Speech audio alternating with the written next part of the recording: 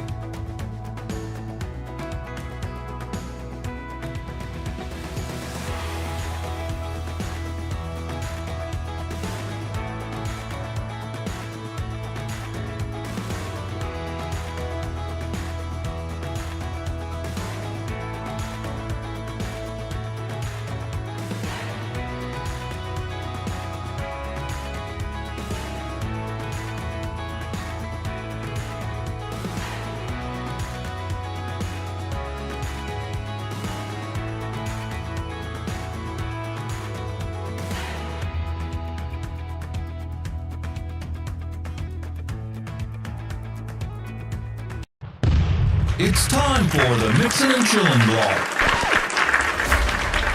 Even if they implemented some ridiculous laws, this is something that if somebody truly wants to do this, they can still do it. But it's going to take a lot of effort on the vapors' part to actually learn what it takes to make your own stuff.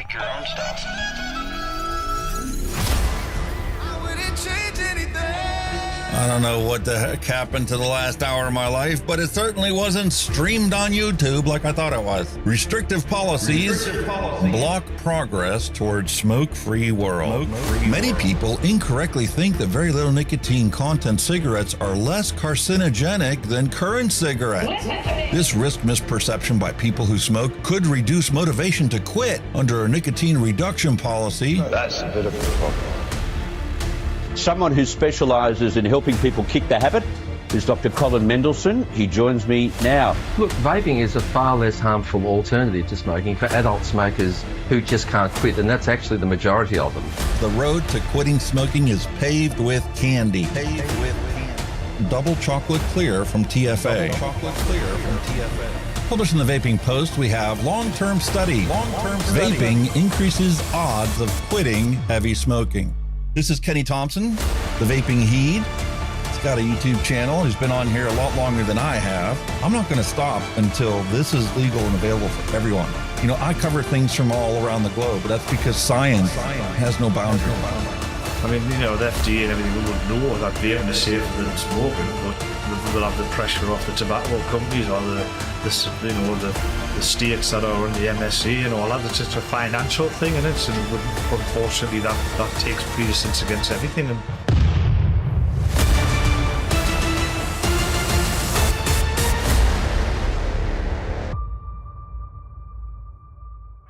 all of the things we went through. You just made my day. Just made my day. You made my day. You made my day. Grab your juice, grab your vape. It's time to get this party started. It's time for the Mixin and Chillin blog. Long-term study. vaping is safer than smoking. Smoke-free world.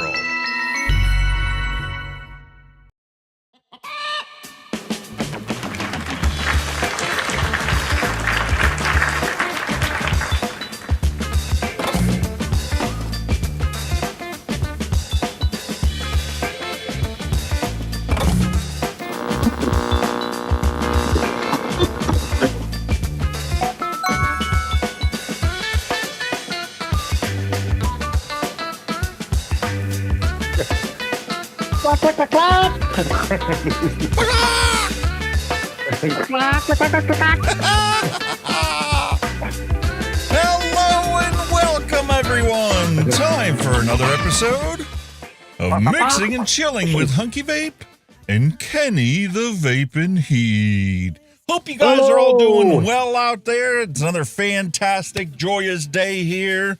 Despite the pernicious mayhem of tobacco control out there, that has now scientifically demonstrated that, you know, when you ban stuff and you tax stuff and then you ban it, then you unban it and ban it again, and you like badmouth it to the point nobody wants to sell it, well, you're just going to increase cigarette sales. That's what's going on in Australia. Exactly. More firebombings. We're up to 231 firebombings. And, well, Black Mark Butler needs to hit the road. Hit the road, Jack. Don't you come back no more. Yeah. He See wants you to fuck later. off him, like. You've caused more ruined shit it. than anything else. Yes, and that's exactly Fucking what idiot. happens when tobacco control gets their way. They cause more people to die than if they would have done nothing at all. And the ironic thing, the people he is protecting, the children, are the people who are taking up smoking. Well done, Mr. Butler. Well done. You Nice have one. reversed a trend that has been taking place our entire lives. Smoking has been decreasing. Yeah. And they've been taking all the credit for it. And now all of a sudden, when we've got this beautiful new technology that, empowers people to consume nicotine if they choose to without dying from it, now you banned it. So people said, well, I'm going to go back to smoking. Yeah. Good job. Well done. The Grim Reaper's waiting for all these brand new smokers. Congratulations. Neil Pitt says, do you think that some of the politicians in Australia are getting money from the mod down there? From the mob? That's a possibility. I mean, the mob's making a killing down there. To the point where you've got cartel wars taking place on city streets, and we've had people die who weren't even smokers. They just happened to live above or near a tobacco shop that got arsoned, and they got burned and died. Got a story about that in the news this week. I mean, what proof do you need? Henningham lives in Africa, and they're way behind on vaping laws. Let's all move to Africa. Woohoo! Yeah, well, the picture doesn't look any better down there than it does here. I've been following that one for quite some time now, and it's just like, seriously? They have a black market for tobacco products that's even worse in Australia. Of course, for the exact same reasons. Except the economic situation's a lot different in Africa than it is in Australia. In Australia, I mean, they got money. I mean, people living out in the bush have money. They actually out there, digging mines for emeralds and opal and all kinds of other stuff and gold mines out there. Yeah. So, I mean, there's money in Australia. It's a completely different standard of living than it is in Africa. Most parts of Africa, the economy there is just nothing compared to what it's like in, there or the United States or UK or Europe or any of the other developed countries. I always hated how they did that. I thought that was derogatory. Third world nations. Most of Africa's government are corrupt anyway, and they're all on the screw, so you know what I mean? Listen, let's be realistic here. It's just as corrupt here as it is over there. Except over here, most people don't believe that it's corrupt. They buy the politicians', statements hook, line, and sinker, and nobody bothers to read the legislation that actually gets passed until you personally are affected by that legislation and go, man, why did he screw me so bad? He's been screwing you for your entire life because you never voted him out of office. Most of the politicians we have in office here in the United States have been there our entire lives. Yeah, I suppose it's like I say, it's the same everywhere, isn't it? It's crazy, dude. So, how's your week been? What's new with you? What's going on? Like I said, I've had yesterday off, and the day I've had off because my wife's been in hospital today for a surgical procedure. So she's just come out, daycare, so she's come out, so I've been kind of looking after her on and off at the moment. I'll tell you what's pissed us off. I made some of that up. A one shot. Oh, right? Yeah? Yeah. Tell us, what was that flavor? It is the creamy, dreamy rice pudding. Okay. A UK flavor. Does it taste like rice pudding? Yes and no. Because me testing, I took it out yesterday and I put it in this little fella just to give it a quick once over. Just one tank. Obviously with the creams in, I thought it might take a bit longer. Put it in my wife's car.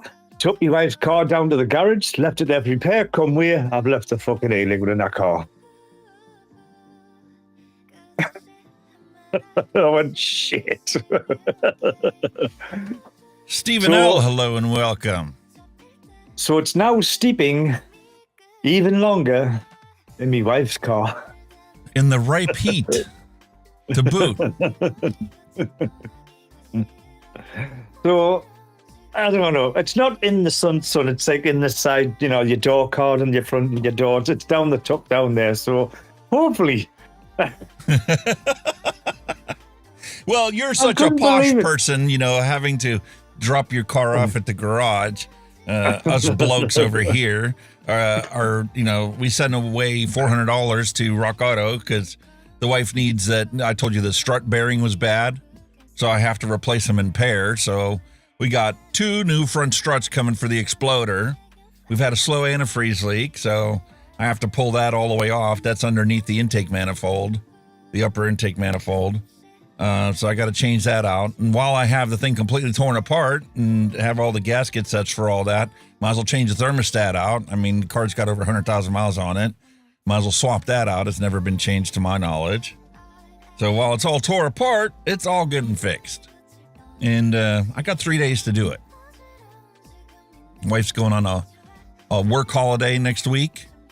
All the area managers and store managers are going to Put-in Bay or something in Ohio. I don't even know exactly where it's at, to be honest with you, at the top of my head. But they're going to be gone for 3 days, so I got 3 days to get all that done. Knock on wood. Should be all right. Amazon Prime days are going on, so I had to get myself a digital torque wrench. I've always had the clicker wrenches, but I'm like, listen, I don't know what this head's like on this one, how sensitive it is for the spark plugs. Getting that torque exactly right in there.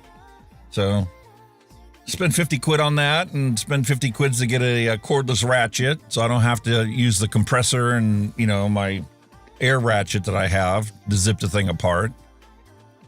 So should be able to knock it all out. See, with the torque wrenches, you get a daddy one and a baby one. I've got 3 of them already. I mean, actually 4 of them. I've got a 1/4 inch, a 3/8, and I have 2 half-inch drive ones. The 1 half-inch drive one is a big, massive, like breaker bar sized one because, I mean, your lug nuts for your axles, your spindle hub nut for your wheel bearing, that thing's like 230 foot-pounds. So that takes a different torque wrench than your standard, half-inch torque wrench I do for wheel lug nuts and stuff like that. Like I said, I still prefer the good old click. So it stops as well. Click. It doesn't go any further. The digi one, you're like, I don't know. Yeah, but see, the problem is when you're dealing with the upper intake manifold, a lot of those ones vary. Like you'll have 80 inch pounds for the ones that actually seal the plenum to the intake manifold. And then like the ones for the spark plugs, that's 120 inch pounds. And the nice thing about the digital one is you can have presets. So I can just flip it back and forth depending on what I'm actually putting back on. Yeah. I can see where you're going with it. So job True, done. right, William? That's the only thing I really don't have in my repertoire of tools over all these years of working on cars. So, Amazon Prime Day. I've been watching them for a while, so I finally ordered it. William Dobson, only 2 tools a man needs, a hammer and a roll of duct tape. How fucking true is that? Oh, and PB Blaster. Or WD-40, whatever you prefer. So, if it sticks and it's not supposed to, you need something to, lube that up a little bit and help you unstick it. But 4th of July sale, I did place a Bull City flavor order. Didn't realize how many were on my list that I needed. So that's on its way. It should be here tomorrow. I also placed an order from DIY Vapor Supply because there's the rice pudding from Express Flavors that I wanted, and this is the only place I could find it. So we'll see who gets here. They were both placed at the exact same time. One right after the other, but the same day, same time, essentially. We'll see who gets here first. Looks like Bull City's going to be here long before DIY Vapor Supply because I haven't even got an email from them confirming my order other than the one I got when I paid for it. So how was your 4th of July? Did you have a nice, happy holiday? Did you chill out?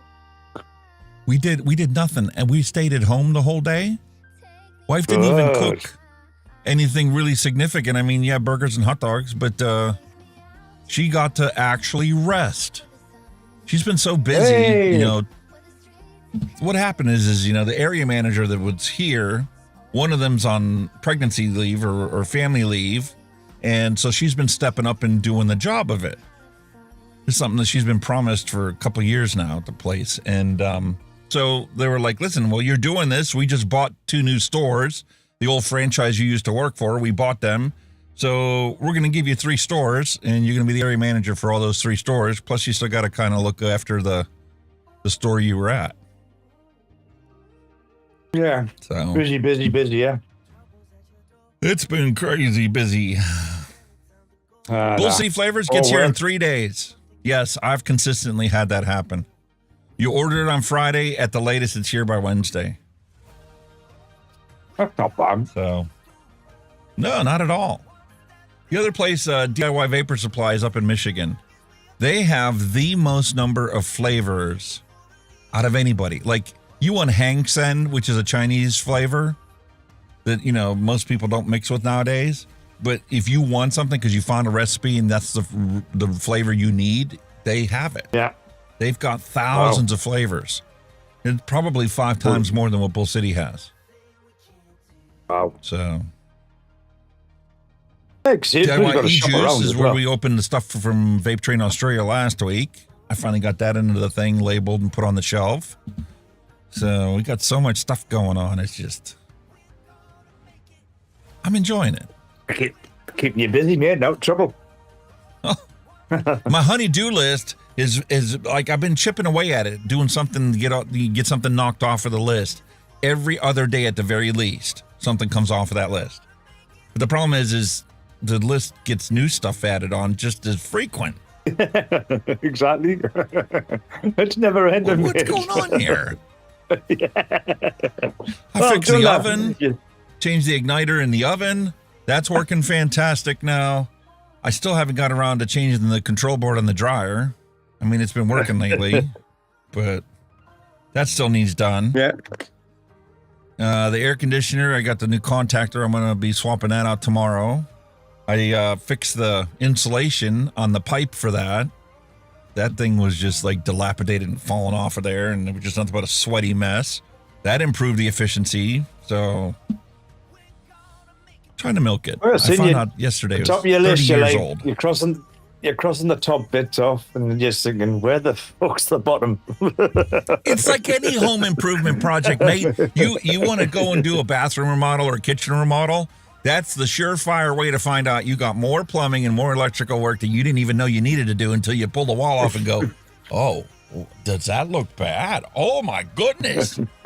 Kind of like the Romex running out to the air conditioning condenser outside. It's been sitting out in the sun baking for the last 30 years, and I was out there, taking a picture of the nameplate and getting the part number I needed for the contactor, and I'm like, that's split in half. Not only is the outer casing of the Romex split in half, but the individual wires are split and cracked open too. So my son's bringing home a pigtail, and we're going to swap that out. Put a new lead running out to that. But, I mean, that's part of home ownership. You always got something going on. There. Exactly. That's what it is. Happy. Oh, yeah, man. Fuck that. But it's going to be nice because, I mean, the summertime is the time to get these projects done, not in the middle of winter. Not that I haven't done that before, changing a head gasket on the van in February. That was fun. You don't want to be doing shit like that when it's cold. Cold is like partial hibernation. You don't fucking go out unless you have to. Yeah, I can't be doing that kind of stuff at this age. That's something I didn't know when I was younger. Clean out the whole front half of the garage, pull the van halfway into the garage, and then you tarp the back half of the van to keep the heat in, and then you got a propane heater burning inside the garage to give you just enough heat so you don't freeze. It's just near good. Work out there for an hour and a half or 2 hours, and come back inside, warm up for an hour or two, then go back out and work again. So you get it done. How many times you've had your hand on that wrench and it's freezing cold and it's slipped and you took the bark off your finger because it's so cold it hurts 100 times more. Oh, yeah. But I mean, I got pretty good at that. That was the one problem with the Windstars is the head gaskets. It's 60,000 miles. Every 60,000 miles, you need new head gaskets. It got to the point where I was like, man, that's just not even a 2-day project anymore. I knew exactly how to do it and stuff. 60,000 miles. Yeah. Wow. Oh, fuck that. I wouldn't even no. Well, because you have a cast iron block and you've got aluminum heads. I mean, what do you expect is going to happen? Those metals heat up at different rates and expand at different. Listen, the nice thing about that one is the bean counters at Ford, they figured we're going to save $5 per vehicle by not heat treating the axle. It bit them in the ass because they started rusting and breaking because it wasn't heat treated. So they recalled them, except when they recalled them, they didn't have enough axles to replace all the ones that they recalled. Oh, God. They put some Jimmy little bracket on there that was supposed to meet the Highway Transportation Safety Board's requirements. And, well, that didn't really work either. So they ended up having to replace the whole axle. Then they ran out of axles. Then they just started buying them all back, which was great for me because mine was one of the first ones that got replaced. I had a brand new axle on it. And, well, parts got really cheap on that one. When was the last time you were able to, or were you ever able to do a set of brakes on a vehicle for like 25 quid? Oh, that's how cheap it got. Rotors were like $20, $25 a piece. So, I mean, you could do a complete front brake change, brand new rotors and pads for less than 100 quid. That's not bad, eh? No. I loved it, man. I wish we didn't have to get rid of that thing. I mean, we got almost 250,000 when we finally got rid of it.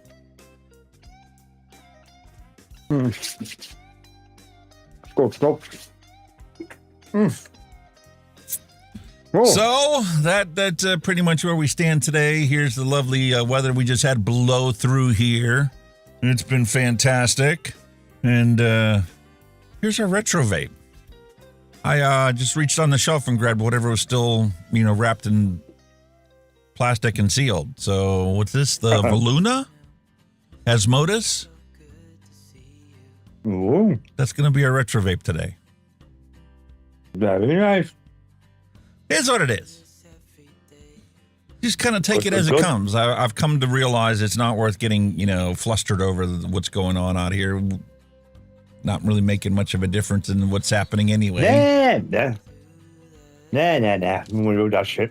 So we're just going to have a good old time. I mean, we're still going to bitch and moan about the news, but after that, man, it's all party time. Hell yeah. All right, William. So without further ado, I guess it's time for the news. Let's rock and roll, sir.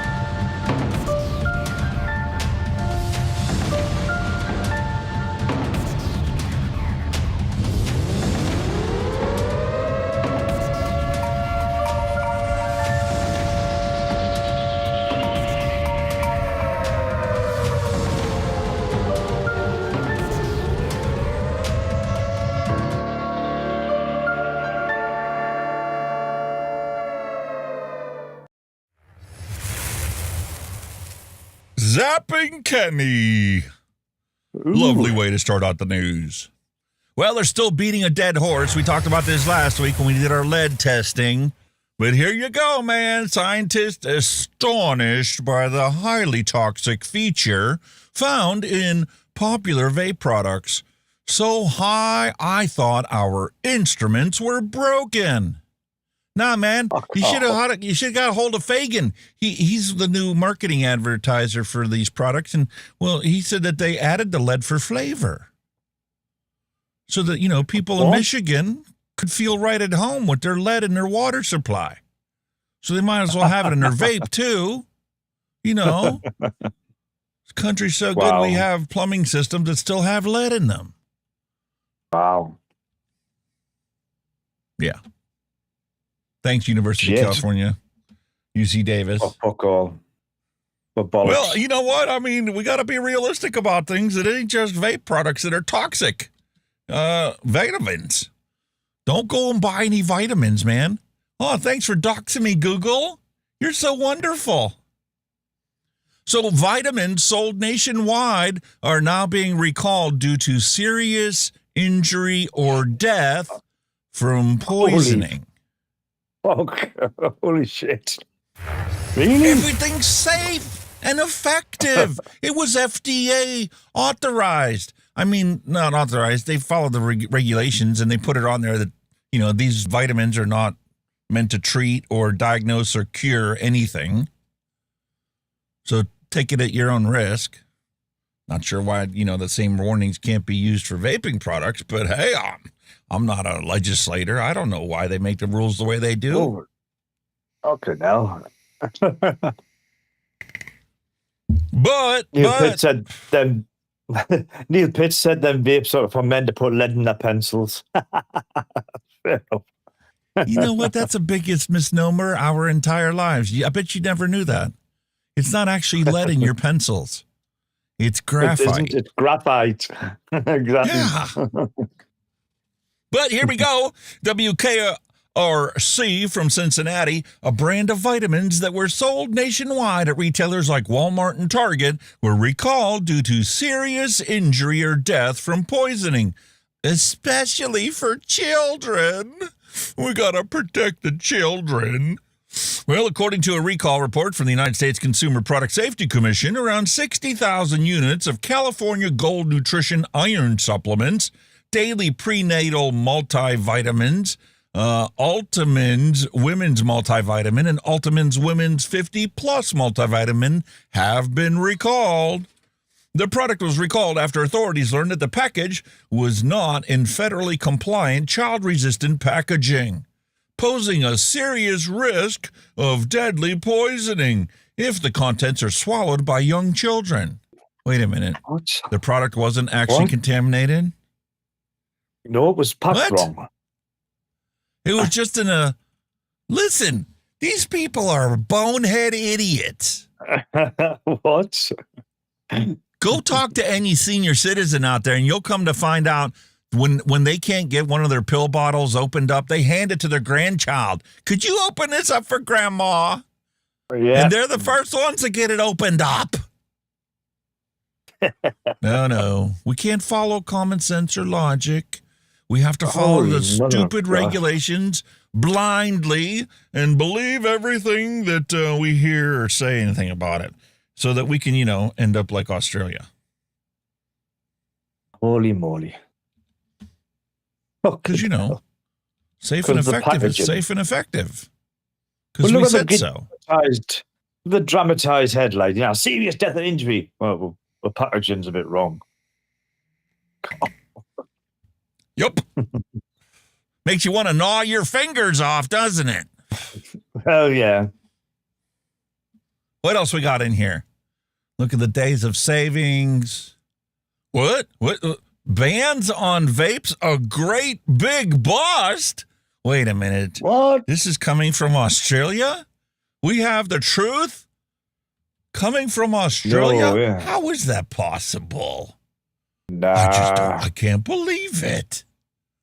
Well, let's zoom in. I want to read this. What's it say? More youngsters smoking. Isn't that exactly what we said was going to happen? Hello. That's exactly what we told them was going to happen. No, we know better. We're in tobacco control, and you know, we've already got our dogma and our religious zealotry to get you to quit smoking by increasing your taxes and banning any alternatives to the deadly product. That way we can stand behind and confidently say, quit or die. Yeah, thanks. Congratulations. Your whole scheme of protecting the children is getting more kids to start smoking. Great job. Stupid fucking, what a tosser. Shocking smoking statistics that show young people are lighting up cigarettes in growing numbers. Ever since a crackdown on vapes was introduced, have ignited renewed criticism of the federal government's attempts to curb electronic cigarette use, aka vaping, because it's harm reduction. And no, that's not a real thing. That's an industry term. Wow. You're going to love this, dude. World leading Australia. Recent data reveals that more than 1 in 10 of 18 to 24-year-olds are smoking cigarettes, a 36% spike in less than a year. The same age group was also recorded an increase in vaping, climbing from 19 to 20.5%. Wait a minute, I thought they banned all that. They made it pharmacy only. And that was after they made it a prescription-only model. I thought it was supposed to get better when they relegated it to the pharmacies. What? That didn't work? It's hard. There's hardly any pharmacies want to get involved. You know what I mean? Shocking. Bogan put a beautiful video out. If you guys haven't seen it yet, go watch his video talking about it, because it's like there's like over 5,000 pharmacies and there's only like 70 of them that actually sell vaping products. Exactly. Nobody wants to know what to do with it because they don't want to carry the can, do they? Fuck you. No. Fuck you, Butler. You're not fucking blaming us for your fucking shit. And like everything else, you can't really believe the numbers. They say that there's like 700 that actually sell it, but that's an overinflated figure, because you go around, they did another survey, and of 133 stores they went into, only 5 of them actually sold it. So you can do the math yourself and figure it out. It's just sad. And this is exactly what we told them was going to happen. Yeah. In total, 28% of youth adults now smoke or vape in Australia. It's the highest rate of any group. Aw, black market didn't work. You can't control the black market, can you? When they're buying them on TikTok and all these 5-second instant gratification platforms. I mean, what did you think was going to happen? They were just going to stop buying them on the black market? You didn't think the black market was going to get bigger? Wow. Why don't we have IQ tests for politicians? Because none of them will fucking pass it. That's why. Jesus. That's a good thing. Get them all out. Tell them to go get a real job.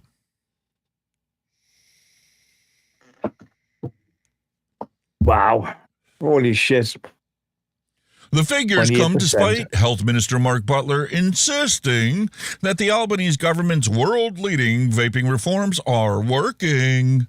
Speaking to the Advertiser in June, Mr. Butler said, "We know vaping had become a gateway to cigarette smoking."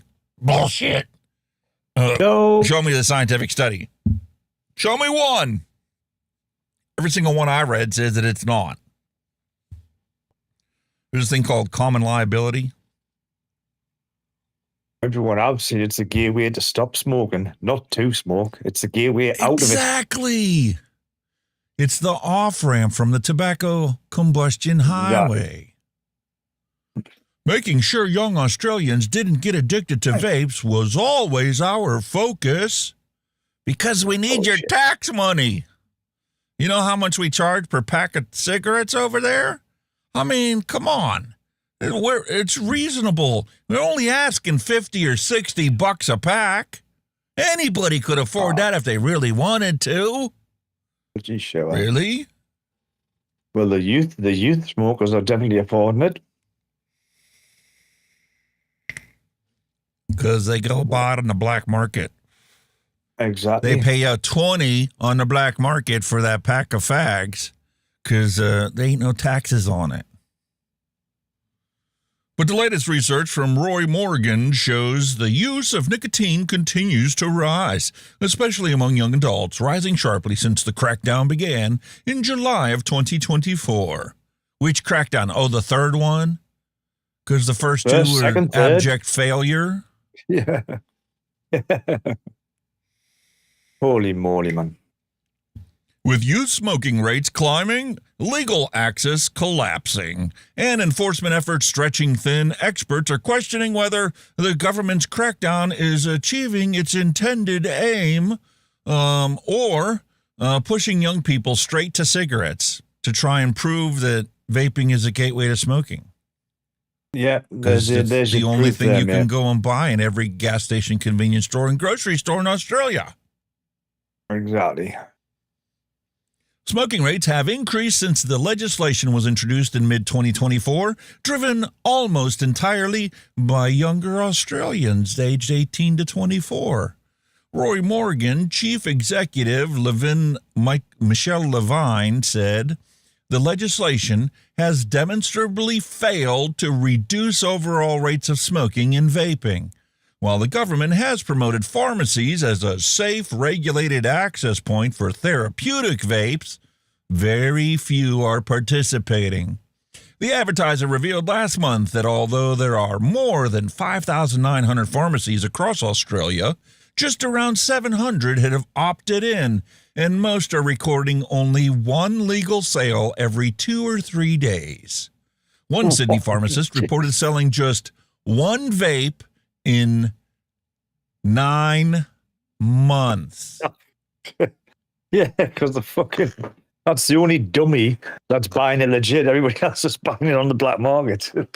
Well, why are you going to go in and buy a $10 vape for $60 marked up at your local pharmacy? The corner drug dealer is selling them for $15. Jesus Christ. And from the start of July, legal supply has narrowed even further. New Therapeutic Goods Administration rules now require all therapeutic vapes to meet stricter standards, because that's all they know how to do. It didn't work the last time, so we got to crack down on it some more. What? Packaging, labeling, and electrical safety standards. We're going to make them even tougher to the point where Big Tobacco doesn't want to even sell vapes in Australia.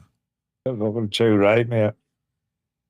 Permitted flavors are restricted to mint, menthol, and tobacco, and any product that does not comply has been removed from pharmacy shelves.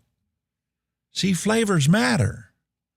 You know, it might work the first week or two, but after you get your taste buds back, it's like, oh, yuck. I don't want this. Can't I get some piece of fruit or something? A grape or an apple or watermelon? Maybe some beautiful mango. Nope, not allowed in Australia. Hello. Congratulations. Well done, Mr. Butler. You've achieved your fucking goal, mate. You've got people smoking, not necessarily the cigarettes you wanted to buy for your taxes. They're now all buying off the black market, so you're losing money left, right, and centre. So well done, mate. Bans on vapes, a great big bust. More youngsters smoking. Congratulations, moron. Plus, your health service over there is going to be well overrun with people with smoke-related ailments. So you're doing really well, mate. Really fucking well. All right, mate. I warned you. You didn't believe me. I mean, you believed me, but none of your other mates believed me. I told you, man. You give these fuckers an inch, they're going to take 10 miles. Yeah.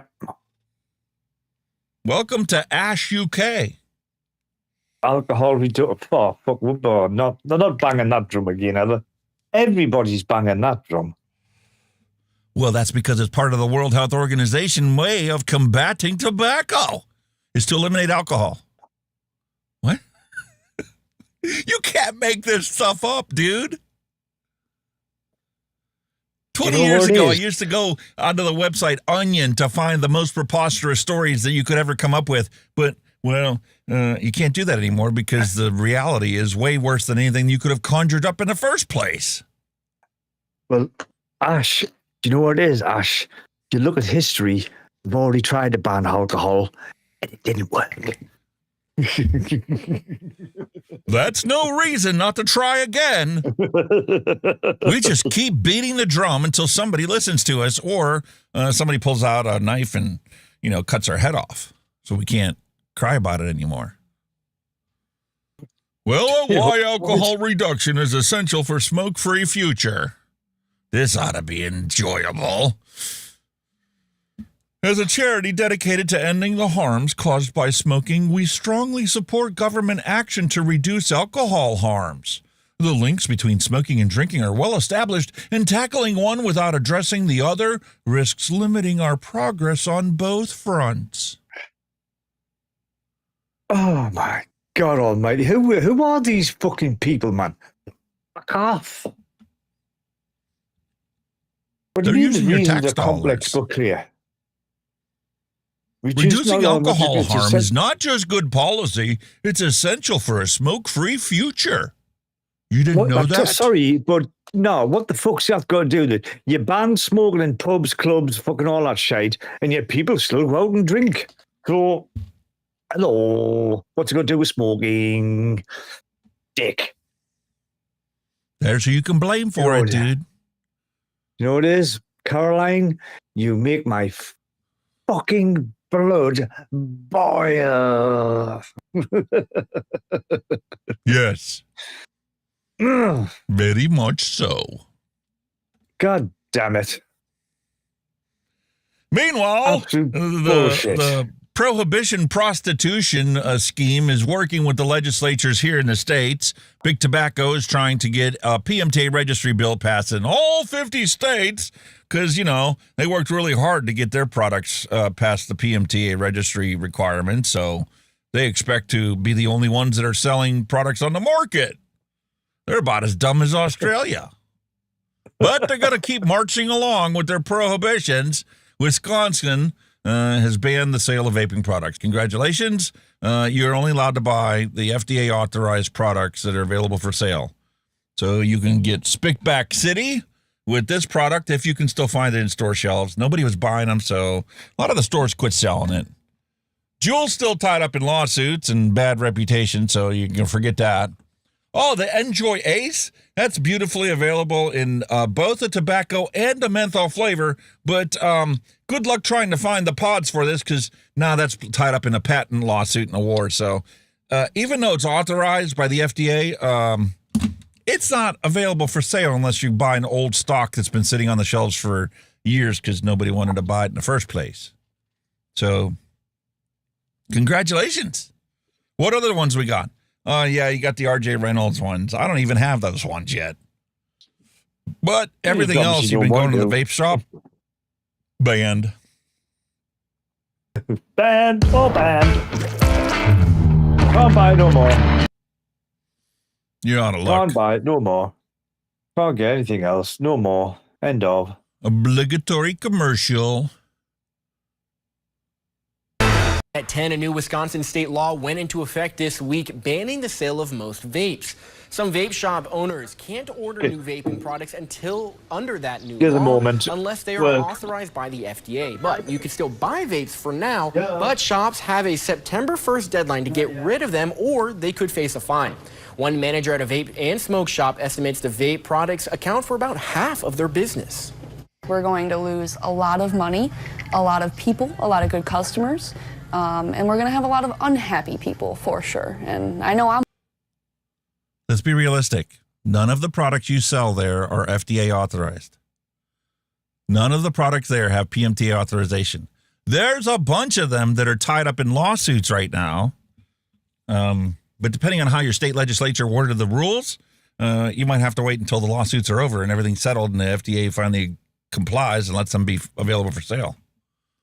Other than that, you're bullshitting yourself and fooling yourself into thinking that, you still have products that are available for sale so that you can still pay the rent for the building where your store is at. One of them, so it's difficult. Supporters of the ban say the law is designed to protect kids from vaping. What a joke!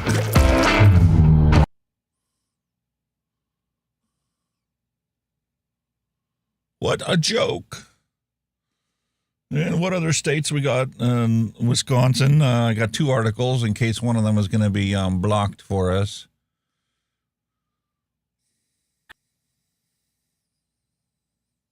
Another obligatory commercial, 45 seconds. Congratulations. Can you tell what I've been researching lately?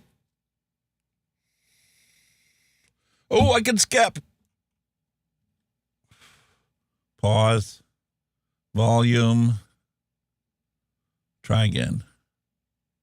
New state ban went into effect on Tuesday that bans the sale of most vapes in Wisconsin. We stopped by Troll's Vape and Smoke Shop on McKee Road in Fitchburg this morning. The manager tells us with the new law in place, she can't order new vaping products unless they are authorized by the FDA. You can still buy vapes for now, but shops have a September 1st deadline to get rid of them, or they could face a fine. She estimates the vape products they're losing out on is about 50% of the business. We're going to lose a lot of money, a lot of people, a lot of good customers, and we're going to have a lot of unhappy people for 50% is what they estimate that she's going to lose. I find it hard to believe that more than or half of the stuff you have in the store is actually legal, authorized products. They're not on the PMTA list, so how do they get authorized? I've been beating this drum for 5 years, almost. Well, Atlanta City Council to consider vape shop restrictions.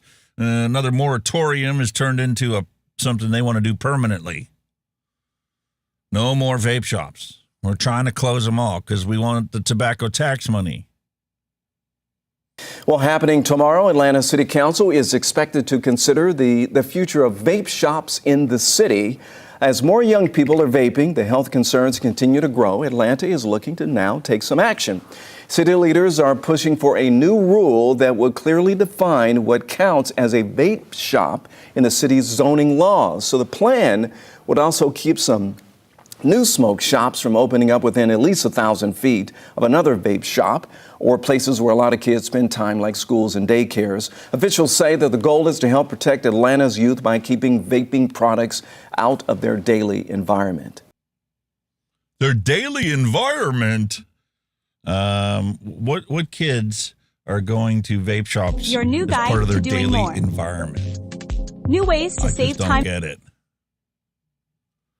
Tennessee and Virginia, congratulations. You are now joining us. And Google, thank you again for doxing me. Here we go.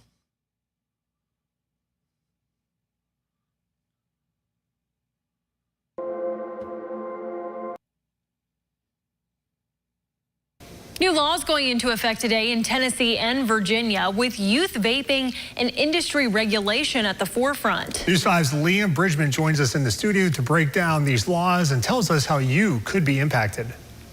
Both Tennessee and Virginia have tightened their restrictions on the vape industry, with both states looking to crack down on underage consumption. In Tennessee, a bill passed in April creates a few changes, including requiring retailers demand proof of age at purchase. The bill would also levy a tax on vapes with pre-filled pods or cartridges. We're equalizing the vape tax that may have nicotine and other products in it with what tobacco taxes have been all along. Representative David Hawks sponsored the legislation. Because that makes total sense. We're going to tax vaping as a way to quit smoking, the exact same as if you never quit smoking. Sure. Makes perfect sense. Because, you want people to keep smoking. As a whole concept of why we introduced the legislation was try to keep these products out of the hands of young people. The bill also requires that the state maintains a directory that lists all vapor products certified as authorized to be sold in Tennessee, which is similar to what vape retailers are facing in Virginia. I don't think they're looking at it as like a public health or public safety. I think it's all just industry controlled by money. According to the bills in both states, if a retailer sells a product, not on their state's directory, they could face significant penalties. In Tennessee, it's $500 per product offered for sale that's not listed. And depending on the $500, holy moly. Per product that's not on the list. Ouch. And the thing is, the way they look at it the same as the FDA. If you have an e-liquid that's in 0 milligram and 3 milligrams and 6 milligrams, those are 3 different products. There's $1,500. So it's the same product with different nick strengths. Wow. Wonder if they're going to nail them for the coils and stuff too. Your stock coils. Oh. Every stock coil is a different product. Mm-hmm. severity, that fine could reach $10,000. In Virginia, the penalty is $1,000 per day per product not listed. $1,000 a day per product? Fuck me. Holy moly. Mikey Steady of Vapor 42 says they haven't been given any guidance from the state of Virginia. Never had a representative reach out. No research being done on their part to talk to us either. Just anything we can find online is the only directive we've been given. That's because the only people they really talk to are big tobacco. So, Philip Morris USA and RJ Reynolds, they talk to them. They don't care about you. That's what it boils down to. Eddie also said that Vapor 42 does not sell to underage buyers. Vape retailers in both Tennessee and Virginia have until the end of the year to place their products into these state-monitored directories. Congratulations. Which they'll refuse anyway because they're not even reading half of them. So it'll just get turned down anyway. What a load of shite. Meanwhile, this is the best part, right? Alabama cracked down on it, so everybody in Alabama has been driving to Tennessee to get this. Meanwhile, next year, Tennessee's not going to have anything. Because here you go. A new law regulating vaping products in Alabama is creating more business for stores in Tennessee. The state law regulates what vape products can and cannot be sold in Alabama. The legislation went into effect June 1st and is meant to lower the availability of vapes to children. Because, legit vape shops don't card people when they sell their products. That's another lie. Exactly. If you're making your livelihood off of this, you're going to be carding every single sale and have that in your database. But, politicians don't care about facts. They only care about image. That's the problem, They think like all these, teen vapors are actually going to a legitimate vape store and they're selling them. But no, they're getting them from your corner shop, your petrol station, your garage. They're the people that selling it to them, not your legitimate vape shop. You know what I mean? They'll get to them after they close all the legitimate vape stores. Yeah. Wow. Look at this ad. What? Who's advertising to children? What the fuck? This is your public health tax dollars at work. Here's the commercials that they're telling kids. Look, all these kids are vaping. Don't you want to try one so we can prohibit more adults from accessing these things? Wow. That's a straight up lie. Yeah. The number of high school students who vape has increased 78% in the past year, according to the FDA and CDC. Yeah, back in 2018 I think to 2019. I think you've got the wrong way around. It's probably decreased 78% the last 12 years.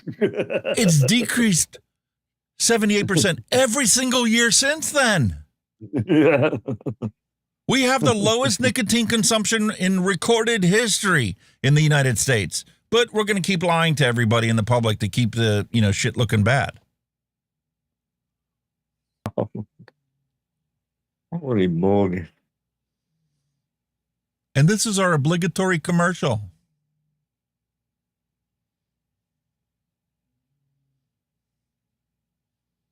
2 minutes of your tax dollars at work.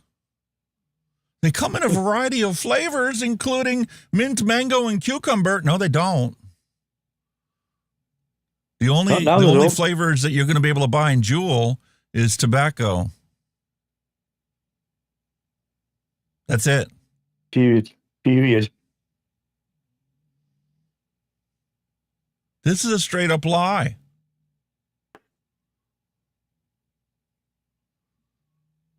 I can't even watch the rest of it. It's just bullshit.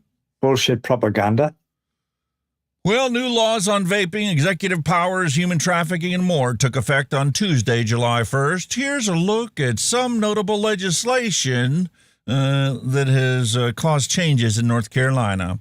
Ban on some vape products takes effect. Many vape products will become illegal across North Carolina due to House Bill 900, a bill signed into law last year by Democratic Governor Roy Cooper. The bill targets vapes that don't have approval from the U.S. FDA. Okay, now. Jesus Christ. Whatever next. Well, since they want us to pay for this one, we'll go to the next one from North Carolina. A new North Carolina law caught a lot of people off guard today. It bans any vaping device or juice that does not have FDA approval. That rules out the vast majority of what you used to find in vape shops. Our Capitol Bureau Chief Laura Leslie shows us how stores and customers responded. We were all over Raleigh today checking in at vape stores, and most of them have already taken all those banned products off their shelves. And none of the store owners we spoke to wanted to go on camera, but what they told us was the customers were surprised and very disappointed. Mohammed Ahmed works at his family's convenience store across the street from NC State. He said vapes used to be a hot item. I think like 90% of people that came here for vapes. But now those shelves are bare, except for American-made vapes that have FDA approval, or THC or hemp vapes, which are not included in the ban. Wait a minute. American-made? Can you tell people the truth? They're made in China. American-made, yeah. Okay. They're not American-made. That's a lie. Ahmed's not sorry to see most of them go. I don't really like selling them in general because how bad they are for your health. That's why state lawmakers banned them. What? Wait, what? What? What is all that? Do you mind selling any of that? Is that not bad for your health as well, if you're going to label it as bad for your health? That's what's bad for your health. This is an improvement for your health. What a moron. Well, you know what? Continuous beating of the drum from tobacco control has conned the entire population into believing that these are no more safe for you than lighting a cigarette on fire and breathing that in. Bullshit, man. Absolute horseshit. That's why state lawmakers banned them. They say we don't really know what's in them unless they're FDA approved, and the flavors like tropical punch and bubblegum. Open the package. You don't even need to open it. Turn the package over and look at it. It says ingredients. It tells you exactly what's inside it. Can these people stop lying? Appeal to kids. Ju-eun also found empty shelves when he stopped in at a store on Peace Street to buy vape liquid. He had not heard about the new ban. That's almost all the vapes. Almost all? Okay. And just started vaping a month ago. Is it worse than like regular cigarettes? I don't know the answer to that.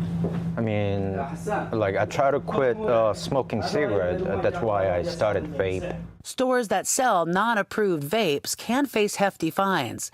However, it's not clear who's supposed to be enforcing the ban. The law puts it under the State Department of Revenue.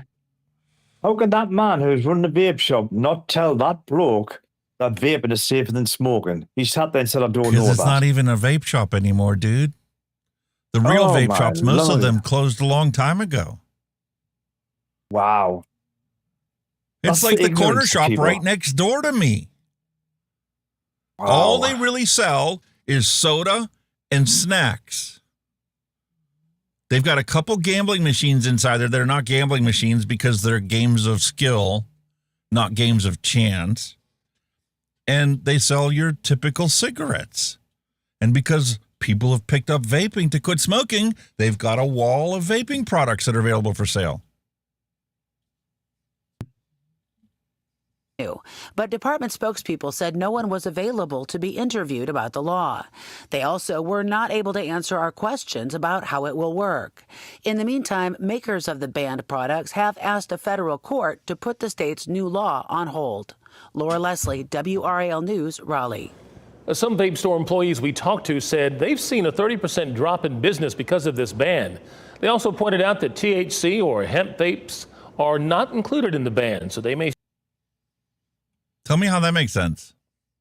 Yeah. What? What? What? Start selling more of those. One's regulated by the Department of Agriculture because it's an agricultural product. The other one is regulated by the FDA because it's considered a drug. Okay. The one that's regulated by the Department of Agriculture is intoxicating. The one that's regulated by the FDA is not intoxicating. So, is that not a drug? Soon. Yeah. What the fuck? Really? Okay. Do you not think that just Shall we go to fucking- Louisiana? Hey, can you guess what's going on in Louisiana? Well, vape shops Band raided in chance? Shreveport, Lafayette, and Baton Rouge in Louisiana crackdown on illegal vaping products. Louisiana authorities conduct raids across the state, resulting in 10 arrests and seizure of over $1 million in illegal vape products. The operation, dubbed Vape Out, targeted 6 businesses whose licenses were subsequently suspended. Confiscated items include vape pen, CBD products, nitrous oxide, narcotics, and tainted sexual enhancement products. Ooh. Hey, bastard, hello and welcome. Over 140 citations were issued for alcohol, tobacco, and hemp violations, along with over 150 fire and safety code violations. What the Compliments of Louisiana's Office of Alcohol and Tobacco Control, who led the crackdown on illegal vape products that included raids in Shreveport, Lafayette, and Baton Rouge with 10 arrests. God almighty. Oh, Lordy do. So why... Meanwhile, why in couldn't Illinois... Holy moly, does it get any better here, like? New Illinois laws, taxes starting July 1st, including single-use plastic restrictions, tipped minimum wage increases, and another vape tax. Tax, oh my lord. Oh dear me. Another Thank your one. PMTA registry bills. There's one in the state of Pennsylvania, too. I have not heard back from my legislatures. I wrote to all of them. Not a single one has gotten back to me. Wonder why.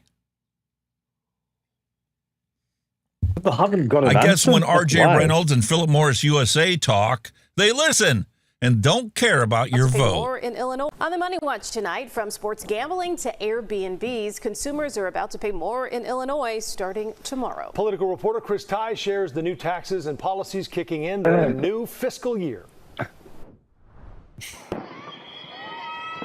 Before the country celebrates the red, white, and blue on the 4th, Illinois finding new ways to generate green on the 1st of July. Sports gambling operators will begin paying a 25-cent tax per wager, and once they log $20 million in wagers in a year, that tax jumps to 50 cents per bet. Companies like FanDuel and DraftKings are absorbing the costs initially, but have announced they will pass that tax on to those placing bets starting September 1st. And eco-greening kicks in July 1st, as small single-use plastic bottles will be outlawed for most Illinois hotels. Hotels with 50 rooms or more won't be able to offer single-use shampoo, conditioner. William Dobson, thank you for the amazing super chat. Keeping it real, Thank you, William. as always. You are a legend, sir, as always. Very much appreciate that. Shall we get back to the commiseration that's taking place now? Slowly being realized by every single American across the country? Be grateful you live in the land of UK. I'll give William his dues, like 4th of July.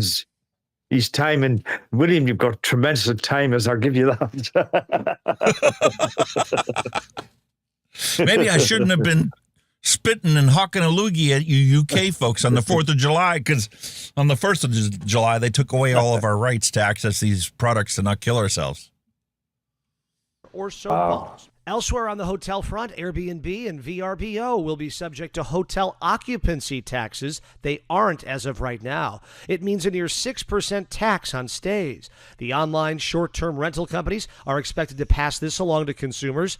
This is on top of other state and local lodging taxes they already pay. There are several other big changes kicking in July 1st. Among the minimum wage, this is only the city of Chicago. Right now in the city, it's $16.20 for minimum wage for so-called regular workers, $11.02 for tip workers. It's going to go up for both. Regular workers will now get paid $16.60 an hour, $12.62 for tip workers. But this group is going to see that number go up 8% every year until 2028, when these two numbers match exactly.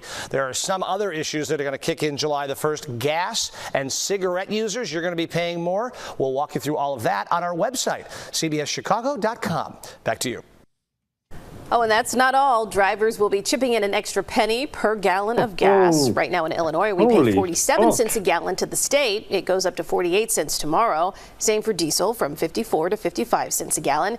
Illinois has the second highest fuel tax in the country, behind Pennsylvania. And municipalities can add their own taxes onto the states.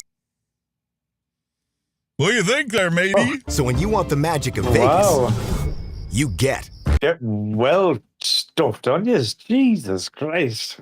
Wow. And in the local Pittsburgh area stomping grounds, we have a beautiful article where adult and two teens. Oh, Google, thanks for doxing me again. Adult and two teens have been taken into custody following a burglary at a vape shop in Brentwood. Oh. This is the updated version. The compulsory ad. There we're gone. New details this afternoon on an all-night police investigation at a vape shop in Allegheny County. Police were called to Vape City Smoke Shop on the 3300 block of Sawmill Run Boulevard about 1:30 this morning. Police were still at that scene more than 3.5 hours later. Now, our crew captured this video of a window boarded up in the front of the store. The police chief is telling Pittsburgh's Action News 4 there was a burglary there and 3 people were apprehended. The man you see right there on your screen is in the Allegheny County Jail this afternoon. Police say the other 2 suspects are juveniles. Six-Pack Kid, hello and welcome. Hello. Although I thought I saw you earlier. Good up. Here you go, man. Now we get to see the big mega drug bust news articles. Because, you know, now that it's illegal for you to have these vaping products, well, 30-second obligatory commercials are now your norm. What? Nearly $34 million worth of illegal e-cigarettes have been seized by federal officials. Hey, I thought Trump was going to say vaping. What happened? Exactly. Somebody even left a comment in chat earlier about this. No, he's not. Story about teens and vaping. A new report shows that nearly half of teens who vape don't even realize how much nicotine they're actually taking in. ABC's Ashin Singh is here with more. That's bullshit. Why do you care about whether they know it or not? It's against the law for them to have it. Throw them in jail, problem solved. Punishment. On that, Ashin, good morning. Good morning, Whit. A new survey published in JAMA middle and high schoolers found over 40% of teens don't know how much nicotine is in their e-cigarettes. For context on how potent some of Why do they have them? Why are they not getting in trouble for having them? No, we don't care about that. We just want to know whether they realize they're actually consuming nicotine or not, because we can make it look bad. Yeah, and see, like 40% are vaping. Like Mallory's just said, nearly half the teens are vaping. That's a lie as well. Yeah, Holy there you go. fuck. Bullshit. Yeah. Jesus. That is utterly preposterous. And all these things are doing right now is getting kids who would have never even considered vaping to go, wow, half the kids are doing it? Why haven't I tried this? This is Just Say No 2.0. It's ridiculous. Give a fine to the parents and tell them, start parenting. I'm kind of on the fence with that because, however, when we were smoking as kids, my mum and dad didn't know we smoked. They didn't know what we did. You know what I mean? If you're going to do it, you're going to do it behind the back, innit, regardless. So punish the kids. It's the kids that should be punished, not the parents. If the parents are aware of it and the parents are buying them cigarettes and buying them vapes, then yes, punish the parents. But 9 or 10 times, you know yourself, you were young and once, you done all off the shit you got up to without your mum and dad knowing. So punish the kids. Make them go take a mandatory education class somewhere, either at their local school or a hospital or wherever, and find them community service. Go down to the local fire station and wash the trucks for the firemen. Go to your local park and pick up the trash. Community service. You can still punish these kids. You cannot round that up like that. Well, I mean, kids have got to get the cash from someone. And I used to know about the kid who used to steal money off his parents. He used to nick it. Didn't ask for it. He just went and pinched it. He took it. You know. And kids nowadays are doing the same thing with their phone. They take mommy and daddy's credit card, they take a picture of it, they have it on their phone, and they just place orders for it.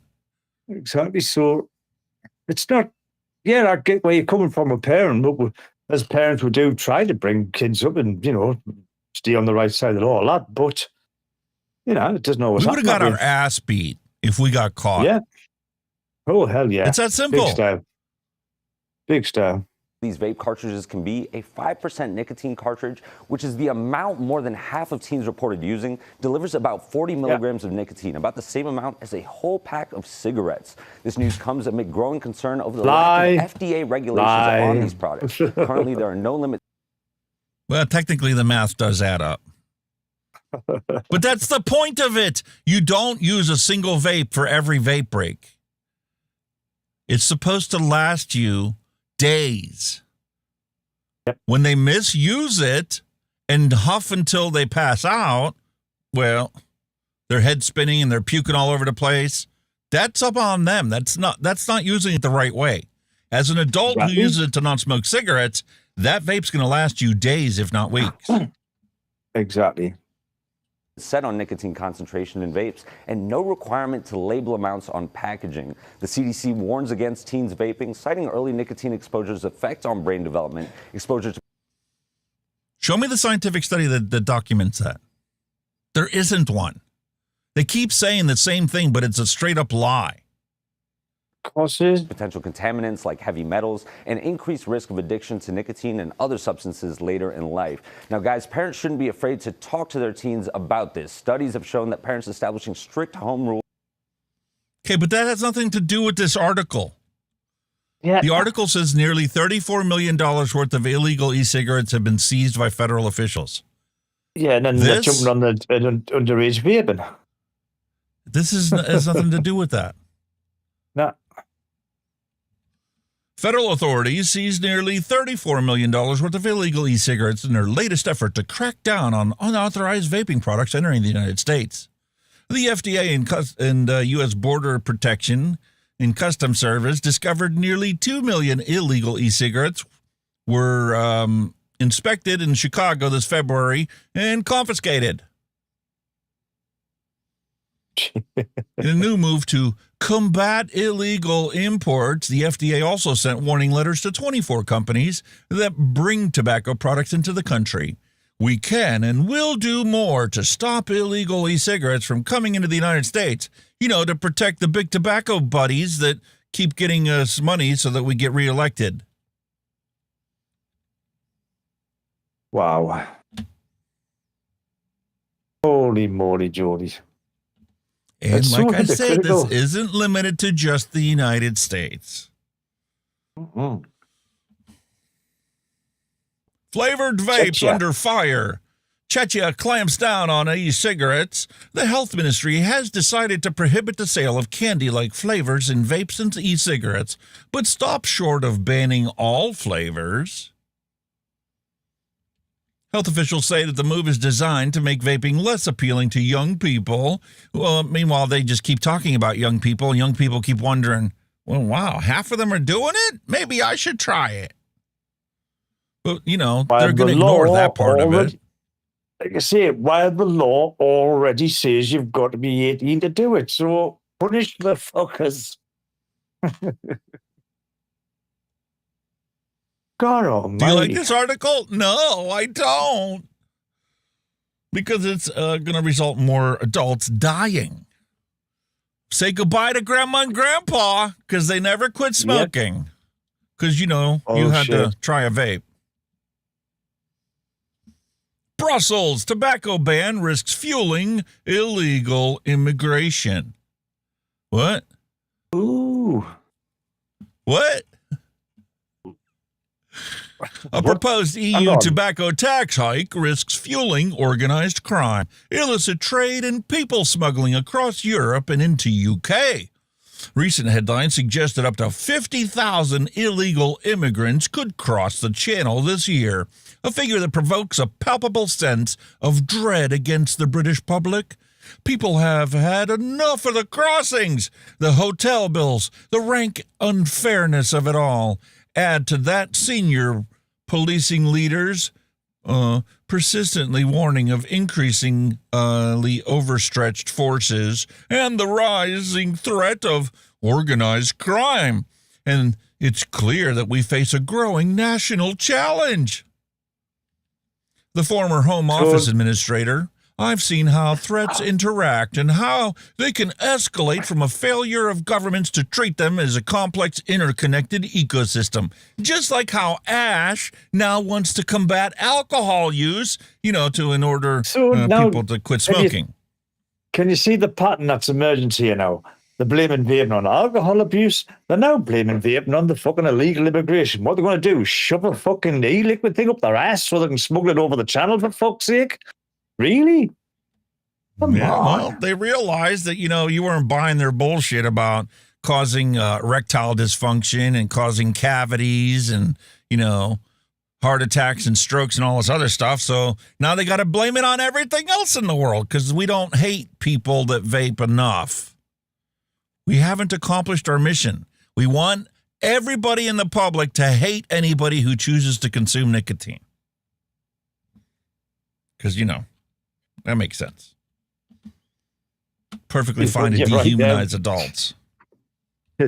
No, it is, Robert. You're totally fucking right there. Like, each news article gets more and more ridiculous than the one before.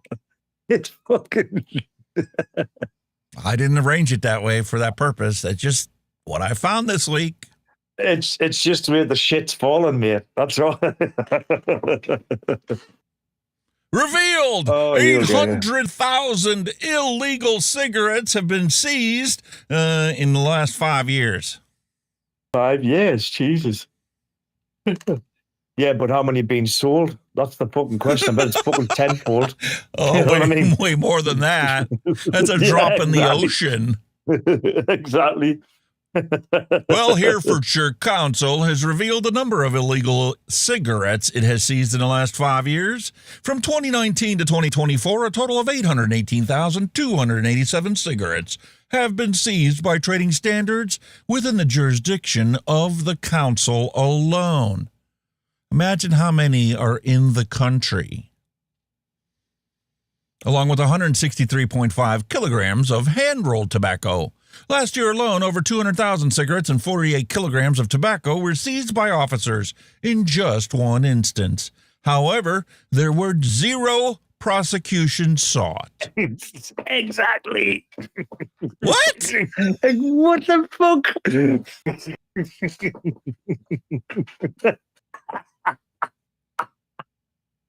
Oh my fucking God, man. Jesus H. Christ. Despite the huge numbers of illegal products found, only 11 prosecutions have been sought and secured since 2019. 11. What was that? Was the people who were buying them? Oh, yes, and here we go again. Here we go again. Are you ready for it? The bin lorries are blowing up because of the vapes. Yeah. Yes. Yes, we know. Because bin lorry fire started by discarded vape batteries. A serious fire in a refuse lorry in Exeter was caused by an exploding vape battery, a council has said.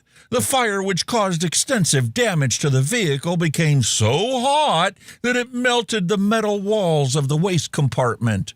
Ruth Williams from Exeter City Council said, "This is all happening because someone threw away their electronic vape without thinking.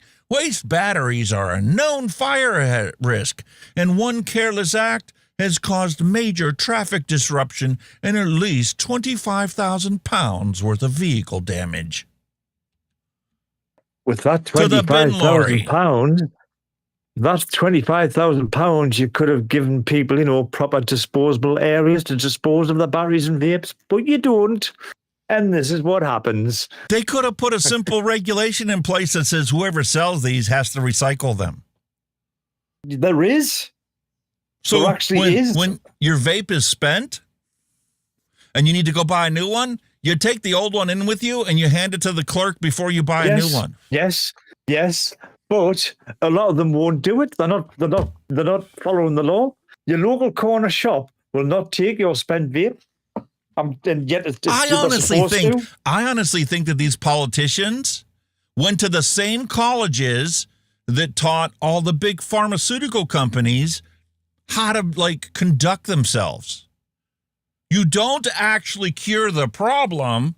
You just do a whole bunch of shit to make things even more complicated and worse than if you would have ever done nothing.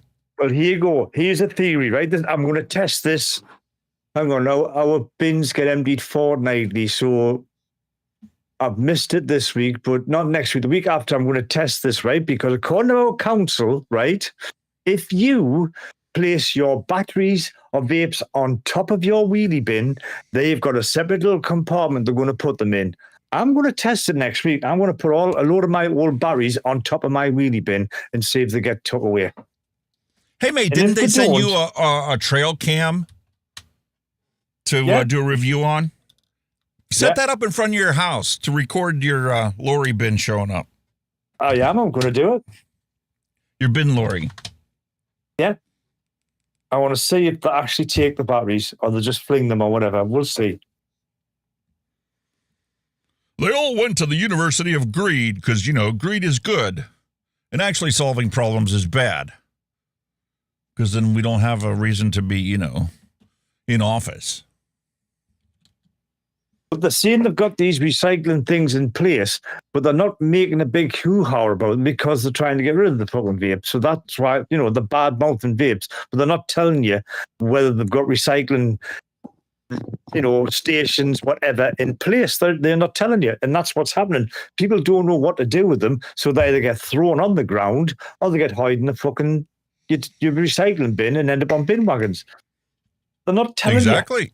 So what do you want us to do with them? Build a fucking house with them? Fuck's sake, man. You know what I mean? It gets better, mate. We're not done yet. Anger is heavy-handed trading standards officers and police are raiding vape shops that still sell disposables.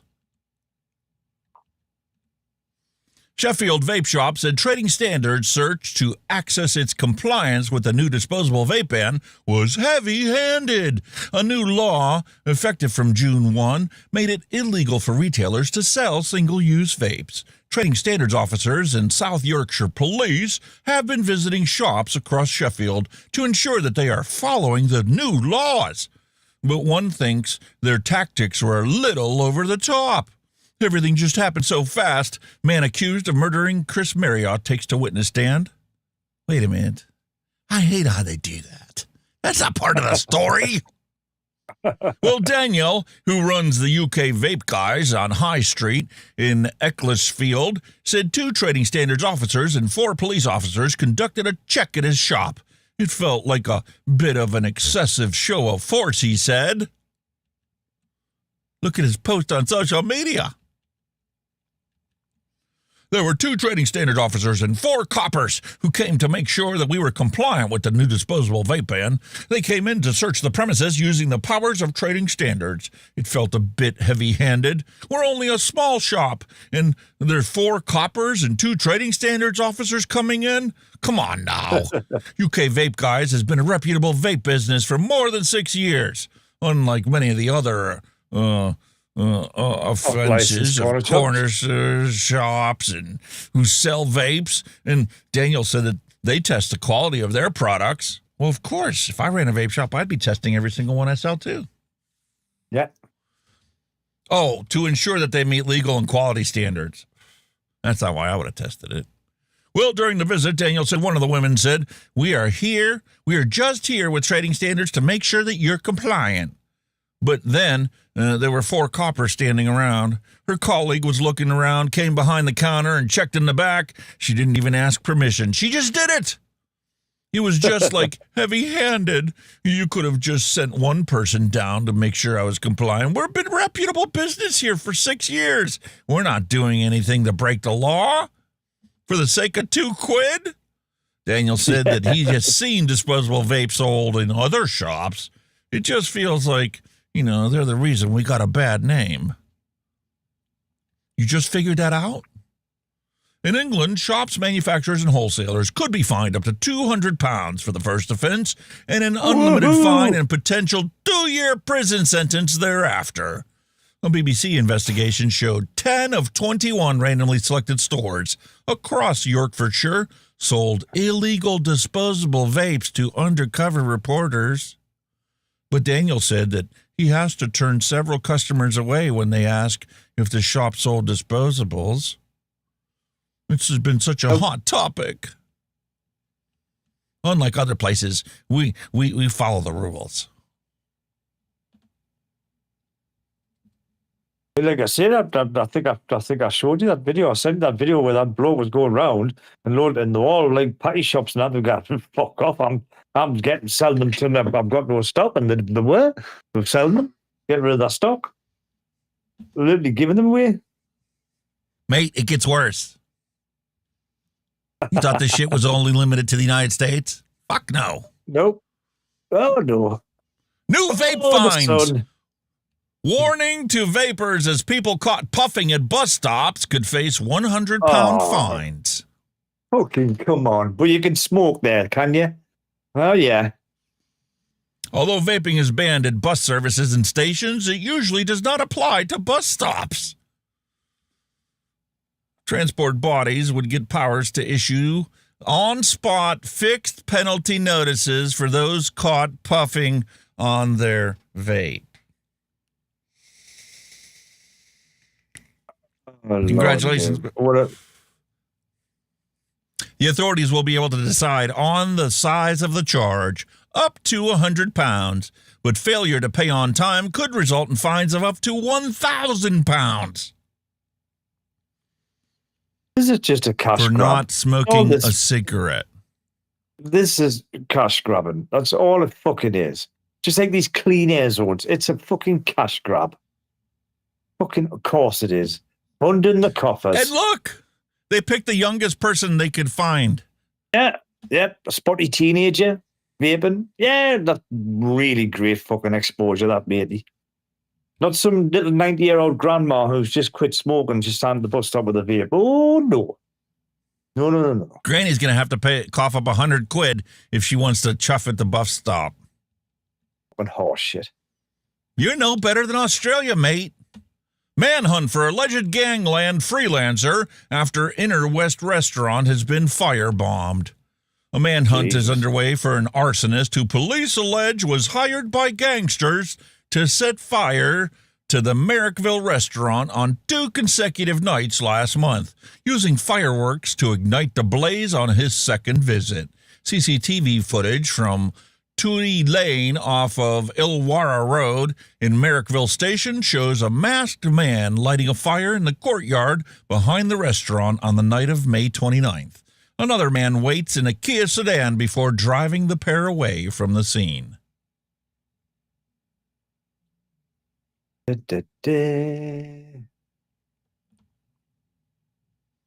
Come on.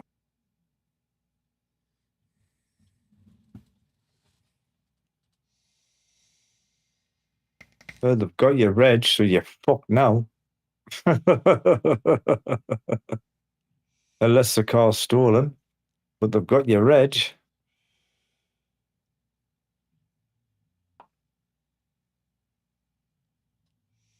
Holy moly, man.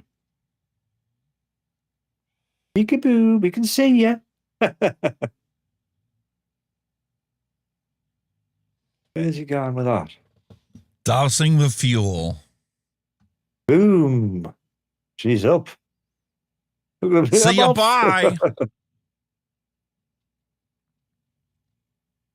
Holy moly. And he's off. I'm going to hope that car's stolen, mate, as they caught you. Oh, and then we got to, take pictures of it and video it. Oh, and he's setting a firework throw some fireworks in there. Because now that it's burning properly, we want to get everybody's attention. So, they can call the firefighters, who were called to the scene, quickly extinguishing the small fire within minutes. A man in the same car and attire is shown returning alone the following night, this time armed with fireworks. Shortly before 1 a.m. on the 30th of May, the man appears to pour accelerant from a jerry can to the restaurant's courtyard and then lights the large blaze. A saga of dysfunction and disunity at the City of Nedlands is coming to an end. The entire council will be sacked. What's that? 3 commissioners will step in to sort out what's ongoing that? issues. The outgoing mayor blaming 4 colleagues who quit en masse. What the fuck was that? Wow. Well, they wanted to get your attention so you didn't leave so fast. Here we go from 7 News. Melbourne man who allegedly torched dessert bar dies months after suffering catastrophic burns. A 52-year-old has died almost 5 months after he was hospitalized with significant burns. Fucking tit. One of the suspected arsonists in Melbourne's southeast has died nearly 5 months after allegedly setting himself alight while firebombing the dessert bar. 52-year-old St. Albans man was one of 3 men who allegedly broke into the Golden Lounge on Chapel Street in Pratthren at about 4:15 a.m. on the 15th of January, poured accelerant over the premises and set it ablaze, triggering an explosion. The trio fled in a waiting car, police said, and the man visibly on fire. What a fucking numpty. Oh, dear me. What a fucking world we're living in. And we're not going to get to watch it because it's in Australia. They have massive censorship laws there. What the government says is right, everybody else is wrong. And if you're not in Australia, you can't watch our propaganda. Bullshit, Thanks, yeah, man. you can't do that. Really love that. Really appreciate that. Oh, that's tremendous, that shit. I love So it. what kind of beautiful bookmarks do we have for the show today? Well, As you saw, all the advertisements were based upon the fact I've been doing some research into my heating and air conditioning system. And, you know, even my Twitter feed is now changed. So this whole thing of Elon Musk giving us free speech is nothing but a bunch of malarkey. Yeah, make himself look good. All horseshit. The Albanese government's vape crackdown fails as a 36% spike in youth people smoking is recorded. Boom. We covered that in the story today. Awesome. Covered that, yeah. All right. What do you think of cloud seeding? Have you heard about cloud seeding? No. Where they're manipulating the environment and they're seeding clouds and making it rain where it wasn't going to rain? No. Is that a thing? Is that an actual thing? Come on. Not oppose the spirit of this. My name is Augustus DeRico. I'm the CEO and founder of Rainmaker. We're a cloud seeding company that is enhancing precipitation via advanced radar and also drones for the sake of supplementing water supplies for farms, cities, reservoirs, and wildlife throughout the United States. Our ultimate vision is to end water scarcity, and we've begun that mission already. I'm testifying to not oppose the spirit of this bill, which I think is well-founded, but the current configuration of the bill that I think would impede this mission for ending water scarcity and also for bringing the best-in-class technology to Florida and the rest of the United States. And so the first point that I'd like to make is the difference. Look at this lady's reaction. Solar radiation management and cloud seeding. And so Senator Garcia did bring this up briefly. Solar radiation management is a very new technology. It's not something that's been tested at length. NOAA has done some very initial experiments on its efficacy. It is attempting to reduce the amount of solar radiation that makes it down to the planet by injecting reflective aerosols into the upper atmosphere. Once you inject these aerosols, they stay in the stratosphere for years. They have effects on the entire climate. The data from these experiments, because the experiments have been so few, is limited. And so the implications of them are not something that are well tested yet. Cloud seeding is altogether different. She's about to get fired up. That it has to do with the atmosphere. It has to do with the low atmosphere. It's a mechanism, or it's a tool that either freezes the water in existing clouds or condenses the droplets in existing clouds into bigger snowflakes or bigger droplets such that they fall onto your target watershed or farm. It's a technology that has existed for 80 years in the United States. It was patented by GE in 1946. But it hasn't been viable for a long time because we didn't have the appropriate radar to measure exactly what its effect is. Or the drones to put them exactly where we want them. There is not cloud seeding going on in the state of Florida because you would be able to see its effect on radar. So the National Center for Atmospheric Research produced some great results from what's called the SNOWY campaign, where they were able to verify cloud seeding's effect, and they saw tens of millions of gallons of precipitation occur from each of their interventions. And that was very, very easily distinguishable on radar. It also is worth saying that it's local in its scope, and it is very short temporally. So if ever there is cloud seeding going on and you don't like the consequences of it, there are unintended consequences, and it's quite well characterized, so the unintended consequences are minimal. You can stop whenever you like. So that point of differentiation between solar radiation management, which is something that I think the public should scrutinize more heavily, and cloud seeding, it is important to make from the top. Then the second point I'd like to make is that, well, it has to do with the safety of cloud seeding, right? Because this has to do with environmental health, particularly pollution. Cloud seeding is conventionally done with a chemical called silver iodide. Its LD50, so its lethal dose, is 10 times higher than aspirin. And we're using about 50 grams per each operation. That's as much as can fit in the palm of your hand, right? That's less flour than is in a slice of bread. So the amount that accumulates into watersheds is in the parts per trillion after decades of operation, and we have data to prove that from programs that exist throughout the United States. This leads me into another point, which is the precedent that other states have set in cloud seeding permitting and licensing. So I think that, per what I said at the top of my commentary, the spirit of this bill to protect Floridians, to protect Americans from environmental pollution, that is great. And I think that permitting and licensing absolutely should exist. It does exist in states like Texas and Utah and Idaho. So this isn't a blue state or red state issue. California has. So, cloud seeding is a real thing. It's been going on and it's been under research for most of our lives. And the reason you're hearing about it now is because they're passing laws and there's legislators, just like with vaping, just flat out banning something because they have no clue about it and scared shitless of it. So Florida is one of those places where they were going to just flat out ban it. And that's why this guy came forward and says, whoa, dude, this is what we do for a living. We've been doing this for a long time. This is safe. This is how we make sure that farmers can overcome drought conditions. Because we can see the thunderstorm to like drop rain on your location. Okay, now. She's priceless, her. Like, she was priceless. It's just like, what the fuck is he talking about? Brilliant. And if you want to, look at numbers, here's the actual numbers. Smoking rates rise in Australia after vape ban driven by the 18 to 24-year-old group. It's been dropping for a long time, and now it's back up. Yeah, if you do check out Morgan's, obviously, his little blog about it. He's got links to all this kind of stuff in his videos, so it's definitely worth a look at, if you want to have a good laugh at the Australians, as always. So congratulations, Aussies. Your youths are smoking now. I know, 7.9 to 8.3%. You're going, that ain't nothing, except when you look at the entire population of the country and go, holy fuck, that's a lot of new kids smoking.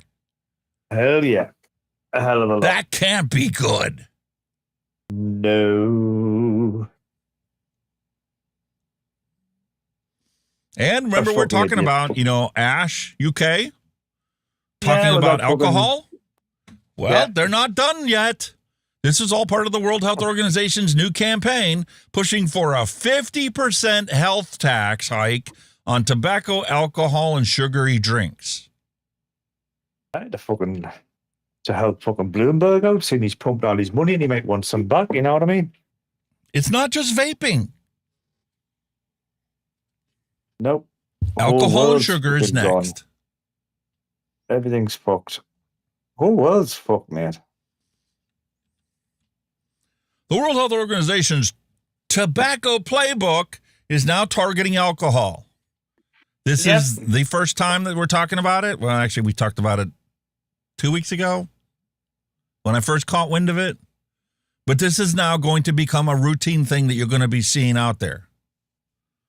The same smear messaging you have for vaping is now going to be going on with alcohol and with sugary drinks next. The same thing Bloomberg did in New York, the World Health Organization now is trying to do all around the globe. Meanwhile, we badmouth China because, we don't want people to realize China's like 50 years ahead of us. Way ahead. They have roadways where they charge electric vehicles as you drive on the road. Wow, that's so cool. मेरे पीछे जो आपको इतना बड़ा ये पूरा walking way. Pardon? What did you say? Look at this is their city. You want to know why they don't have the massive heat waves that we do? Look at how many trees they have in their cities. Yep. Soaking up all that carbon. Little SOS boxes like you see on college campuses.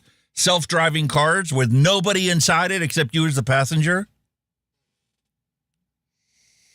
They've perfected all this shit, haven't they? They're miles ahead, man. And there's a tweet from Elon ahead. Musk showing that they're miles ahead of it because in order for you to have AI and to have this technology, you need to be generating way more electricity than what we're generating now. Yeah. You take a look at the history of electrical generation in the United States, and it's pretty much flatline. No wonder the electric rates keep going up, because supply hasn't fucking changed to keep up with technology. Everybody's got their own computers now. People are getting electric cars, hybrid cars. Wow. That's their major cities. Beautiful. Wow. I want to move to China.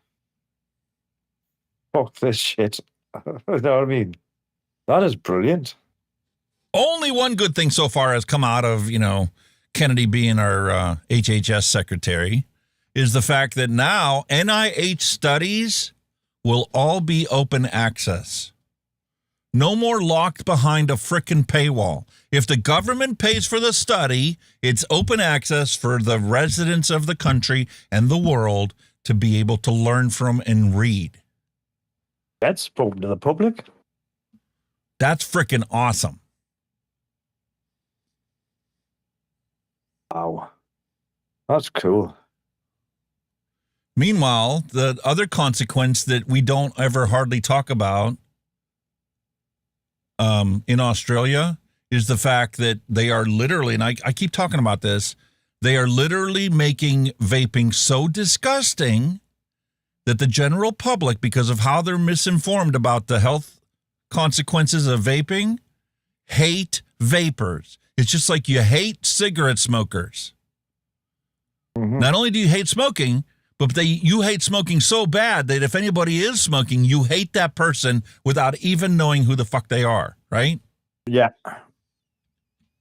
Well, as per my last post, the aggression from that man has left me shaken. It's not fear that troubles me, but rather a sense of uncertainty about what to do in the future. I will avoid smoking areas from now on. She's a vapor. She quit smoking.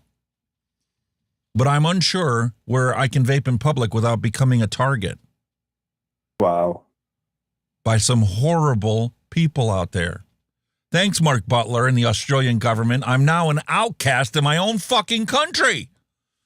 And have a target on my back for any bully or obnoxious person who feels it's their right to put me down because I vape. And I know many others feel the same way. Fucking terrible, that, like. Absolutely terrible. Cheeky bastards. Meanwhile, profit is good. Even when we have a product that's made in Australia that we send to China to get sorted to be sent back to our stores for sale. Yeah, that's that really makes a lot clever. of sense. Yeah.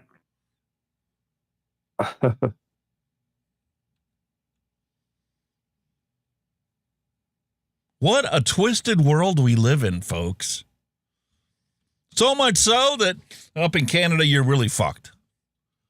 So up in Canada, you want to go place an order for your vaping product, pay $18 for a 120 ml bottle of juice, right? Your total for your vape liquids you need to not smoke cigarettes is $80.96. Well, congratulations. Here's your 120 ml times 4 federal excise tax of $71.68. And you also have a province tax, $71.68. And 15% flat tax, $33.65, brings your 4 bottles of vape juice to $257.97. Holy shit.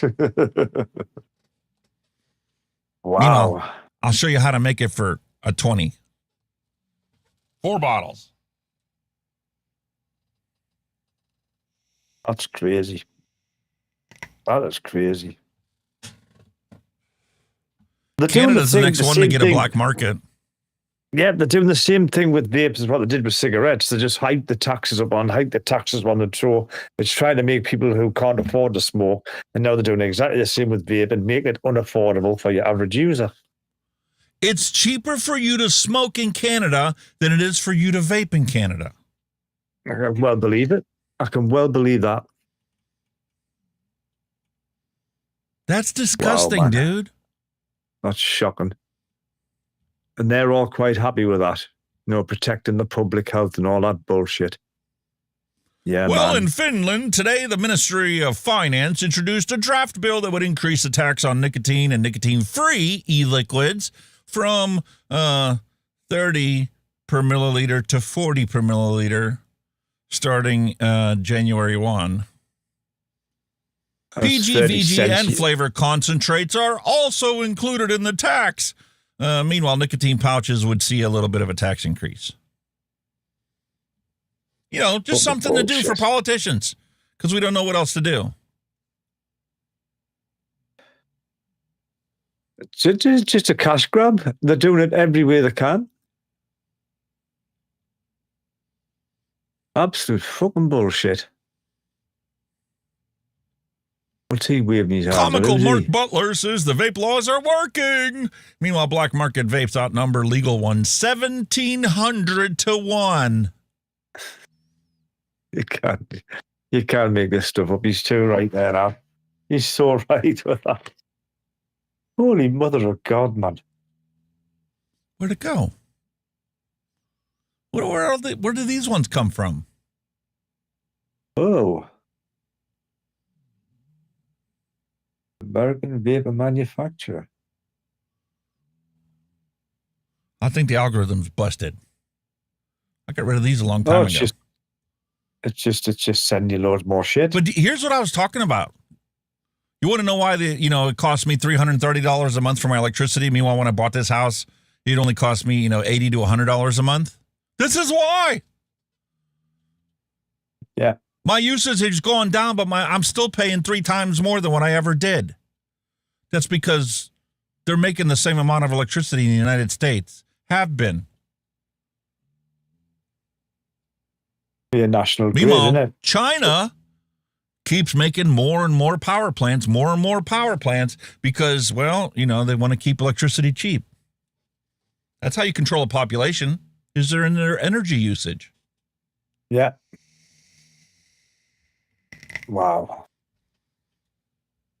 That is shocking, the difference between us and China. I like that. I like your point. Electricity, shocking. Yes, I like your point on that one, mate.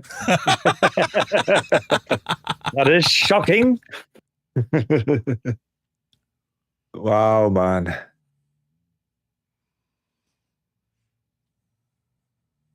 Car torches outside Melbourne tobacco store. 3 cars have been torched outside a tobacco shop in the city's northwest. Live to Today Melbourne reporter Isabella Stashkovsky at the scene in Tullamarine. Isa, what's happened? Jane, what we know so far is that 3 vehicles have been torched here in this laneway just off Keilor Park Drive in Tullamarine. This happened around 12:30 last night, and as you can see, they have been completely destroyed. We've spoken to a few people here who say they haven't really seen anything like this in the park in the past. Obviously, as you can see, it is a crime scene at the moment. To the left of these vehicles, there is a signal tobacconist. At this point, though, that is untouched, so unclear at this stage, Jane, whether or not this does have anything to do with the ongoing tobacco wars here in Victoria. At this point, though, it is being treated as suspicious, and police are asking for anyone who might have seen anything last night to come forward as their investigation continues. Okay, Isa, thank you. Is it suspicious? Really? No shit. What happened? 3 cars just suddenly self-ignite? Internal combustion? 232 tobacco shop firebombings. And counting. Meanwhile, Black Market Butler's like, nothing to see here. Go about your business. Yeah. Nothing to Nothing to see. Nothing to see. No, everything's fine. We're world All leading under and we're control. winning. All under control. Oh, shit. Here you go, man. Wow. Prohibition has gotten completely out of control and is damaging lives day after day after day. In London, a black 15-year-old schoolgirl was strip-searched and traumatized by the conduct of 3 police officers who removed all of her clothing, including her underwear, and forced her to bend over while they searched her body cavities for cannabis. No cannabis was found. 15. That's fucking disgusting. The drug war has to stop. That is fucking disgusting.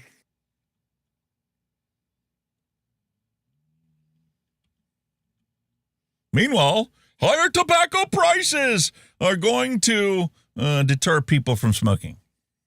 No. Obviously not. That ashtray is full of the fucking brim, so it ain't working. Holy mother of God, man. Do we need to cover Australia again? What happens when you keep raising prices? Well, they're the proven people that do it, aren't they? Oh, what's this? Oh, how about your favorite Rocket Man? Little Rocket Man, yeah. Rocket Man has inspection squads randomly stopping young pedestrians to search in their pockets. We won't interfere with people smoking in their own homes, but, let's not smoke on the streets of our beautiful capital city. Think about how vulgar that must look to the foreigners. Hey, accept me. Accept me. What? I'm the exemption. I'm the exemption to the rule. I'm telling you, man, they're not going to stop until they hate people who smoke. They hate people who vape. They hate people who drink alcohol. They hate people who consume sugar excessively.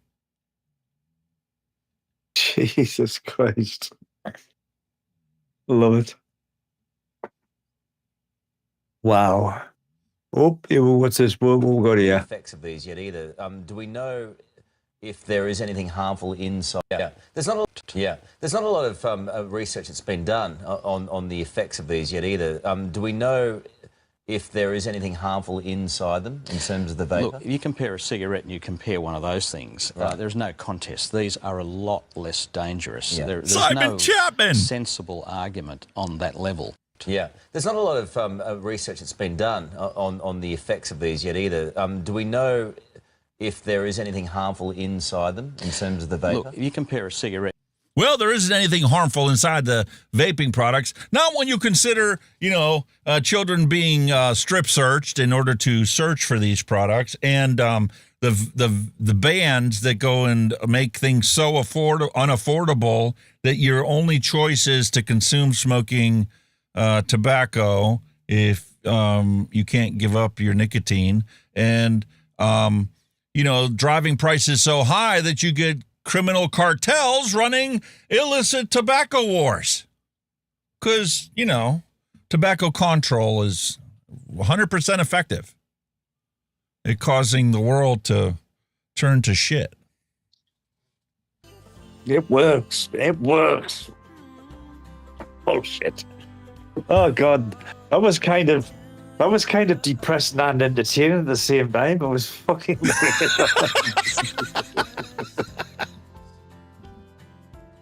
I think it just exposes the hypocrisy and the stupidness and ignorance of people, isn't it?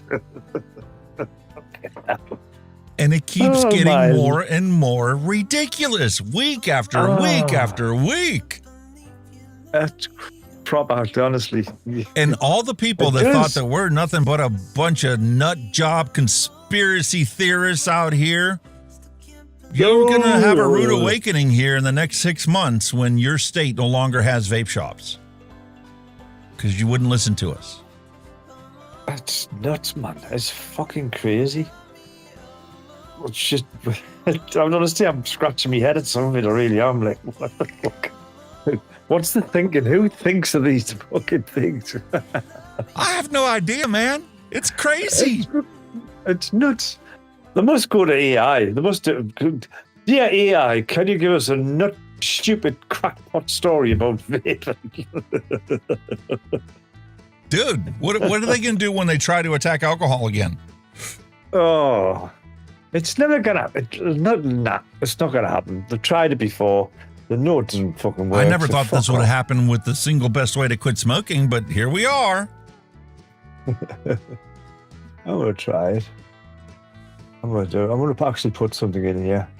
Right. Make. I'm going to chat GPT here, right? You just carry on. I'm just going to. Let's have a look here. All right. Well, while you're doing that, I'm going to roll the flavor explosion bumper so we can stay on track on time. And I'll go first, and then that'll give you time to finish your search and get your drink. Good. Happy with that, matey. Roll it.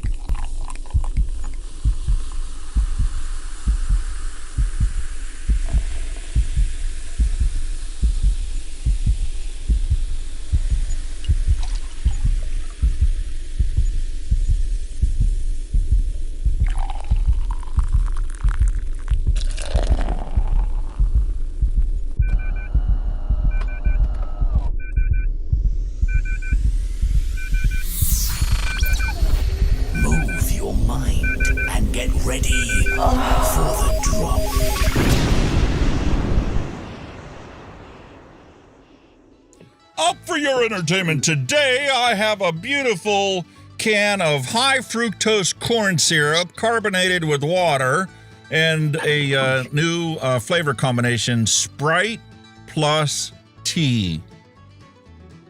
140 calories per serving. A Sprite with tea.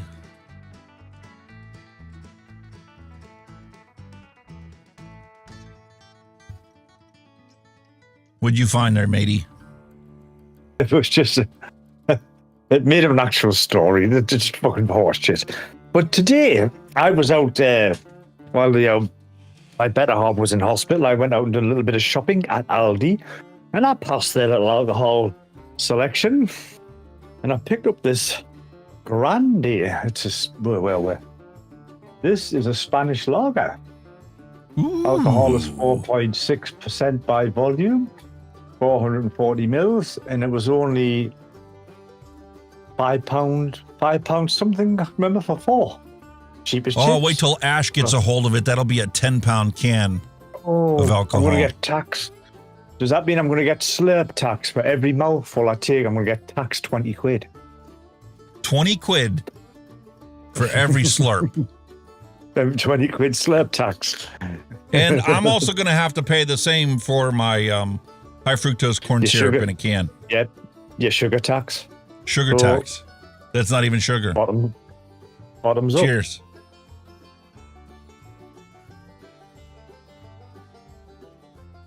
That's actually not bad. Not brilliant, but it's not bad. That's the same way I feel about Sprite with tea. Oh. No. That's wrong. A lemon lime soda with tea. You would think that that would be a nice combination because, I mean, you put lemon in your tea, right? Yeah. I mean, you guys put milk in yours, but... Well, we're still, you for still a summer get tea, do the old... Yeah. For a summer tea that you brew out in the sun, I mean, lemon and sugar is typically what you put in it.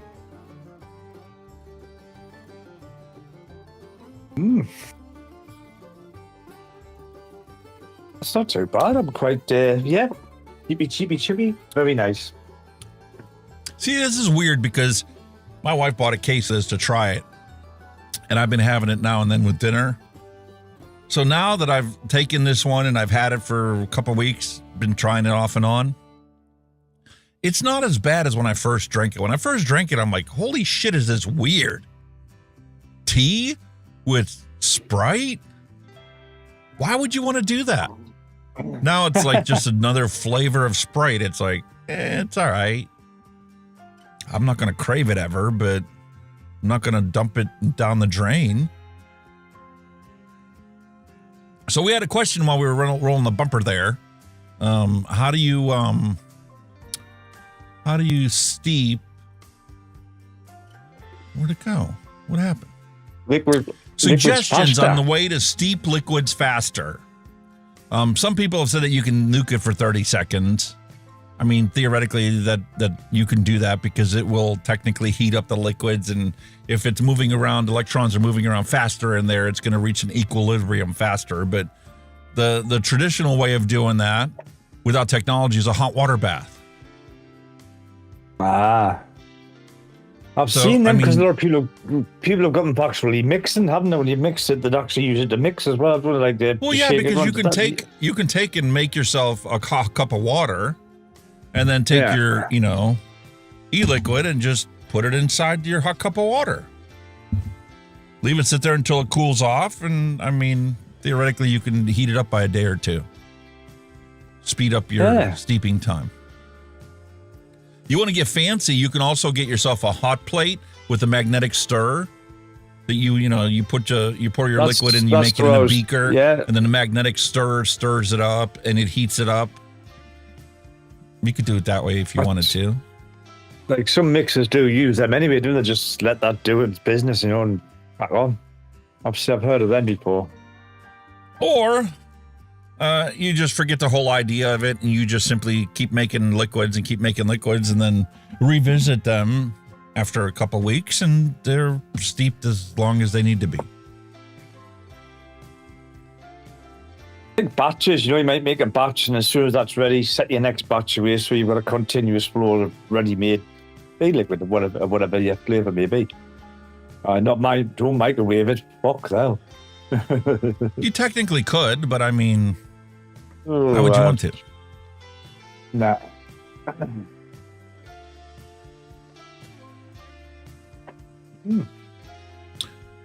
Oh, you used actual ethyl maltol crystals in your custard base. Now it's sitting in the bottom. Yes, because it has not had the opportunity to dissolve. If my suggestion would be with ethyl maltol, if you're using crystals to do it, especially if you had a magnetic heat plate, it'd be great. You just fill the jar up with some PG and you add your crystals into there while it's stirring and heating, and that'll dissolve the ethyl maltol into there. And then you're going to eventually make yourself something like TFA sweetener, which is actually 50% ethyl maltol. Not 50% crystals and PG. It's half ethyl maltol and half sucralose, I think. It's a combination sweetener. Wow. We'll get there.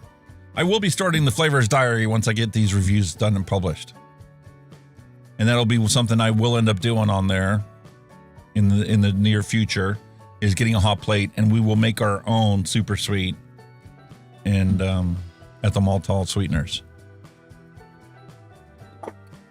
More ways to save your money, folks. More ways to save your money. Listen, it's really not really worth saving your money, because this whole bottle I think was like 10 or 12 quid. And I bought this over a year ago, and I haven't even gotten halfway through it yet. Yeah, true. You don't really use a lot of it anyway, do you? I mean, how much are you really going to go through?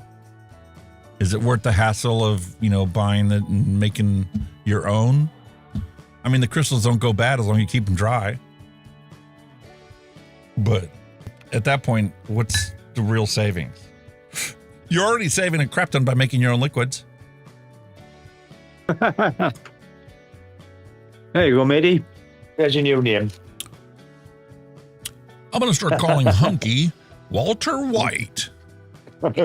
He's kind of a chemistry teacher. You do what you got to do, man. And that's essentially what this all is. The chemistry's already been mostly figured out. And it's like the Flavor's Diary. I mean, it's part chemistry, part art, combining the different flavorings and stuff. And then when you come up with a concoction that falls out of solution, the solution isn't to heat it up and get it to fall back into solution. The solution is come up with a different formula for your recipe, where you don't separate out natural oils from the flavoring constituents. At least that's my take on it. Like Mongo was asked a good question, but like you said, Williams just put there, Devon custom strawberry juice took 3 months to steep before it comes at peak. And no amount of heating and mixing is going to do that. Nah, you just need to let it steep. Sometimes you just got to let them go. And realistically, part of that steeping process isn't like your typical tea bag that you're steeping in a liquid to get that to blend together. part of that is actually the chemical breakdown of the flavoring compounds in there. Yeah. To create diacetyl,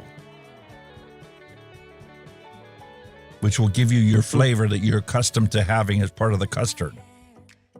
So even though the flavoring has no diacetyl in it, you let that steep for 2-3 months, and you could test that and find diacetyl in it that wasn't there when you mixed it, because the chemical compounds join together and break down. It is a chemistry lesson. It is a chemical process. And it's the same thing that happens in part of the Maillard reaction. When you take your steak and you put it out on the hot grill to cook it, those char lines create chemical breakdowns in the meat to form what you are accustomed to eating as part of a delicious steak. Exactly. Then black line marks, the grill marks. Ooh, very nice. And they're cancerous. They're carcinogens. Right. Yeah. Thanks. Probably less carcinogenic than me walking on and taking a hike on the city street. Oh, exactly. Or your local water supply. How many years have they been putting fluoride into the water supply only to find out it actually drops your IQ by 10 points and causes neurodegenerative diseases and Parkinson's and Alzheimer's and dementia because they had fluoride in our water supply? You already have fluoride in the toothpaste. Why you have to have it in the water? I've heard something like that in the UK. They ran a story. They wanted to put more fluoride in the water supply because of people not brushing their teeth. Fuck off. What? Except they come to find out, and the only reason this actually made hay and caused changes was because there was a class action lawsuit going on for decades where they sued because of the scientific study that's showing that, you know, the levels of fluoride in your water were actually bad enough to cause neurotoxic effects in your brain. So now that this is common knowledge in the scientific area of this, now they're removing fluoride from the water treatment centers across the country. Some of them aren't even making hay about it. They're just not putting it in anymore. Nah, exactly. And some places don't even know about the changes yet. I probably. Okay. All right, time for some hand checks.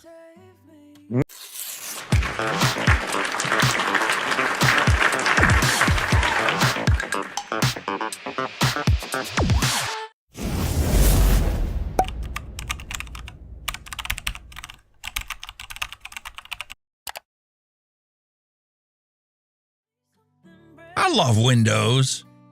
I do a prep right before the show, and I like open images and set them off to the side. So when I double click on an image during our bumper, it would automatically load in the right screen. And Windows just does it whatever it feels like doing.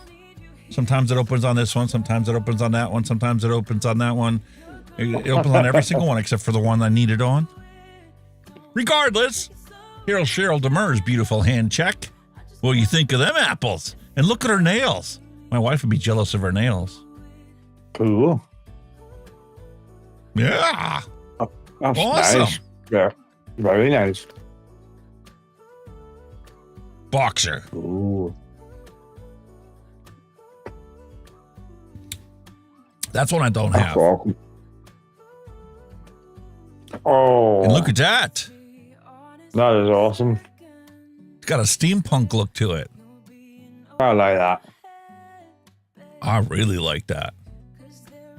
Thank you, Cheryl. That's lovely. Here's Patrick's contribution for the week. That's a nice I model. scarfed this one off of his Twitter feed, and then he sent me a direct message of it. Freebase nicotine.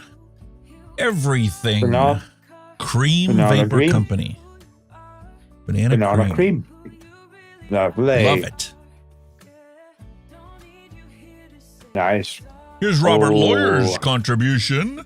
Butterscotch yeah, Reserve. It's an RY4. delicacy, and we have a glazed donut. Mm. Yeah, How you like them fantastic, apples? Mog. Oh, yeah. Yeah.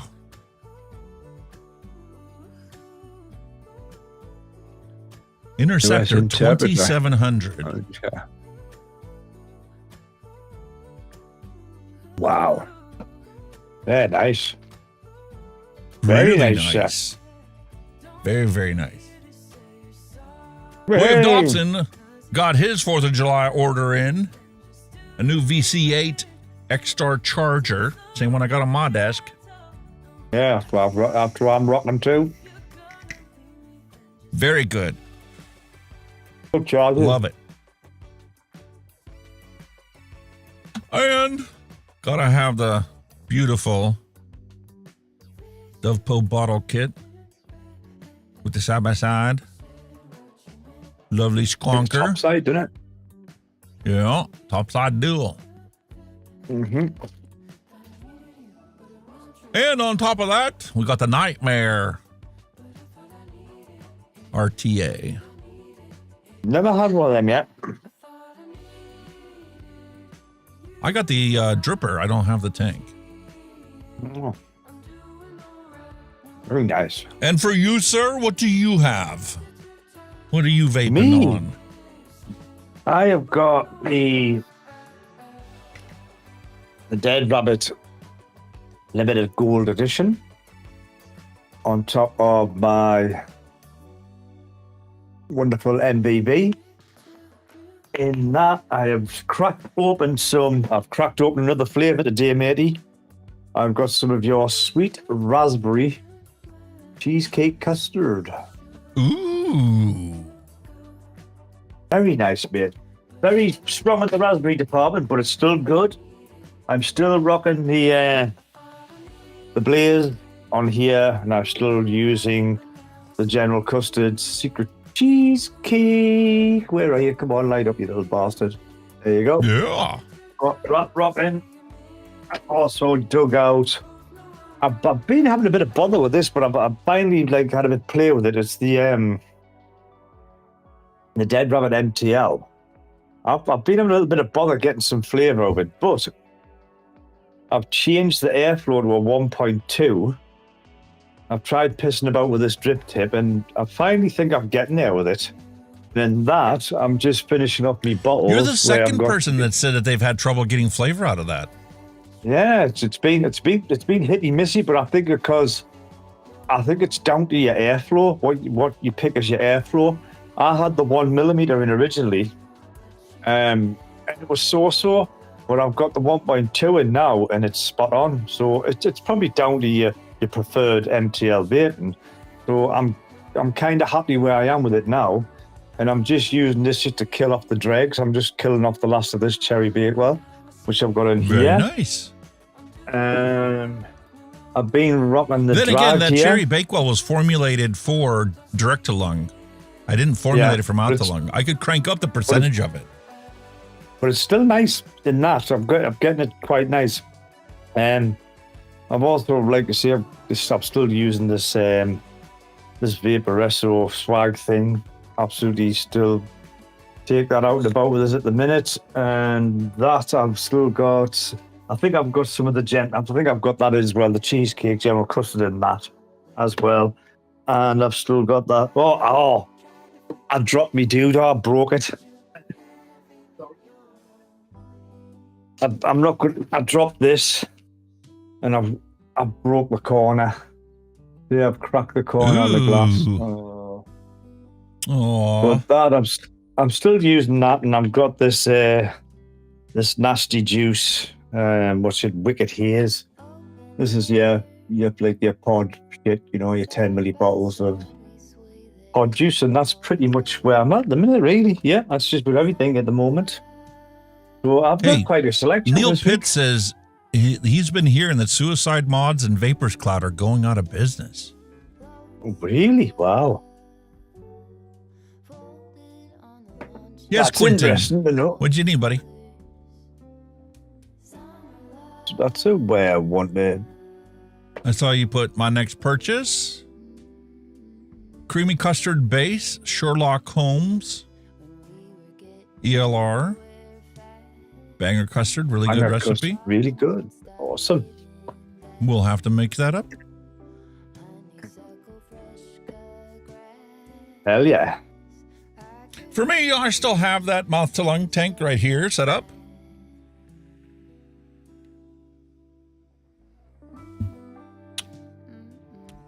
What is that?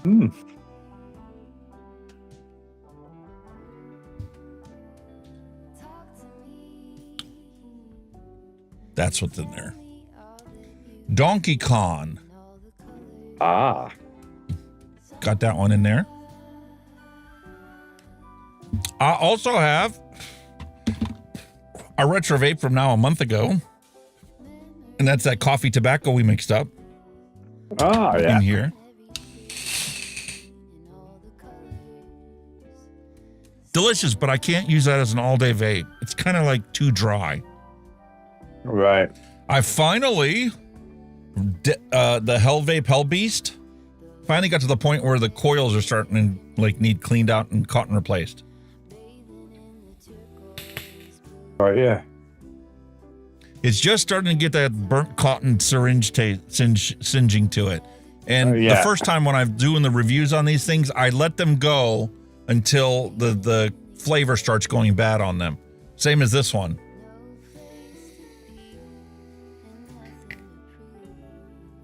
The Blaze Pro Max, that has gotten to the point now where I definitely need to clean these coils out.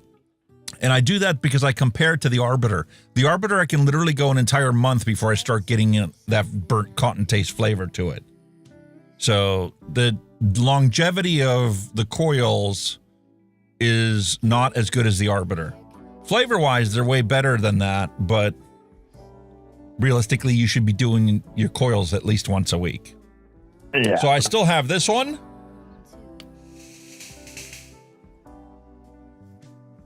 This is a beautiful Dead Rabbit, the Max. Flavor is awesome on that one. I still have the Dead Rabbit J edition here, sitting on my desk. I've still got that in the box. And earlier today, I took the Tauren Max and finally cleaned it out. I've been having some trouble with getting them to glow evenly. The Tauren Max has a very unique feature for when you're installing your coils inside here. Is the battery dead? What's going on? They don't ever want to glow evenly, and this has a very unique system where you just have a single Allen screw to tighten your coils, one on that side and one on this side. And it tightens the lead against both of them. So that video is going to get its final recording done and uploaded onto there. Those are my main nice. We're gone. Quite a buffet this week, maybe. Quite a buffet. Little bit of everything. Little bit of everything. Yeah. What else? Did we miss anything else in chat before we move on to our dad jokes? Some of the UK vape shows were talking about them going out of business. Suicide Mods and Vapors Cloud. That's sad, dude. It is, but like I say, with all the restrictions and bullshit that's coming on, you're making companies hit the wall type of thing, you know. With vaping being so it's negative. getting to the point where a lot of the companies don't want to take the risk. Yeah. Because what happens if you develop a brand new dripper or a brand new tank and you go and you have it manufactured and then like it gets imported into the United States and the whole thing gets confiscated? The importer's not going to want to pay for that. So you're stuck as the manufacturer having your products confiscated. Exactly. And the profit margins on these tanks is nothing compared to what it used to be. Nah. Will you ever see another Chillin? I don't know. We've had 3 of them. And the last one's really good. I very much doubt the minute. Like I said, I haven't seen anything from Vandy Vape in a long time. Yeah. they're not risking it, like you said. It's like you see, I think some of the companies will still be good. I think they'll just be sitting on the fence, seeing what's going on in the industry before they even think about releasing something new. You know what I mean? And I think they're still going to be releasing new stuff. It's just a matter of they're going to be a lot more careful about where they start selling it and where their distribution main channel is. It used to be the United States was the main distribution hub for any new product that came out here.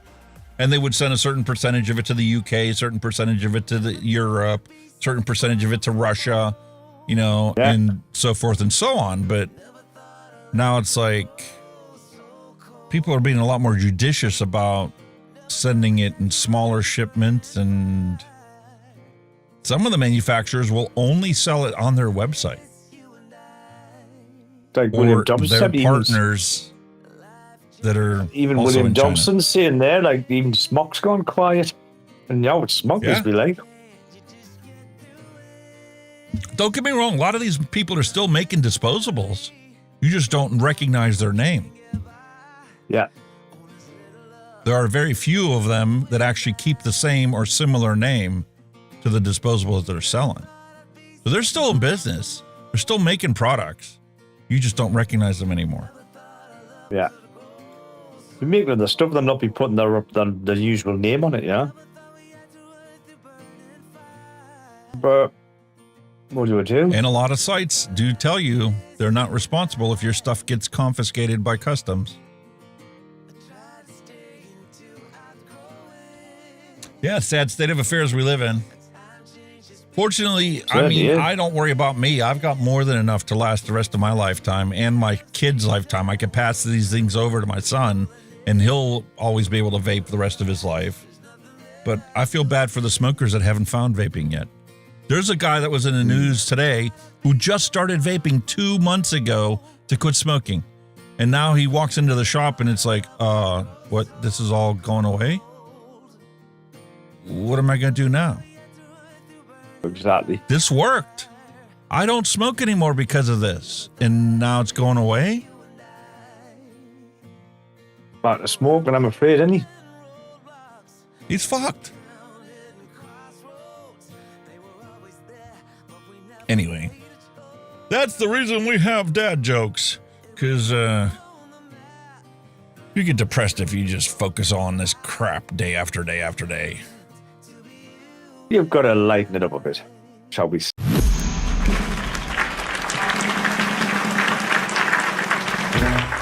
No more despair. I have paid more than I owe. Now what you see is what I give you. If a vapor's been robbed, which detectives are assigned to the case? Sherlock Holmes and Dr. Watson.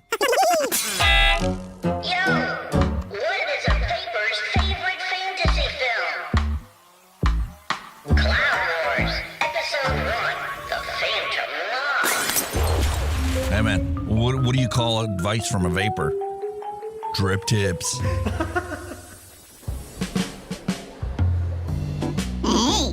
is that a mechanical mod in your pocket? Or are you just happy to see me? Hey, don't throw your mod at people or else it's battery.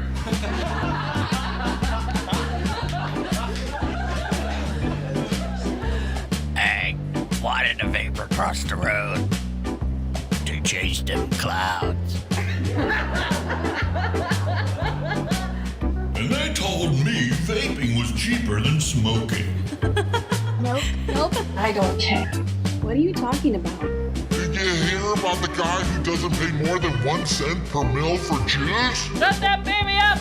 Yeah, we get it. You DIY or die. Gotcha. What are you waiting for? Let's do this. It's go time! I bet nobody expected this one. S for the Spanish Inquisition. Inappropriate guests on Sesame Street.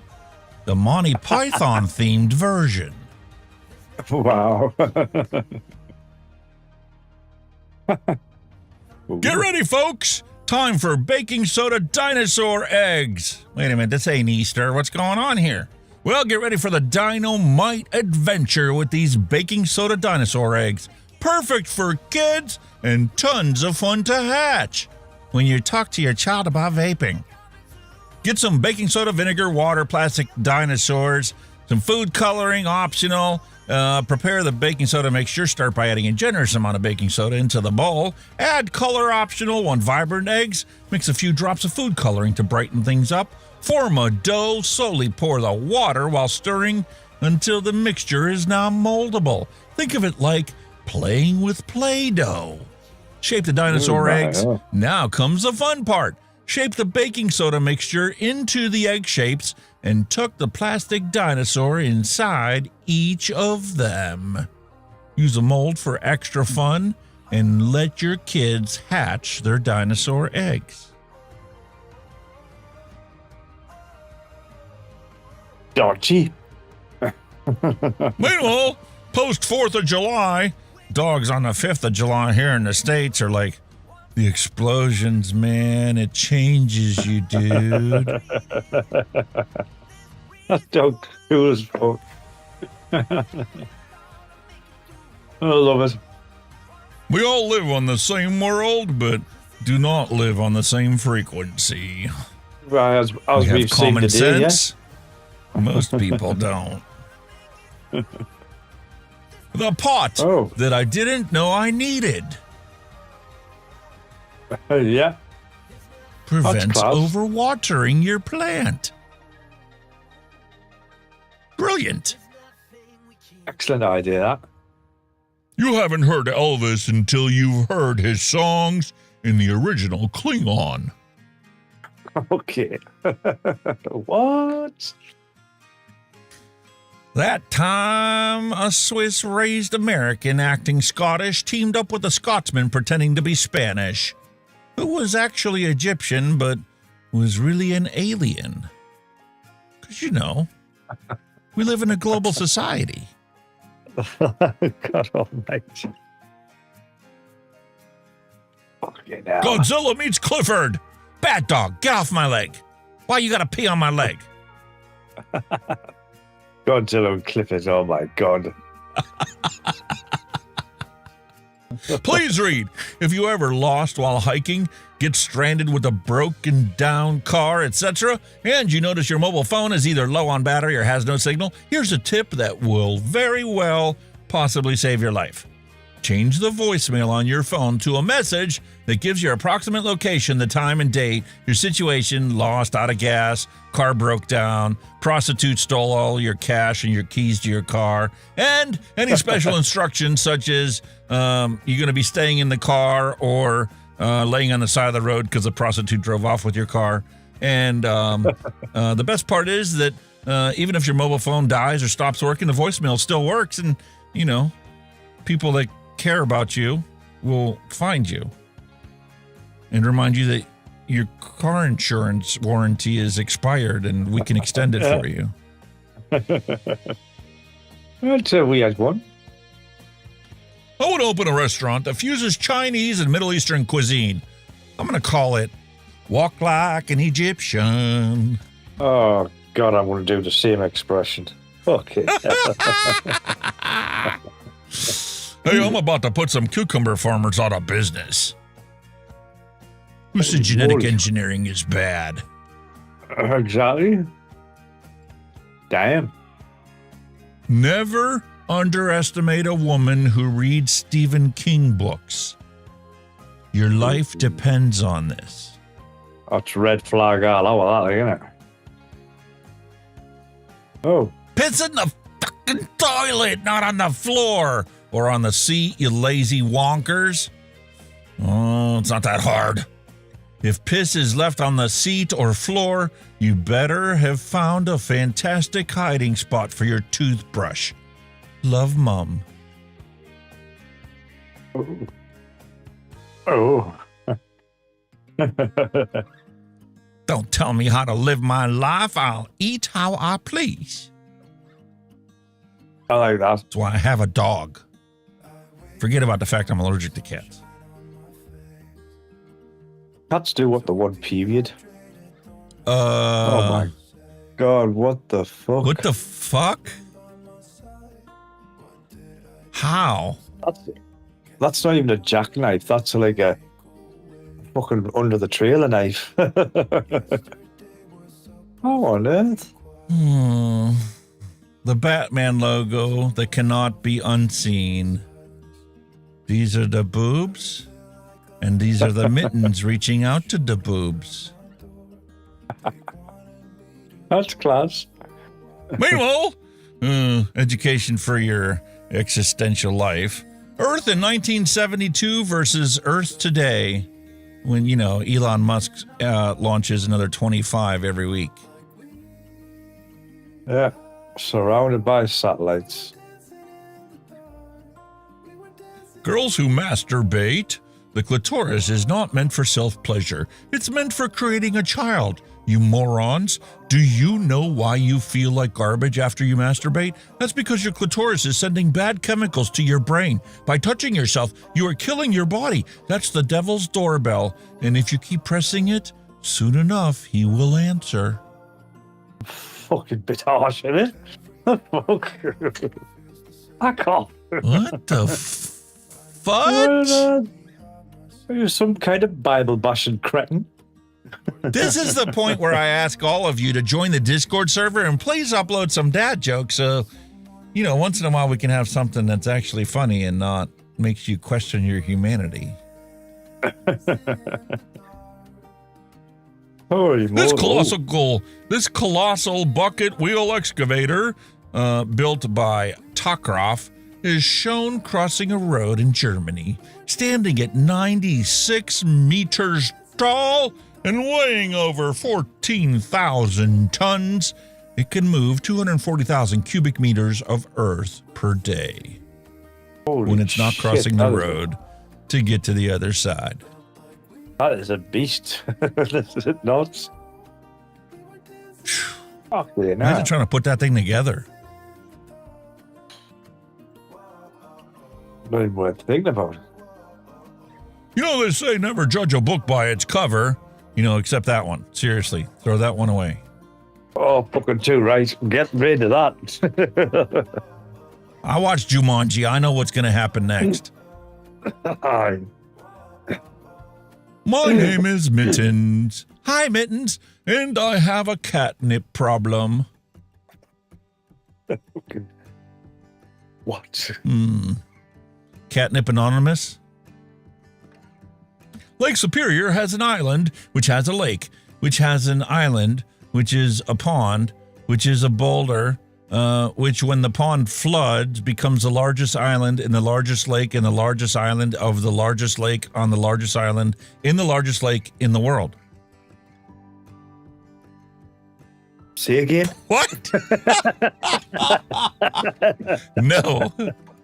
All right, take your pick. Which one you want? You only get to pick one. Bullet.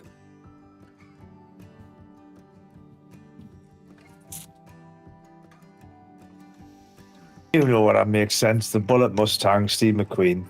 All day long. As much as I like anything else. I got a hankering for Starsky and Hutch. Nah, Bullet all day for me. I like the General Lee, but I know what actually happens when it lands after it jumps stuff. Yeah, They're falls trash. It falls apart. Starsky and Hutch's car ain't never been wrecked up. And forget about this POS Popo Blues Brothers car. I had one in high school, and I know what it's like. No thanks. It's shit. It's shit. Knight Rider is a fake. It'll not be the real thing. It'll be a fake. It'll not do everything that you think it does on the TV. Does nothing. All the lights, all the flashy gear. Nothing. That's why it's in the back. Meanwhile, you know, just to make you feel young again, Short Circuit 2 was released 37 years ago. Jesus Christ, mate. Johnny 5 is alive? No disassemble, Johnny 5. No disassemble. And so we got to protect the kids. We need to confiscate all of these. Not allowed to have powerful guns or grenades or swords of any kind. Need to protect the children. Not even pretend. Now I lay me down to sleep. Beside my bed, a gun I keep. And if I wake and you're inside, the coroner's van will be your last ride. That's class. You have been warned. Oh, my. Meanwhile, Adventures in Babysitting was released 38 years ago, July 3rd, 1987. 2 years before I graduated. I don't remember that one.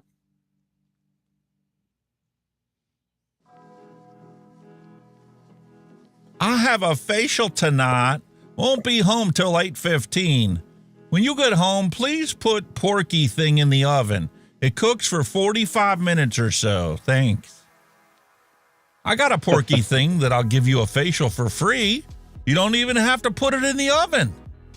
What the hell is wrong with you? Just stating an extra fact. Should I send my wife a message like that? Oh, God. See what a reply is? Okay, now. I love it. When you find a good man, you do whatever it takes to keep him. Classic film, Misery. Brilliant film. Mm-hmm. She's really good. Brilliant Have you seen the new Matlock series? Kathy Bates is in? Kathy Bates. No, I've never seen it, but she's fantastic. Oh, you actress. got to check out the latest Matlock series. It's on Amazon. At least it is in our country. Really, really good show. Yeah, she's Matlock. She must be getting The on now. most reliable truck ever built. Convince me otherwise. Yep, the Tonga. Actually, I think I was the only English child who managed to break one of them. I didn't break it. My dad broke it, but it was my fault because I left it in the driveway, and he went to work, and I lost my truck. It was flat as a pancake. Yep. I kind of disassembled it. I kind of like I was in me early engineering stages. And I just took it apart. Cool. That was the end of it. I just disassembled it. Yeah, it's hard to get them to go back together. The riveted axle does not like to be pulled apart. Yeah, but it just did not go back together. Jesus, give us a warning before you post anything like that. Yeah, like your hellish clitoris. Exactly. What the fuck? Pop-up campers, so you can experience the discomfort of a tent without all the hassle of an RV. Oh, they're popular out over here. That's how we started camping. And then we said, man, this is ridiculous, man. You spend like 6 hours when you get to camp setting the thing up, pulling everything out, setting it all up. And then you were so hot and muggy at night anyway. It's just like, that's how we got an actual tow behind. Yeah, the good old trailer tents. That's what they are in the UK. Trailer tent. What we call them. Well, the Kessel Run going half past light speed in less than 12 parsecs. Oh, interesting. Yeah, that one has AC, but even the AC couldn't keep up with stuff outside. Oh, yeah. I mean, it was nice to have a cool breeze on you, especially when you're sitting there playing cards at night. But when you were sleeping, the tent walls got like dew really bad. Condensation. And you'd wake up and your condensation. shirt would be soaked on your shoulder. Yeah, condensation. You've got to stay well away from the tent walls, like. Happy 75th birthday to Huey Lewis in the news. Bloody hell. That's the power of love. The power of love. My God, Huey. 75. Oh, Jesus. yeah. My God. On 30 June 2025 at 5 p.m. Eastern Standard Time, the last remaining water plants in the state of Florida turned the fluoride off for good. Hallelujah. Is it just really a switch like that, though? They're still going to blame the IQ deficit on the vaping, though. Yeah. You need you, exactly. Sometimes you need a break from people because you just need you and not their bullshit. Don't judge me. I was born to be awesome, not perfect. Too true. The final episode of The Jeffersons aired 40 years ago.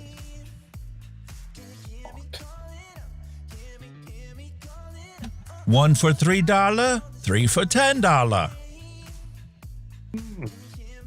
The antithesis of capitalism. Yeah, that makes sense. The math does not add up. One for $4, three for $10. Now the math adds. Yeah. Cowboys would put a lantern on their saddle at night, so they could find the trail when they were far from home. This was early satellite navigation. Oh, God. Makes me want to go play Red Dead Redemption. Okay. That's exactly what it looks like when Red Dead Redemption opens up. You first start playing the game. Yeah. No, the fucking land on your saddle. No, you need to soak. But maybe 5 days are enough? I said, no, you need to soak. God. Wife asks me all the time, how come that dish is still in the sink? Oh, it's still soaking. Yep, Wasn't it soaking last week? We call it steeping. Yeah, steeping the pan. Woke up on July 5th with all 10 fingers. Anybody else out there? Yeah, because we had nothing to do with fireworks. I kind of laughed because Wayne was even talking about it. He's like, I'm at the age now where fireworks aren't like that big of a thing anymore. I've seen it like 100 times already.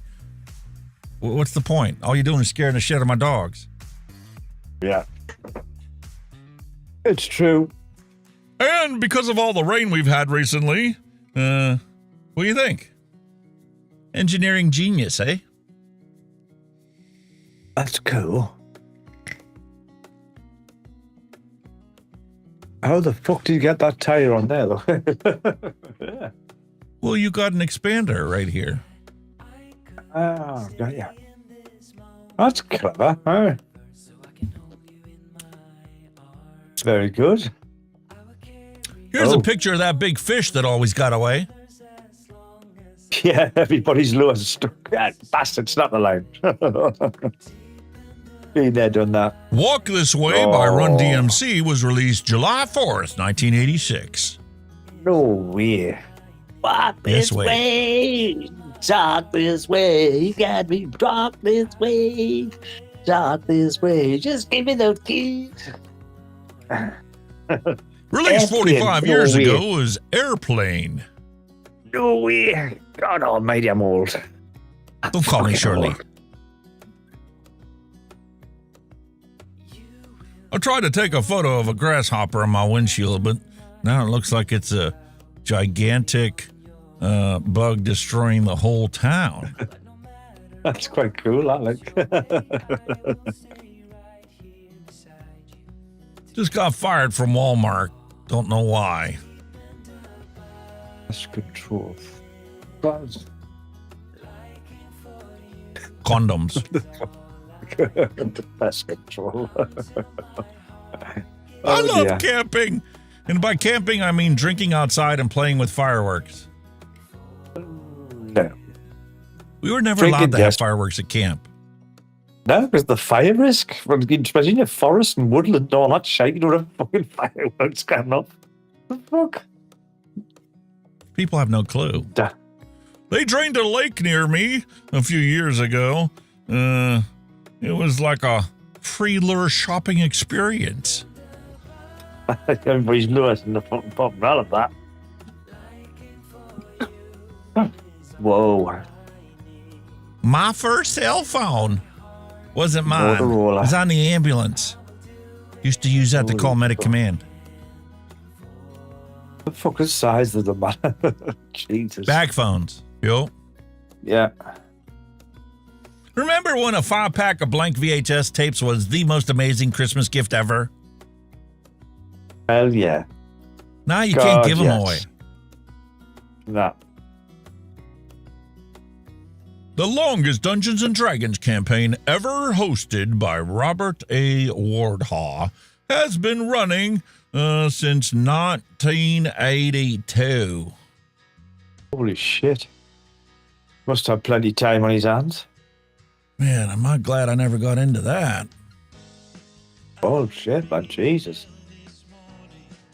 Do you remember when your music collection looked like this? Oh, yes. Loved it. Remember the little carry cases used to have them all in? Yeah.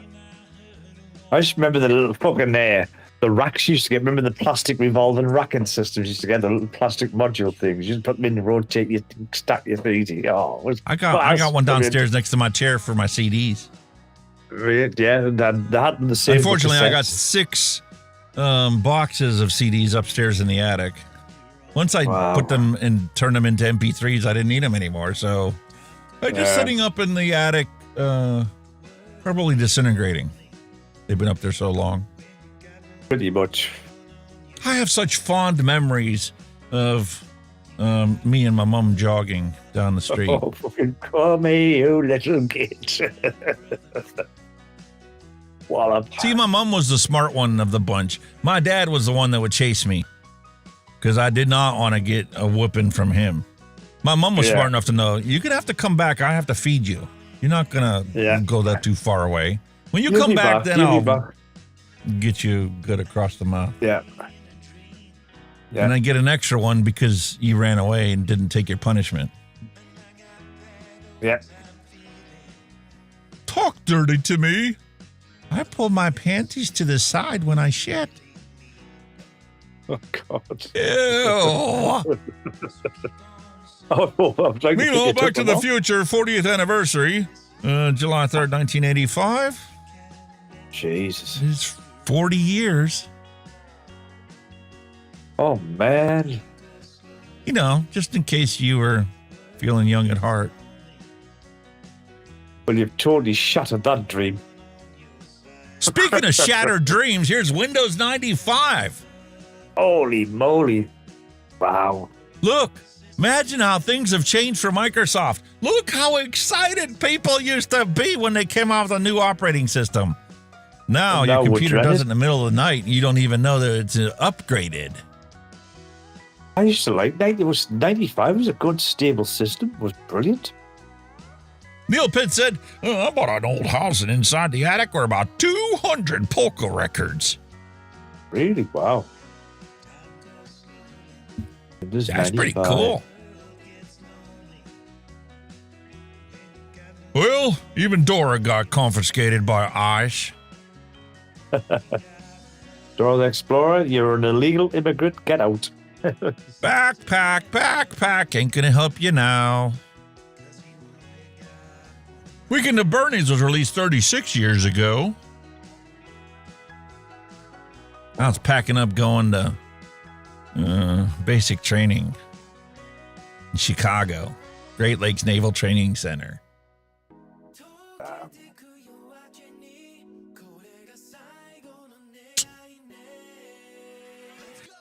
Meanwhile, in Yellowstone. Yep, that makes sense. License to Drive was released 37 years ago. Bloody hell. Oh, my God. You know, back in the day when cars were built so girls could actually sit on the hood and not put a dent in it. Oh, that's so true. You put your dog up on the hood of a car and it's got a dent in it now. No, they have to just cave in, didn't they? Got me one of those roofer tan cards down at Home Depot. Let me know if I've been out in the sun too long or not. Pink color card. Just to be clear, this is a cow. This is a high-capacity assault cow. There's a big difference. Yep.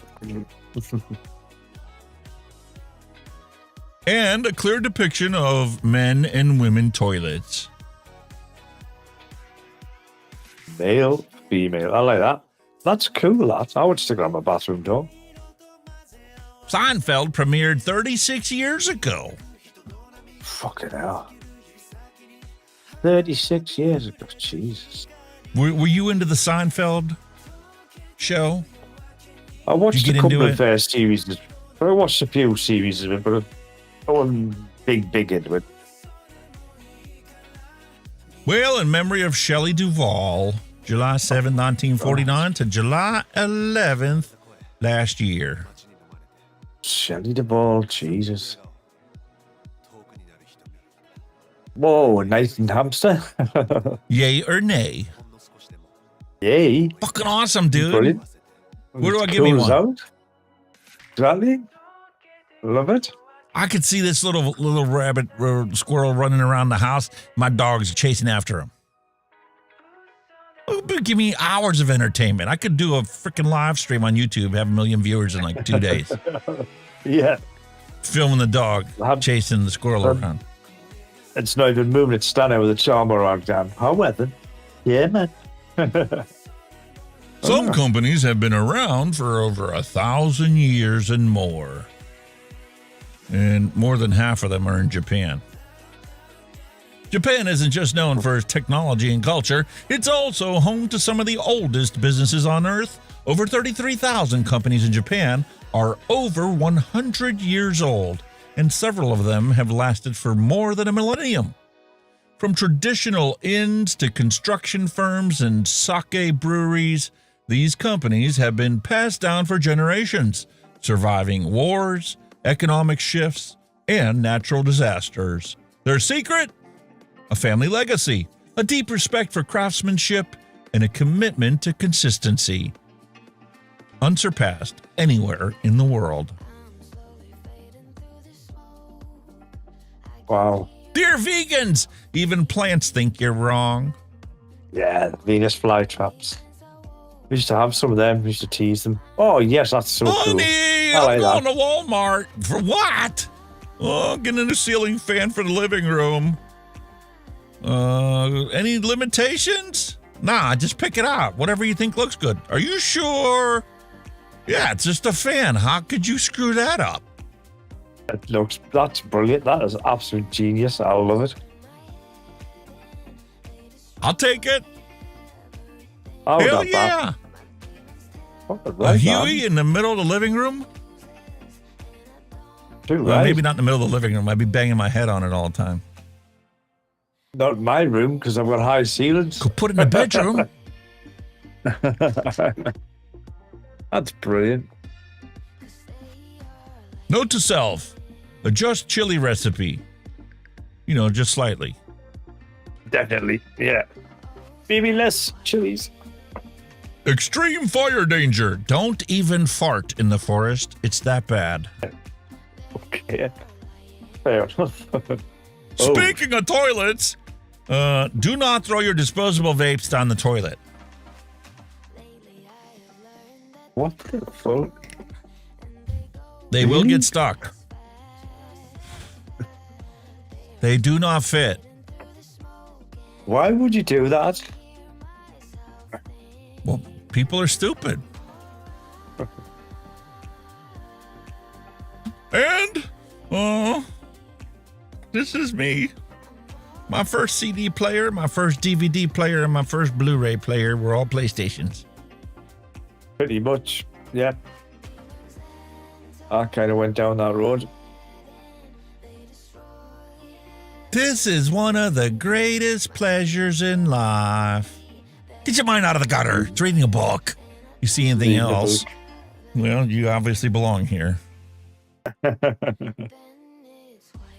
After parenting, I think I will become a hostage negotiator. Seems like it would be a less stressful job. Definitely. You're not sick. Your body is simply starving. You got ADHD. Your frontal lobe lacks magnesium, omega-3s, protein, minerals, for focus. Everything out there could easily be mitigated with nutrition. But unfortunately, the current medical community does not even require a nutrition class to become a doctor. Oh, that's cool. That. Interesting. When I grow up, I can buy all the games I want. Yes, but you won't have any time to play them. Well, no. That'll be the case. Look, man, stop asking me if I'd stay in a cabin by a lake for $1 million if I gave up this or gave up that. You know, unless you actually have the fucking cabin and $1 million to give me. Yeah. Quit wasting my time. I might be old, but I witnessed the rise and fall of common sense. Fucking true statement of ever.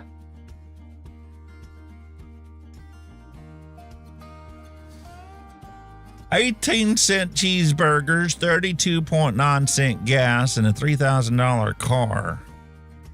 What is the cheapest price of gas you remember buying yourself to put in the car? I don't think we ever sold it in gallons. No, we did gallons. It used to be about, I think when I was started driving, it was about 90 pence a gallon. And then when we went in Pure and changed the litres, it was on it shot up, but I don't think it changed. That's when the price hike fucking happened. It was about 90 pence a gallon when I first started driving. Same here, Neil. When I first started driving, it was about $1.05 a gallon. And we never talked about the 0.9 cent. We always just rounded picked it whatever up, the price you? was. I mean, because I used to hate that because they still do it now. 140, 140.456. What? Just round it off. You know what I mean? Why? Yep. And there were a couple times when I was, still in high school that it dropped to 99 cents a gallon. It was a special thing or whatever. It was like after the 4th of July weekend and they had more gas than what they thought they were going to need. People weren't going anywhere. I can remember in the 70s, I vaguely remember in the 70s, I was a kid at the time, when we actually had a fuel shortage and the fucking price of fuel went through the fucking roof, man. There was nearly riots on over it. There was queues and queues of cars down the roads to gas stations, petrol stations. I remember that vaguely. Mallory Gates, how the hell did you buy 20 cents a gallon gas in Missouri in the mid-'80s? Oh, yeah. Went to hillbilly land by the sound of it. Al Ben said in 1968 he remembers paying 35 cents a gallon. Wow. Yeah, same here.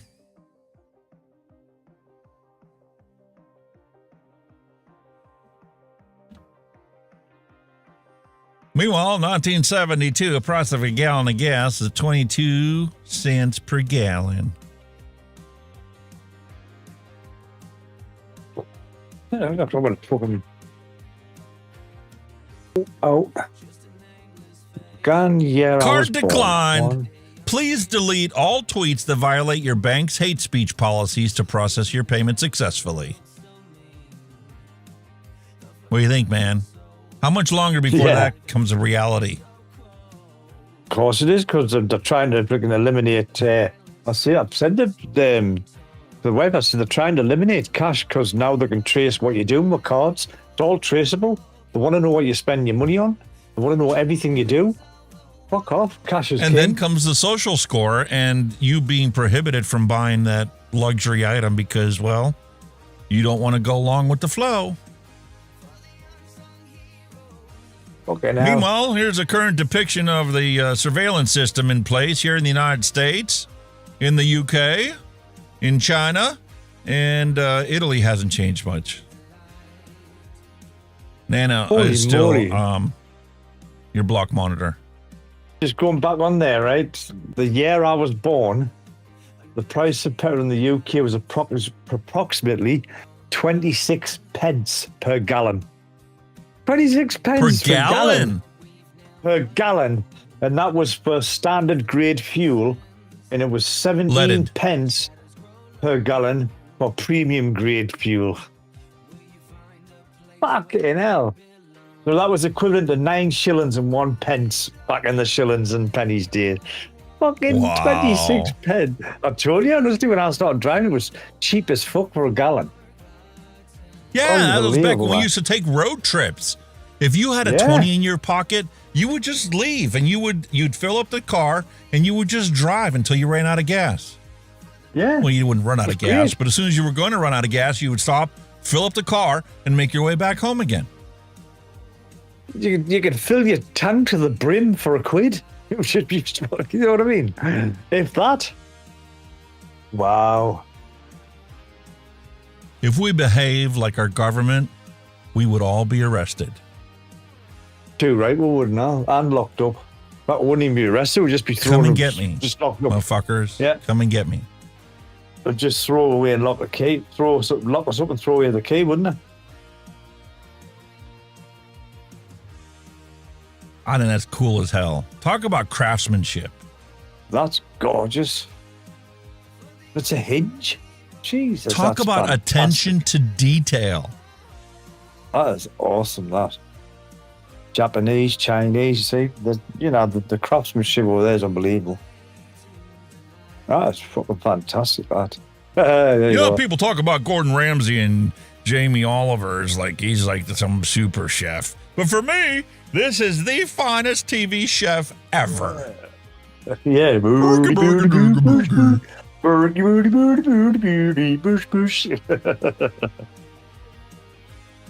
Brilliant. You're in America. Speak American. Try one of the 381 indigenous languages spoken in America before 1492. You can have your pick. Anyone you want. Lakota, Navajo, Ojibwe, Mohawk, Seneca, Kickapoo, Shoshone, Pima, Apache, Muskegee. Take your pick. Anyone will do. Yep. If you feel pain, you're alive. If you feel other people's pain, you're a human being. Leo Tolstoy. Awesome. That's very true. Very few people my age ever read Leo Tolstoy. No. So remember I asked this question a long time ago. Why did we always flip that frickin' cigarette in our pack? Well, here's the answer. Yeah. It was a thing that originated in soldiers in World War II. When opening a new pack of cigarettes, you put the first one back in the pack upside down. That was always your lucky cigarette and would be the last one smoked in the pack if you lived long enough to smoke it. You were lucky. Awesome. Dude. I learned an interesting fact today. I don't know if it's like worldwide or UK, but Boxing Day, the origin of Boxing Day here in the UK, was when they had ham. There's this. I was watching this cooking program. This couple that were making ham, or producing ham since they've been doing it since 18 blah blah blah, family generation after generation, and Boxing Day derived from the servants got the day off on Boxing Day, so there was nobody to cook because the servants got a box as their present, and ham was served. It was a cold meat that you could eat, and that's where it came from, ham and Boxing Day. I thought, fuck, I never knew that. You know what I mean? It's interesting as hell, isn't it? But it's a true fact. Because the servants had the day off, and the house master would give them a box. So there was your Boxing Day, and the traditional ham that you have on Boxing Day, because it was cooked meat, because the servants were there to cook your meat, so it was ready to go. Isn't that clever? That's cool as hell. I found out the day, and I thought, isn't that fucking interesting? Never give that a thought. But there you go. I did that research when we had that episode that fell on Boxing Day, and you and I switched roles for the day, but I never realized that ham was a big part of that. Boxing Day is traditional. In the UK, where you have ham, Boxing Day is traditional ham. You have all your cooked meats on Christmas Day, but ham was there because your servants weren't around to cook it, and obviously ham's a cooked meat. they could help themselves.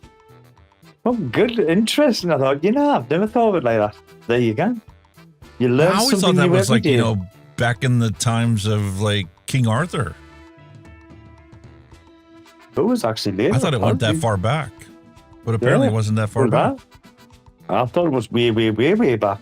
No, but apparently it was round about that time. That's interesting.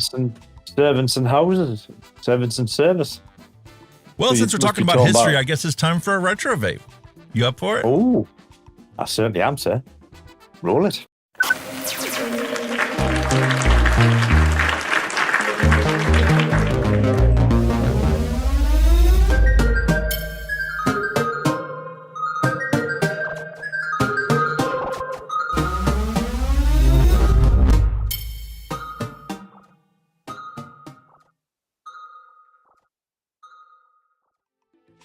A long time ago in a galaxy not so far away, OSMODUS released VOLUNA.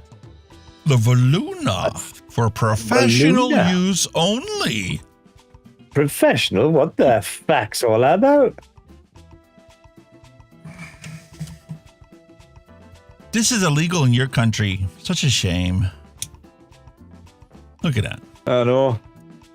Can't have them, maybe. Craftsmanship. Laser etched caribou.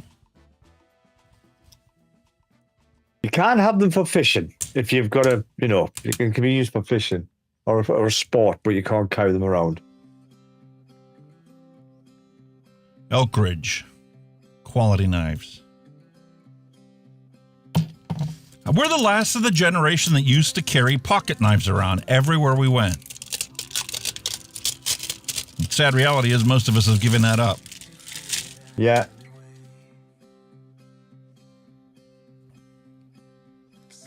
In your favorite color, mate. Oh, you haven't got fucking hell. Listen, clearance shopping, you can't be picky. That was the one. Do you know what I think of Rainbow? I think they were that fucking shite. They hide them on the fire and tried to melt them again. And so we went, no, get them out. I actually think this is probably the coolest looking rainbow I've ever seen, and that's because of the chrome plated top ring.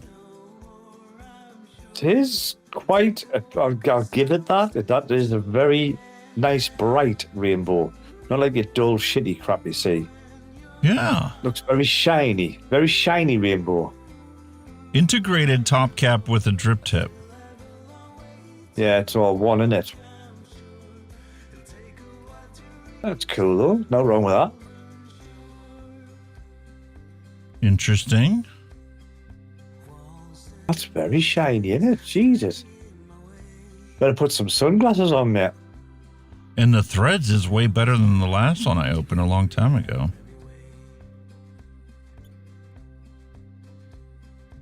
Oh, it's your thingy deck. Your favourite deck. That's going to be fun. Yeah, it's your favourite deck.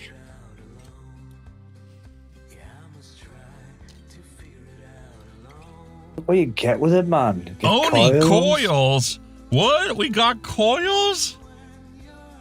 Coils as well. Oh, I'm in love, dude. And it looks like it Normally, tells you I'm just exactly used what to they seeing are as well. O-rings and like, you're on Yeah, your own it's for exact- coils. It looks like it's telling you what they are as well. That's fucking cool as fuck. Fuse Clapton, 0.3 ohms each. 226 Love it. gauge, wrapped in 40. NI Love 80. it. That's awesome. That's what you like. And That's, look, they that's put all heavy. the O-rings in a single bag.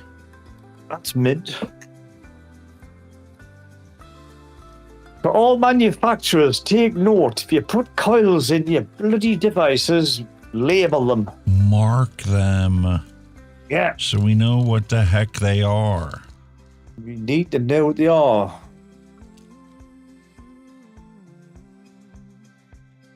And look, a According to beautiful Neil. Allen key.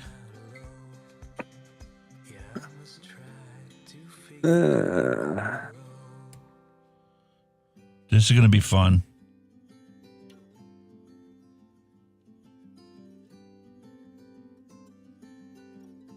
It's your favourite kind of deck, isn't it? The GTA style deck, what it is. Yeah.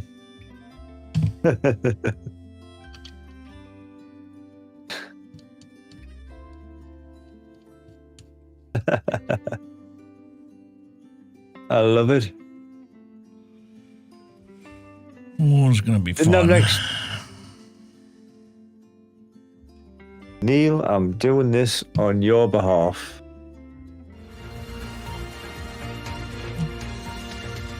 News just in. According to Neil, Alex is a rainbow warrior. Now back to your regularly scheduled content of Mixin and Chillin. I need to cut my fingernails. That's what I need to do.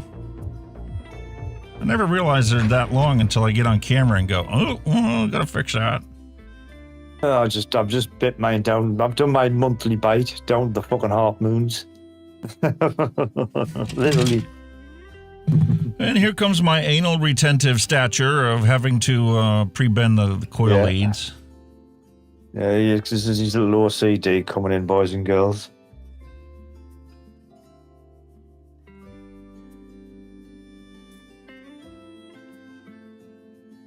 Here we go. But hey, there's nothing wrong with a bit of preparation, mate. Nothing wrong with a bit of prep. It's all in the preparation. It's been such a long time since I've done it, I don't know if I remember how. Alright, so we'll put this thing in there and put this thing in there. You want that coil right over that hole. There you go. You're pretty much, you're not far away there without being out too far, obviously. Yeah, because it'll short circuit.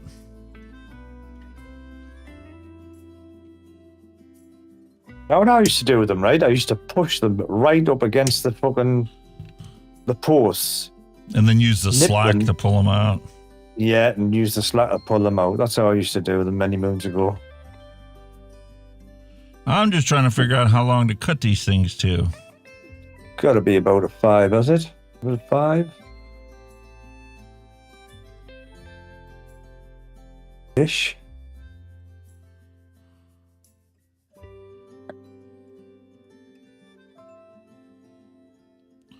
Right about there. That's a 6. Oh, I wasn't far away. What's a millimeter between friends? Well, the way that you do it, where you put them in right up against there, then 5 would be exactly where you would put it. You would put a millimeter closer to the thing and pull them out. Yeah. I think with them, it just made it easy to build because obviously you could just press them both against the post with one finger while nipping them up with the other and then just pull them out. You know, I just thought it was just easier to drop them in, you know, when you were nipping them up.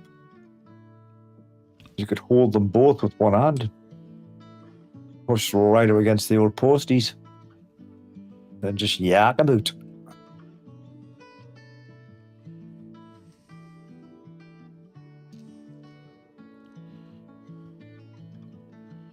There you go.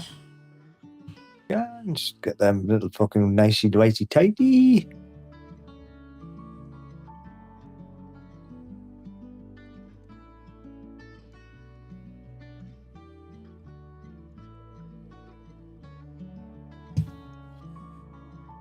Awesome. Uh-oh. Uh-oh. We're missing the camera. Oh, no. The one right in front of me.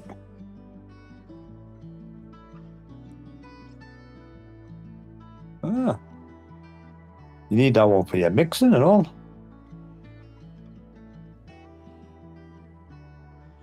The thing is, the blue light's on, so it's like, it's there. It's just OBS said, forget you. Yeah, fuck you. Just get your height set nicely as well, sir. Drop them down or up or down, which way you want to go. Just get them nicely over their mare holes at the bottom.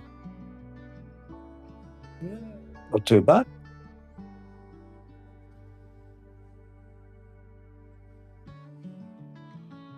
Feels like this side's lower than this side.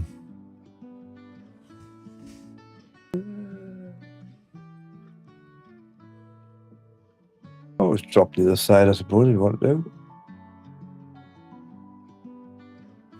All right, let's ohm these things out. 0.13. Until they're burned in.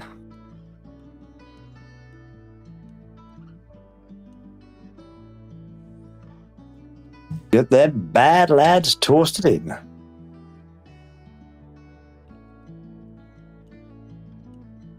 Actually, you're not supposed to show the burning.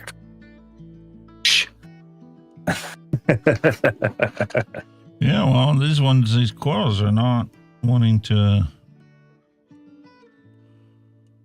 You've just got to be patient and keep strumming and picking with them decks because they were a bit of a pain in the arse at times. Just strum them like a banjo. Yeah, with 40 gauge wire out, I'm not sure I really want to be.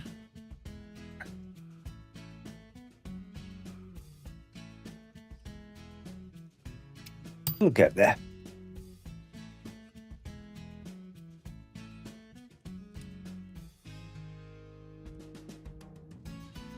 It takes a little bit more time with them old decks, man. Some of them used to be a nightmare to burn in. Some of them just take for fucking ever. I don't like the strumming method, but we'll get it done. There you go. As long as you're using your plastics trees, as if you don't do it with metal, because you will damage them if you use with metal. This is ceramic. Oh, yeah, that's what you want. There you go, they're getting there. Generate an awful lot of heat for how small they are. You got the power. You know what they're coming out at now? In they're strummed in. What's up? Wait, is that? What's up? 3.1? Let's see. 3.1 volts. Hold on. Yeah, volts on you.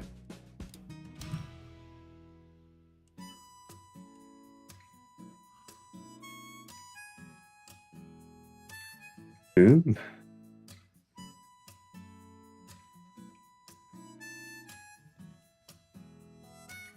What is a hotspot? Not a hotspot.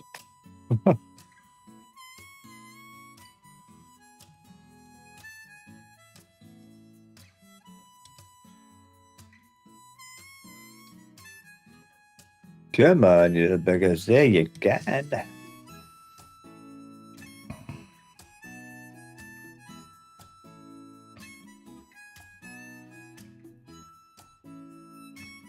Induction. I prefer the induction method. Yeah, I can't see where you come from with that one yet.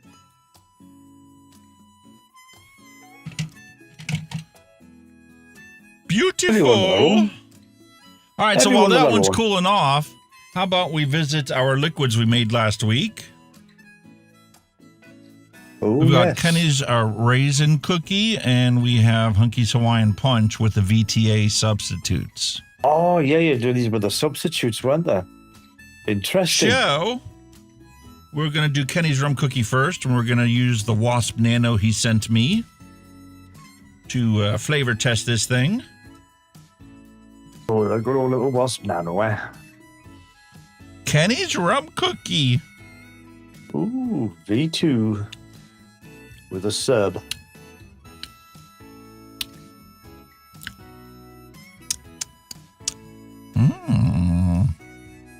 Oh, well, that sounds good.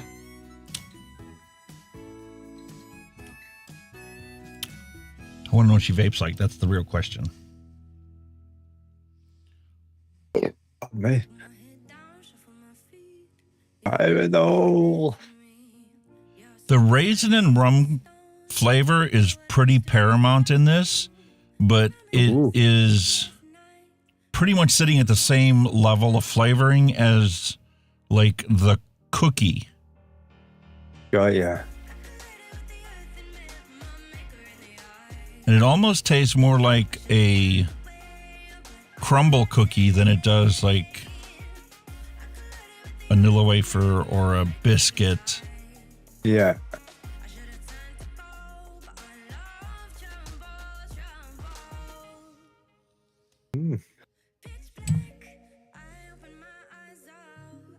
it doesn't have a whole lot of sweetness to it. I think it might need to boost that a little bit.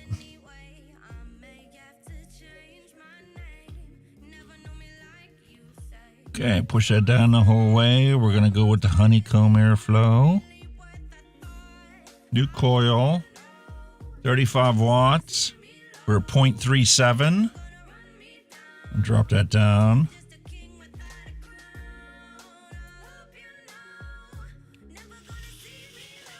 Mm-hmm. Ooh, is that beautiful? Damn.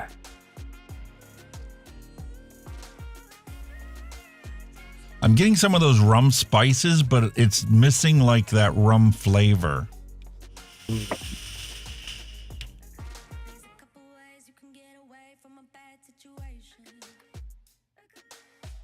It's very tasty. That's good.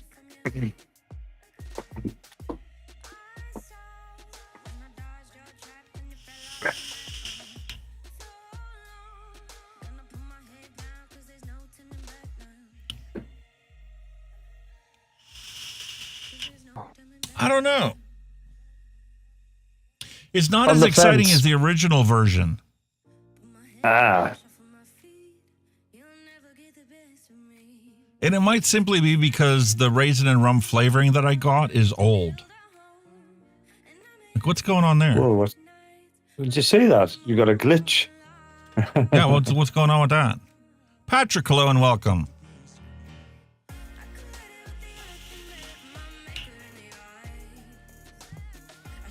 Can you tell by looking at that deck what that is?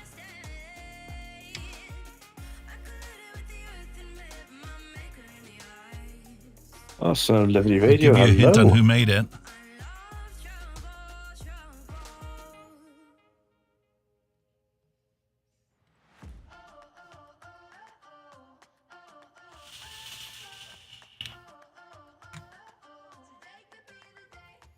It's tasty. I like it, but it's not like all day vapeable yet. Yeah.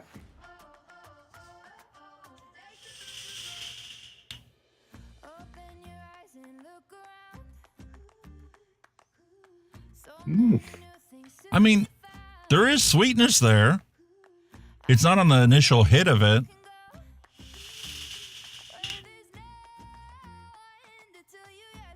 The recipe's balanced.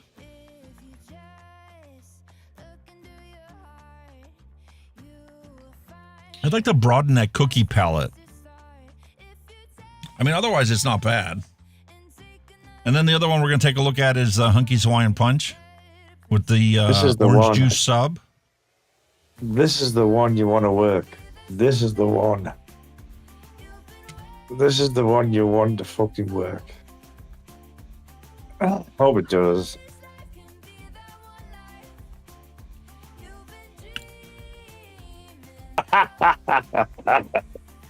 No. Yeah. No way. Yeah. Fucking hell. VTA orange juice is the perfect sub for flavors. Orange. Wow. Yes. It's got that beautiful juicy mouthfeel. I get the pineapple-ish characteristic. I get apple. So it's like a wet, juicy, meaty mouthfeel to it. A hint of cranberry. Yes. Ooh, looking good then, sir. Well, let's see what she vapes Hope she like. vapes good. Hope she vapes good, man. She tastes just like... Matter of fact, I dare say this might actually be a little bit better. Really? I'm...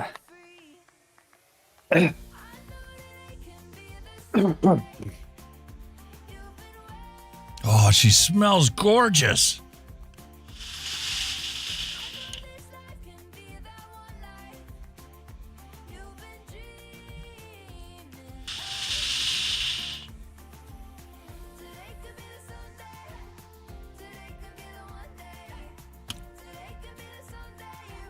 I need to cut the orange back just a hair.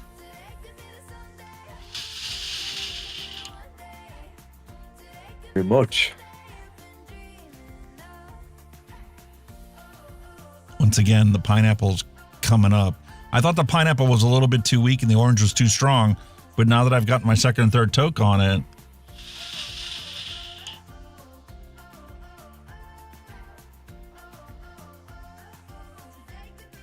that's good. Okay, next stage for this recipe, I'm going to try and swap out a double apple for the flavors apple.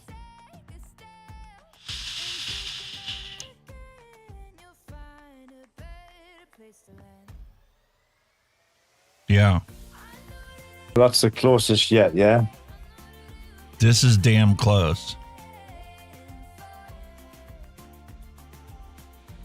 That's a good thing. Yes.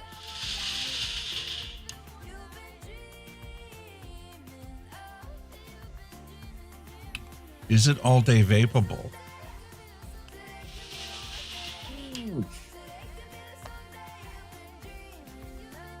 Yes, but it isn't the same as the last one. It's kind of like the difference between OG blue and the current blue that's out there. Right. The new version of blue is actually stronger than the OG blue.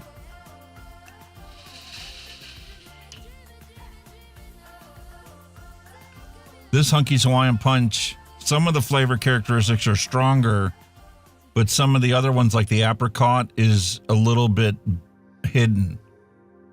And I think if I swap the apricot and the apple out for other brands, I can get them back into balance. But this was always my hindrance, is the orange was wrong. Yeah. And the pineapple was wrong. I've now got orange and pineapple substituted out, and it's still basically the same flavor profile. Oh, yeah. That's a good step That's forward, exciting. That is really exciting, dude. That's not too far away.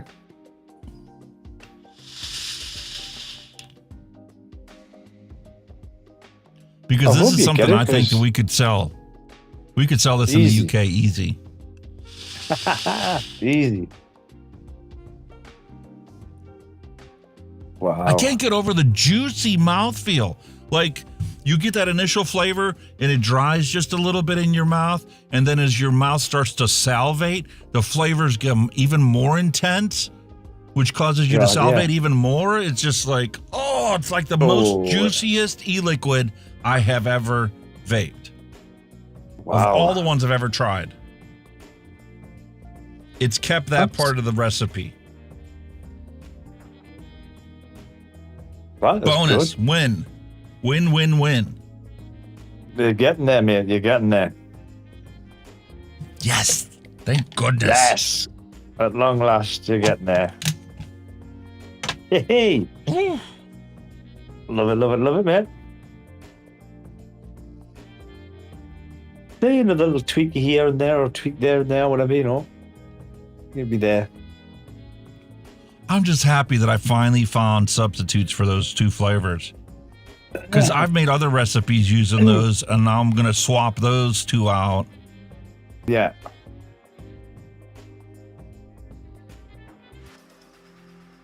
Just see where you're going with them, man. To see if they work in everything. Yeah. What if it does? Oh, that'd be so exciting if it does. Yeah. I'm telling you, we are going to start rejuvenated recipes. What do I do with my tweezers? You had your ceramic ones in your hands. Wonder where you put the other ones. Yeah, I don't know what to do with the other ones. My pointy tweezers, I'm going to have to use the ceramic ones.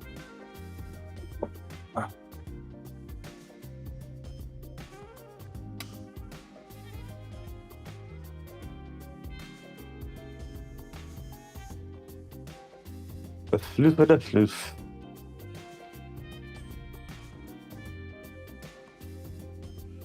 holes for these wicks are tiny.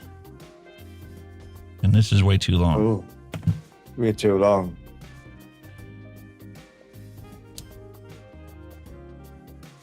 If I remember correctly, you legit have to go right up against the lip on this thing.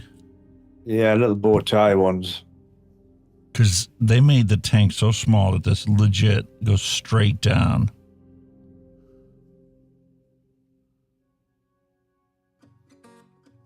You just want to dam up the edge of this hole. Make sure that's still loose enough in there. That'll work. I remember the first time I did this, I flooded that tank out. Second time I did it, I got nothing but dry hits. This used to be such a pain to wick.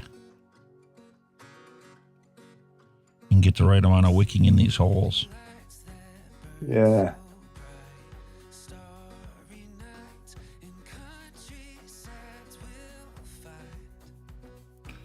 Time to do the other side. Hopefully this is a good win. I think I'm going to fill this up with that Hunky Swine Punch.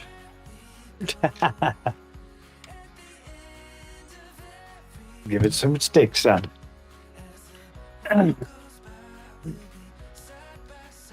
Okay. Let's drop her down in there.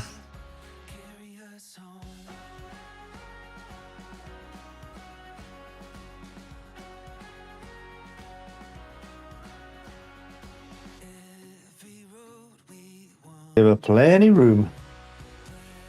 And go up and down in there.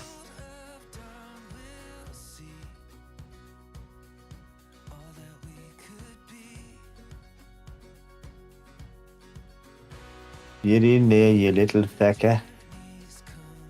Come on. Don't wad up. That's the biggest thing you got to watch for.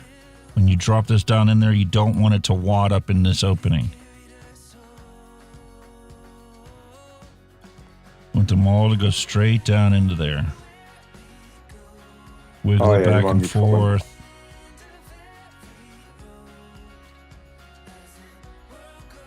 I think we're good. She's tight. Okay, Bruce Pro Innovations. I'm going to use your technique of making sure I paint these wicks after I wet this down. Yep. Couple short clicks to heat up that liquid. Get it sucked in.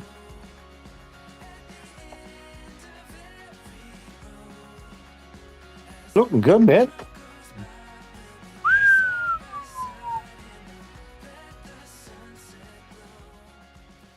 Hope the airflow's right. Hey.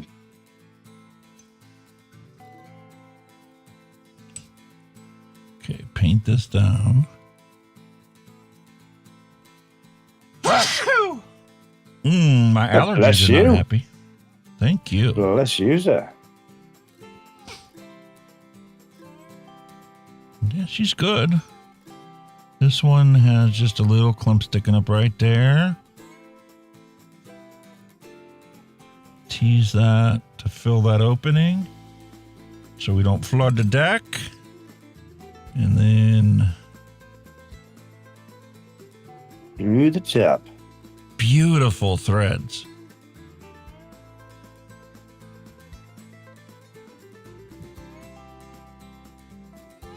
Oh, just a 1/2 mil bigger. Oh, you're kidding. It's all right.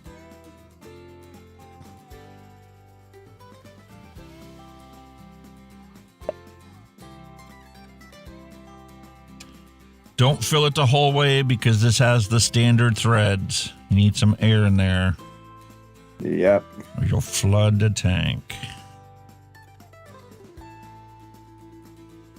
And since we got rainbow, I might as well put some lights underneath it because you totally hate it that way. Oh, no. He's not, is he?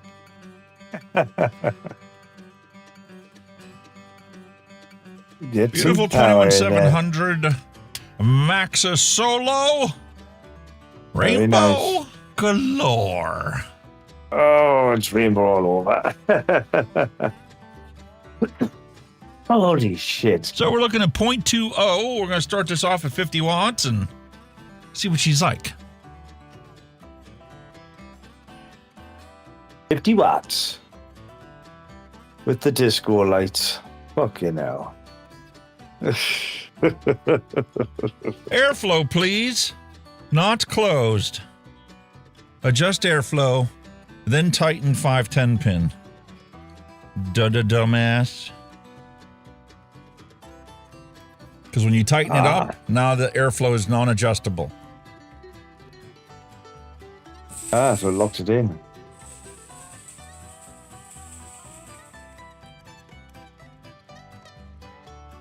Cloud sugar. A cloud sugar. Need some more wattage?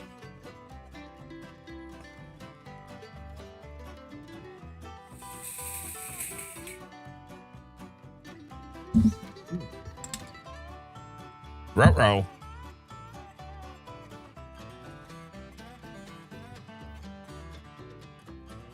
She leaking a little. Oh, she leaking? Ooh. Maybe I just overjuiced it when I was wetting those coils. Wipe it all off.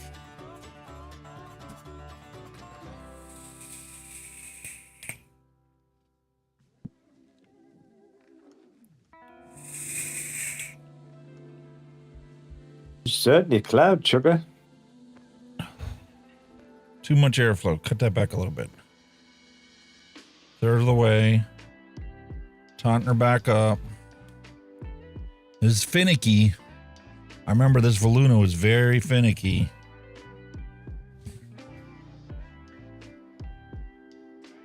Like the Kylands, you either get it or you don't.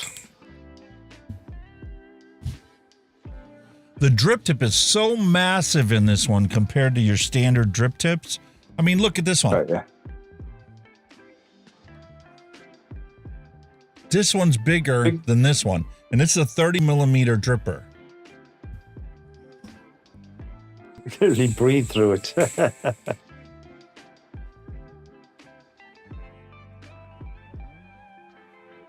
Ooh.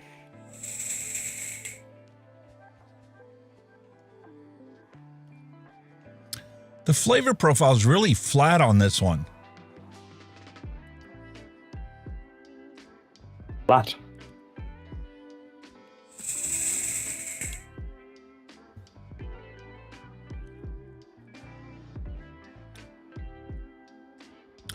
It's not as juicy.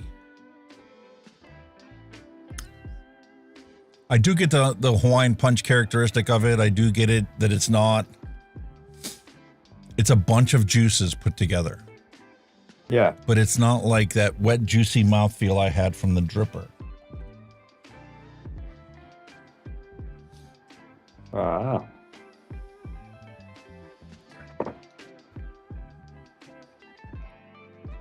Ooh, is that rum cookie coming through? That raisin is very, very strong in there. I need to cut that raisin back some more. Ooh. Yeah. The drop is juicier. Yeah. Than the VOLUNA.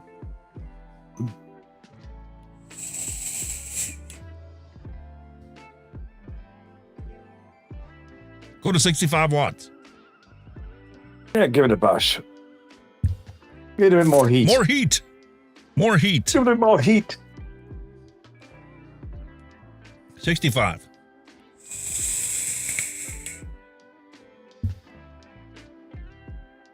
That's it. More heat. More heat. More flavor.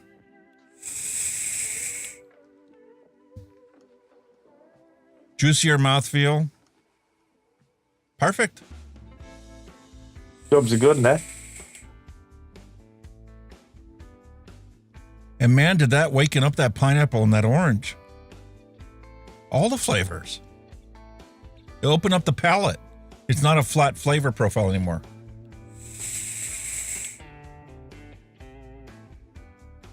Thank you. Holy cow. I'm going to really enjoy that. That's a beautiful cloud sucker. Certainly that, isn't it? Jesus. Gorgeous. All right, let's squeeze in a random recipe. Yeah, let's go.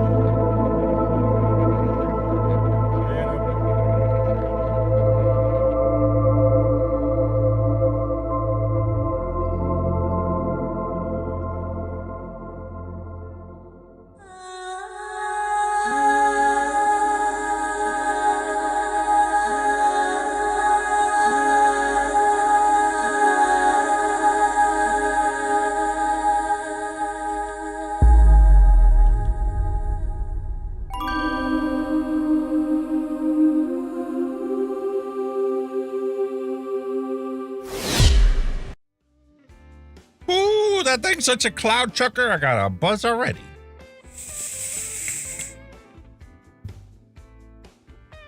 Delicious. Right. Sorry, need to check on the way, make sure it's okay. Oh.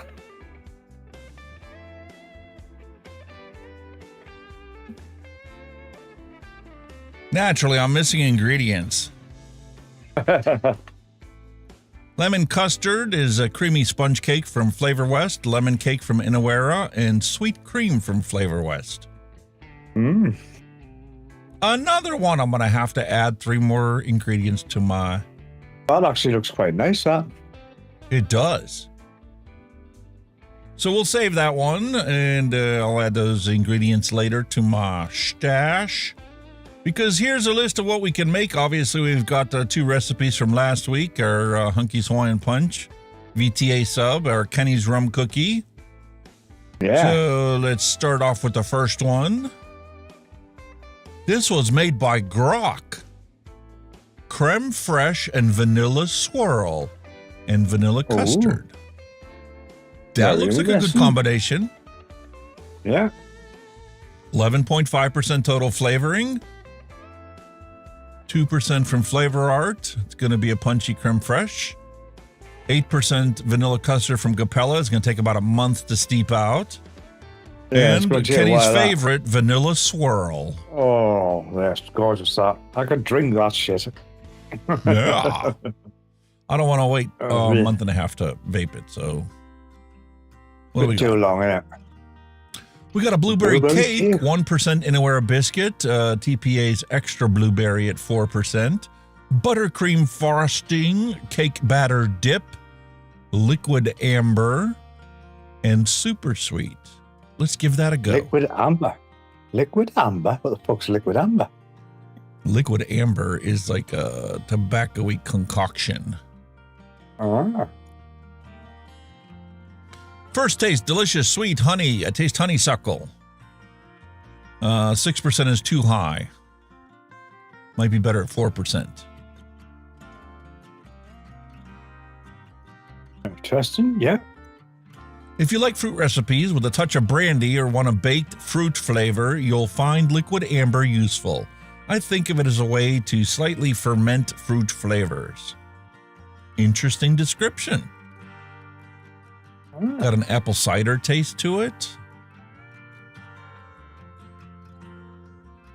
Let's give her a go. Why not? We'll adapt this. Make a little 10 ml bottle of it. We'll leave everything else identical. We'll hit save, and there's our flavor profile for today. Boom.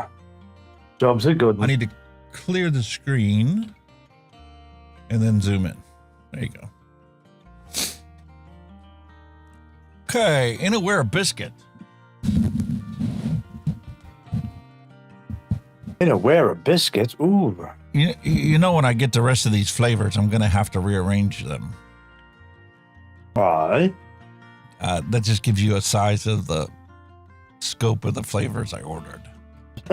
Oh, no. You went to town on the sealed, yeah? Is that what you're trying to say here? 20% off? How could I not? I thought so. He overindulged, ladies and gentlemen, on his orders. All right, Inaware biscuit. Did I see Flavor West? Cake batter dip.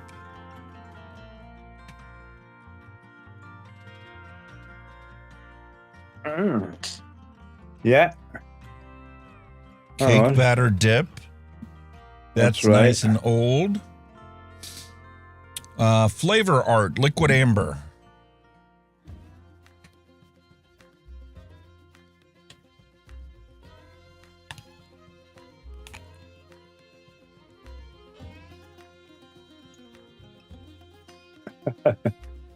Interesting. Okay. Buttercream frosting. Okay. Capella super sweet. Okay. TPA blueberry extra. Blueberries. She wore blueberries. Interesting. Blueberry extra instead of wild blueberry. And what else are we missing? Got your biscuit, got your blueberry. 4, 5. 1, 2, 3, 4, 5 plus the sweetener. Job done. Go for it, man. And of course your secret sauce. And secret sauce.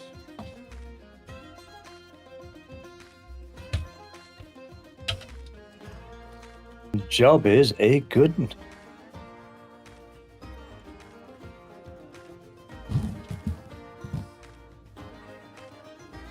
Love it.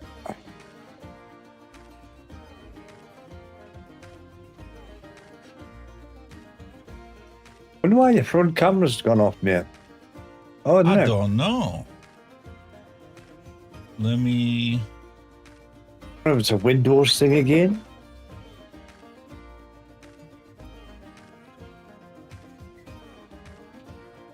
It's not something I can fix right away because it's a nested scene. Don't Don't know what happened. Another worry.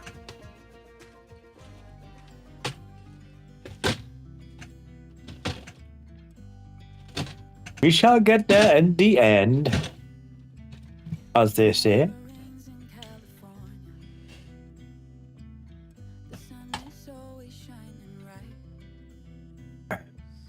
The wonderful 10 milli bottle. A little tiny one. Okay. So we need 0.62 of our secret sauce to start this off.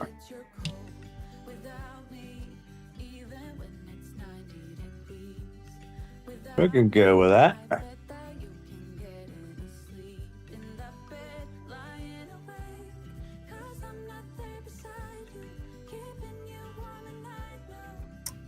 Close enough? Close enough. Don't want to go over on the Nick. Oh, no. Start off with Inaware biscuit. Ooh. 0.10.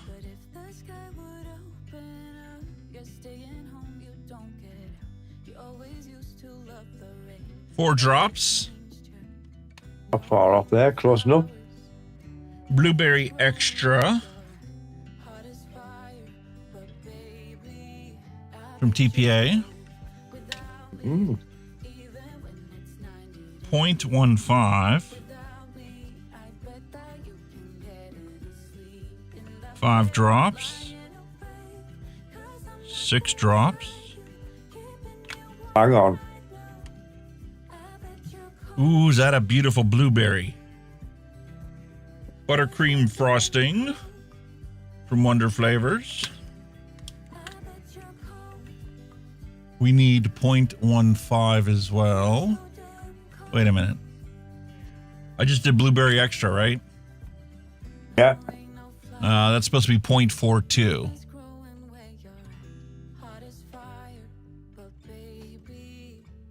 Okay, so at least you've got too little rather than too much.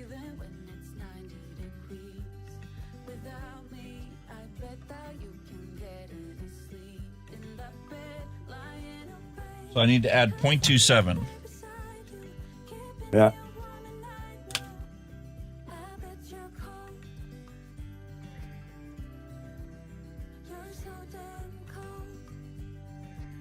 Good on. I'll give you that. There you go. Breathe on it. That's all it takes. All right.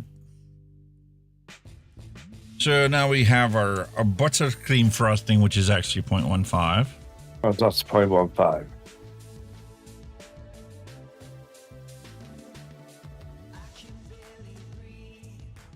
Six.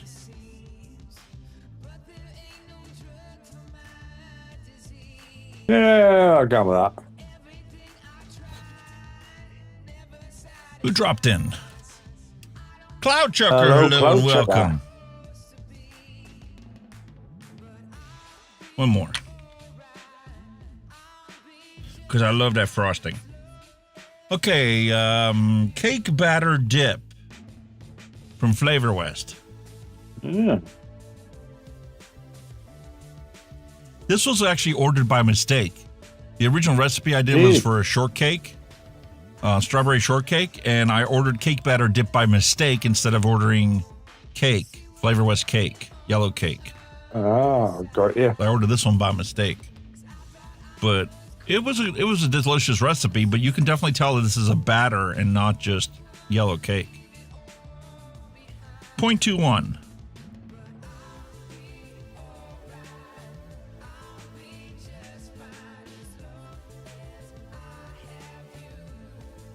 Seven drops. Wow. Bang on the money. Liquid amber.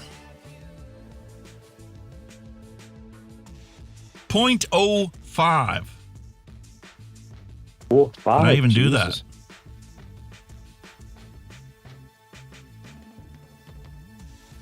Two drops. Boom.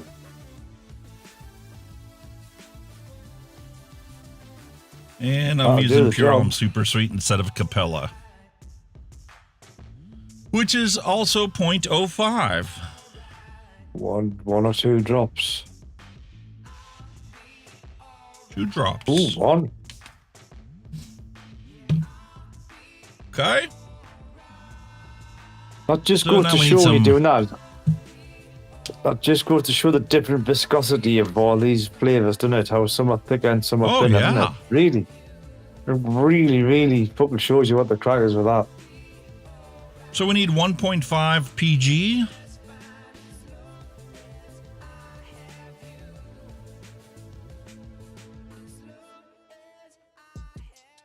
That thins that all down and blends in all those flavor compounds.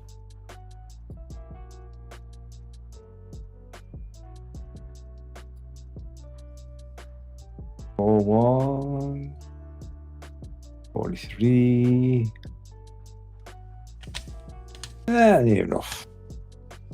Close enough. Close enough.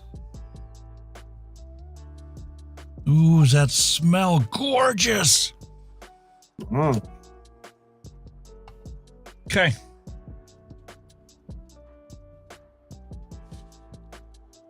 .8 VG.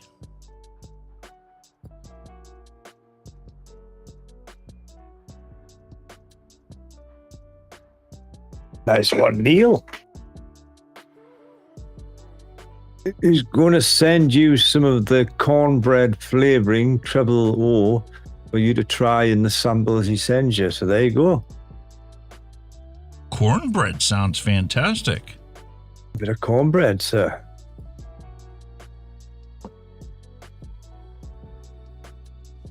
And unlike some of the other bottles, this one actually has a needle tip.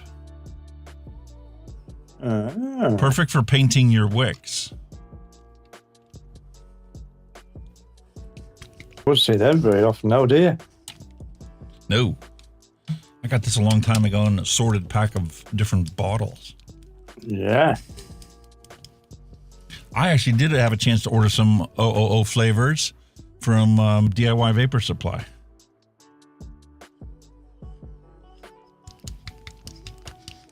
Give this thing a good shake and knuckle test this. I want to see what she's like.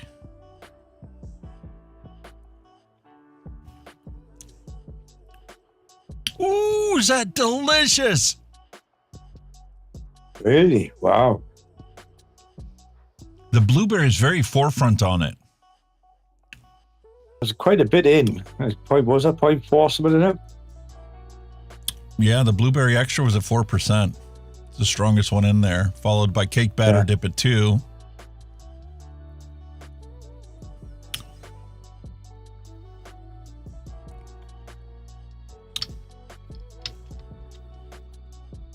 I normally like to wait on this, but you know what? I'm going to have to get a dripper and try this thing out.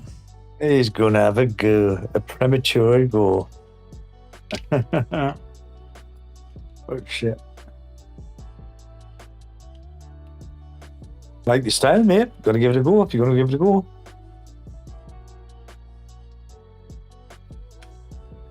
I mean, I would like to wait a little bit with this cake batter to come through, but that blueberry is very, very nice. And it's like a real blueberry. If you were to eat a real blueberry, you know how you get that wet, juicy feel to it?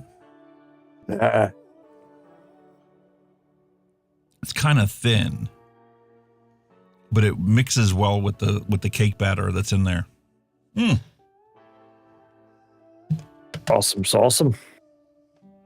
I get so excited mixing these flavors because it's just like, you never know what the hell you're going to get.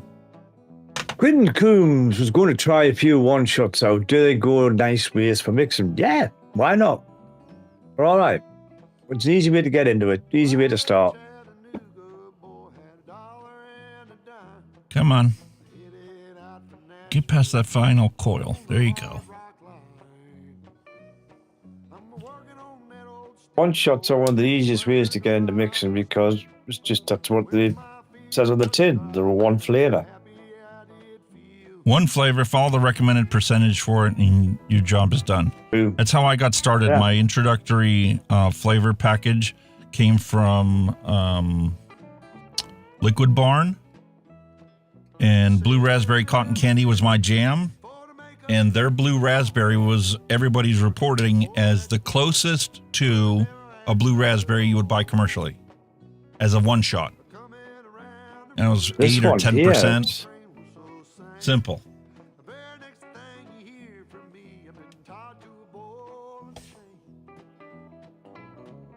On this end, I thought this was a bit high. The mix ratio on this rice pudding one's 15 to 20. Ooh. I tried the 10%. I'm excited because some of the flavors I ordered was a rice pudding from Expressive Flavors. I'm really excited to give that a try. Because then I could take that and I could actually take some of the cannoli flavor I have and supplement that and tweak it to make it actually taste like a rice pudding if it doesn't already. Coombs up to 30% in one shots. Wow. A lot of the flavors recipes were that high. New atomizer, yes. We're looking at 0.39, 35 watts ought to be pretty good for that. We'll cut the airflow down a third.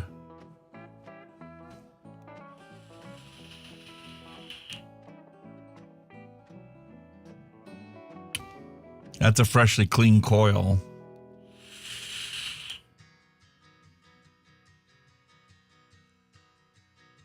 I'm actually getting that cake batter flavor in there. Really? Look around. That's not bad.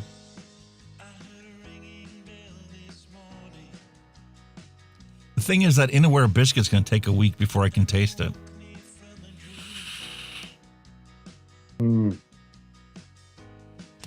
Which is going to totally change this flavor profile, because right now you can taste the blueberry, but it's like a very watery, wet blueberry. And then on the exhale, you're getting that cake batter and a little bit of that frosting.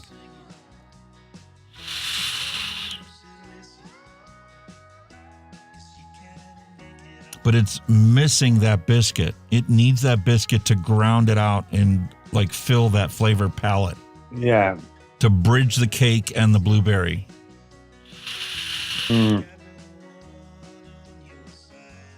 I think this is going to be a winner.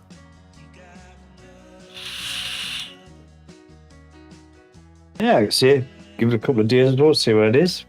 It's kind of like a blueberry muffin. Ah, right. That's kind of what I was thinking at first. It's delicious. I love it. Just on the knuckle, I think this is a beautiful blueberry muffin.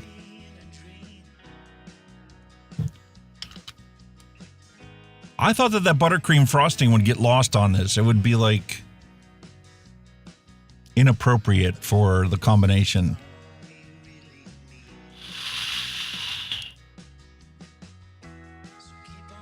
And that liquid amber just brightens up that blueberry. Oh, it's so cool. I really like it. Yeah. Quentin's like, every Tuesday I watch this show and vape way too much. Nothing wrong with that, sir.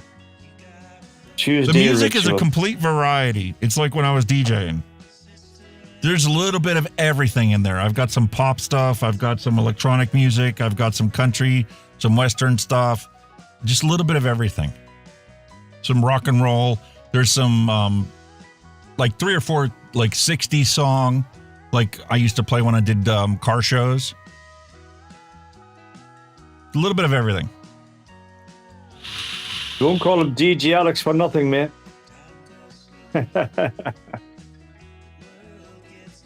Yeah, and I try to have it at just an appropriate level so it fills in all the quiet parts.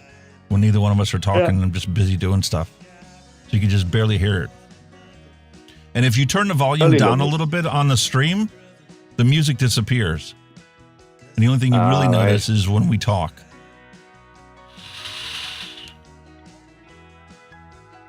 That is really tasty. I am really happy with that. Blueberry cake.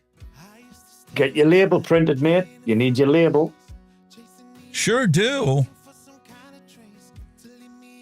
Get that beauty printed and then let it. Give it a day or so and see where you are, mate. That biscuit, like you said, that biscuit comes through, it'll be a banger. Yes, for sure. Really does look nice. I was kind of worried about it. I thought that blueberry would have thinned it out too much. But see that? But I don't think it's going to. Seeing as you've got that basic recipe, could you actually change the profile flavor and get away with it? Like say from a blueberry, say to a lemon or a raspberry, or you know what I mean? I think you probably could. You'd have to pick the right lemon, and you'd have to pick like the right strawberry. But you've kind of got the base, haven't you, for the cake? It's just the flavor profile of the cake, isn't it, really? Yeah, and it's more like a muffin than it is a cake. Yeah. That bready characteristic to a muffin is there. You definitely have a lemon muffin. You definitely have a blueberry muffin. Strawberry muffin, I don't know if that would work. Yeah, like a lemon and poppy seed muffin? How would you replicate the poppy seed flavor? That's what I want to know. Oh, why? But lemon and blueberry are kind of where you go with your muffins. Yeah, blueberry, strawberry, lemon muffin. You can You can go and chocolate chip, but I think that one be a bit more harder. You could. I think that would be a little harder to replicate as a vape. Yeah. Because any of the chocolates I have kind of muddle it out and wash it out. It'll be the dominant flavor, or it'll be absent and just like a lingering undertone on your tongue. The other thing you could do with it is you could make it like a bran muffin. You could take some crumble topping to replace the fruit. Ah. Good thinking, yes. Yes. Let's see where you're going with that. Episode 427. Did you ever think we're going to do this for like 5 years?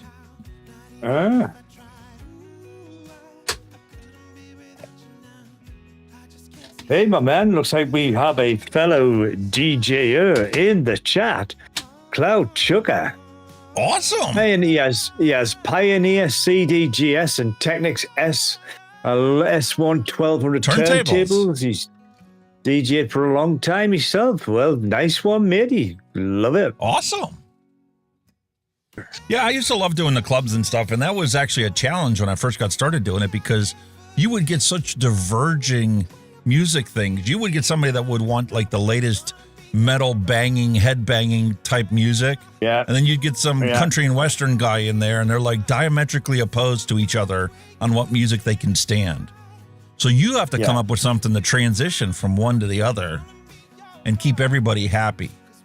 And the hardest part was teaching everybody, listen, I play everybody's request. So you're going to have to take it as it comes. And whatever shape or form. Skip a song or two that you don't like. I will make sure that I don't like give you a freaking migraine. And you know, once you get good at that, it was like easy to pick songs to transition from one to the other. But sometimes you do like kind of pick the popular tunes that the bands do anyway. You know, like say, have you got fucking blah blah blah by such and such, but no, but I've got this one, which is the latest or the old hit or the best hit, and you can kind of mix that in. Sometimes I'm quite happy with that. The other thing you get good at doing as a DJ is knowing what songs are overplayed everywhere, like wedding, celebration. It got to the point where, you know, that was always on the list of never play this fucking song at my wedding. If you want paid for that day, you will not play these songs. Yeah. You play that song, you're out of here. You're out of here. Yeah. My wife used to get it. My wife had a similar thing within the fuel industry. You know, you've got records, songs that people play, all the popular songs and songs that are played to death, if you pardon the pun. I mean, yeah, I totally get it. Oh, Mr. A Bastard is back. Johnny's home. Freaking delicious, dude. Okay, let's go back to the Hunky Swine Punch.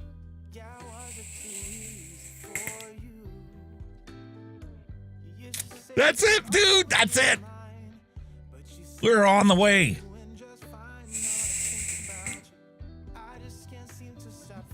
The pineapple is still there, forefront. You get the juiciness. You get a residual orange. You get some cranberry.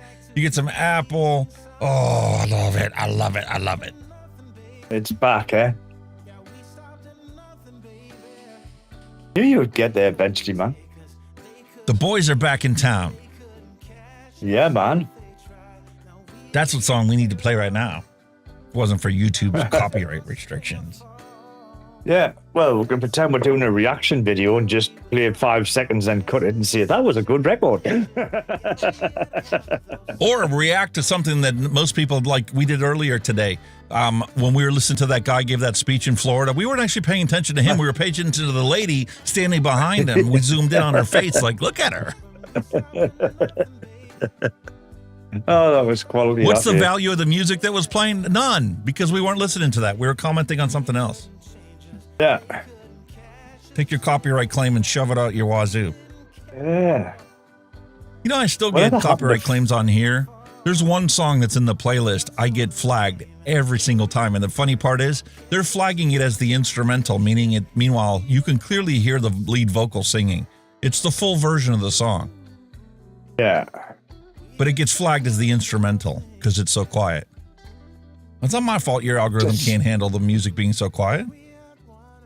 It's that grey area, isn't it? The old fair usage grey area bullshit. But I think YouTube don't even think about that now. If they hear a song that shouldn't be on, bump the jump on you straight away. There's no fair usage It's not even anymore. YouTube. It's just the way that they have the algorithm. The lawyers have pushed it so hard that they have to constantly run the algorithm. Even on episodes that are like from season 2, I'm still getting flagged on it once in a while. I'm like, can't you just whitelist the channel? You got to be sick and tired of this. This is like the 11th time you flagged that song incorrectly. Yeah. And I subscribe to a channel where the copyright is paid for, so fuck you, you dickhead. I've got a lifetime you know what I mean? subscription to audio, so I can play it, and it's mine in perpetuity. Exactly. Not Sorry anybody for your luck. else's. Plus, I pay the pro version of Epidemic Sound because I plan on starting those other channels. So there you go, you see? Bullshit, man. What an awesome day, dude. Glad you made it there, mate. We getting there with a good replication of your favourite juice, eh? Hey.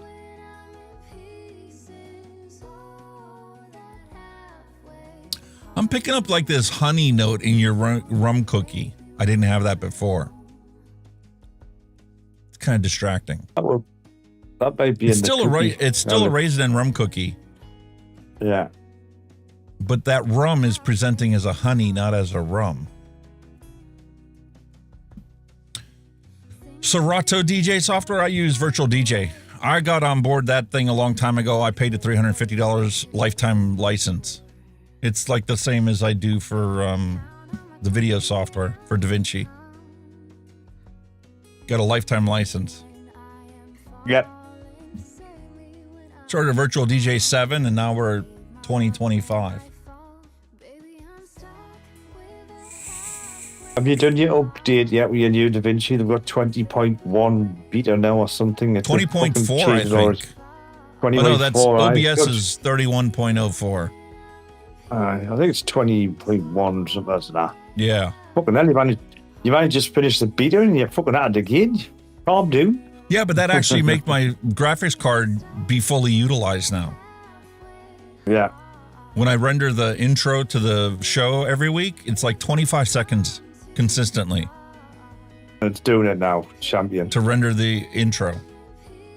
Plus The only thing I NVIDIA changed on here is the finally- thumbnail. Yeah, and plus NVIDIA finally sorted the drivers out at long last. We're getting there. And Windows sorted out its conflict with the drivers. There was an update I had to install with Windows that actually fixed the video driver itself. I didn't update the video driver. The video driver was already the latest version, and it would still do glitch every once in a while. Although today, we had a glitch today too. But that completely sorted everything. And then the pre-release update I put on there fixed the Explorer problem. Remember I talked about that last week with you? That's right, yeah. Before or after the show. It used to be so We're annoying. talking You about- click on a folder in Explorer, and you would literally wait like a minute or 2 or 3 minutes sometimes for it to index the contents of that folder. And I'm like, what? Windows 7 was way better than this. They finally I've fixed seen that. I've seen a few videos where they talk about another Windows update, the H25. I think it's gone up to new, whatever it is. Oh, this, fuck that. So Yeah, more I AI. saw something like that too. Somebody was talking about how that's all they are as a music creator, and they were getting copyright claims on their own songs. It's got nuts, man, isn't it? YouTube needs to calm Terminator, down. you were right, dude. Terminator. AI's taking over everything. And we're Exactly. still at the infancy of AI. Imagine what it's going to be like in a year. I just saw a news report talking about how the Amazon warehouses that used to be good, nice, fucking 6-figure incomes for people to go work at, they're all getting laid off, replaced by all AI. robots. Yep. Robots are doing the actual final packing. Take care, William. Take care, William. Take care, Quentin. We're going to be wrapping up here shortly. I know we're at 4.5 hours. Yeah, it's scary, man. I told you, Skynet. Skynet will be back. You know what it is? It makes you wonder if it'll be the Chinese, Japanese who do be the superpower and that, because they're pretty It won't much be the there Japanese. now. Did you hear about the Japanese? They're literally at the point now where their scientists are worried about their culture surviving. Oh, see, I heard Young something kids like are that. leaving Japan by the flock. Yeah. Mm-hmm. Going to China, coming to the America, going all over the place. They're Yeah. not staying there. The old ways and the old traditions could potentially die out. They're obviously really worried about it. But I mean, according to my son, that's the greatest place in the world that he's lived so far. Everything's affordable. You can go out and get drunk on a Friday night, pass out on a park bench, and everybody will leave you alone. No robberies, no nothing like that. Just leave you be. That's awesome. Yeah. I mean, Tokyo, it's one of the biggest bustling cities on the planet, isn't it? Fantastic city. Wow. You're happy with that. He's happy. He's a happy bunny, folks. He's made big progress on his juices. He's a happy bunny.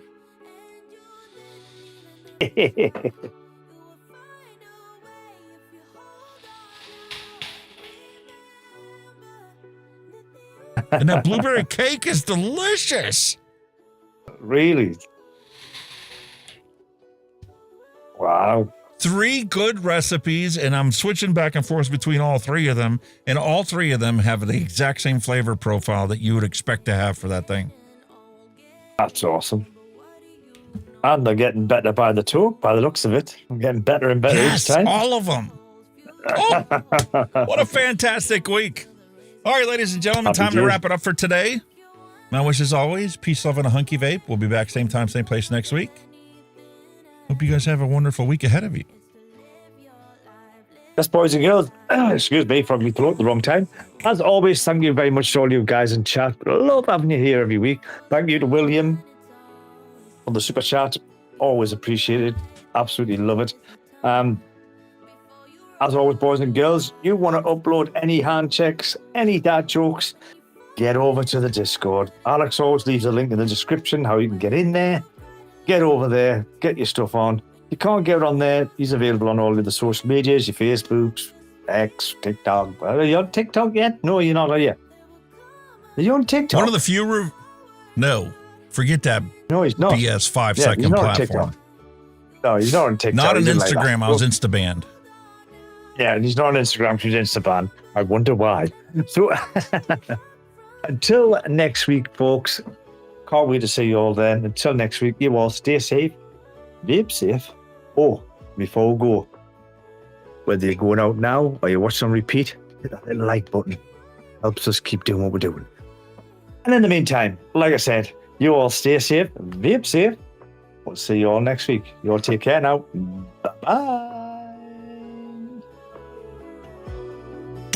Thanks for listening. We'll be back next week again for a fresh round. When you've cried at least 100 times, when you feel so stuck and you can't get out, just remember.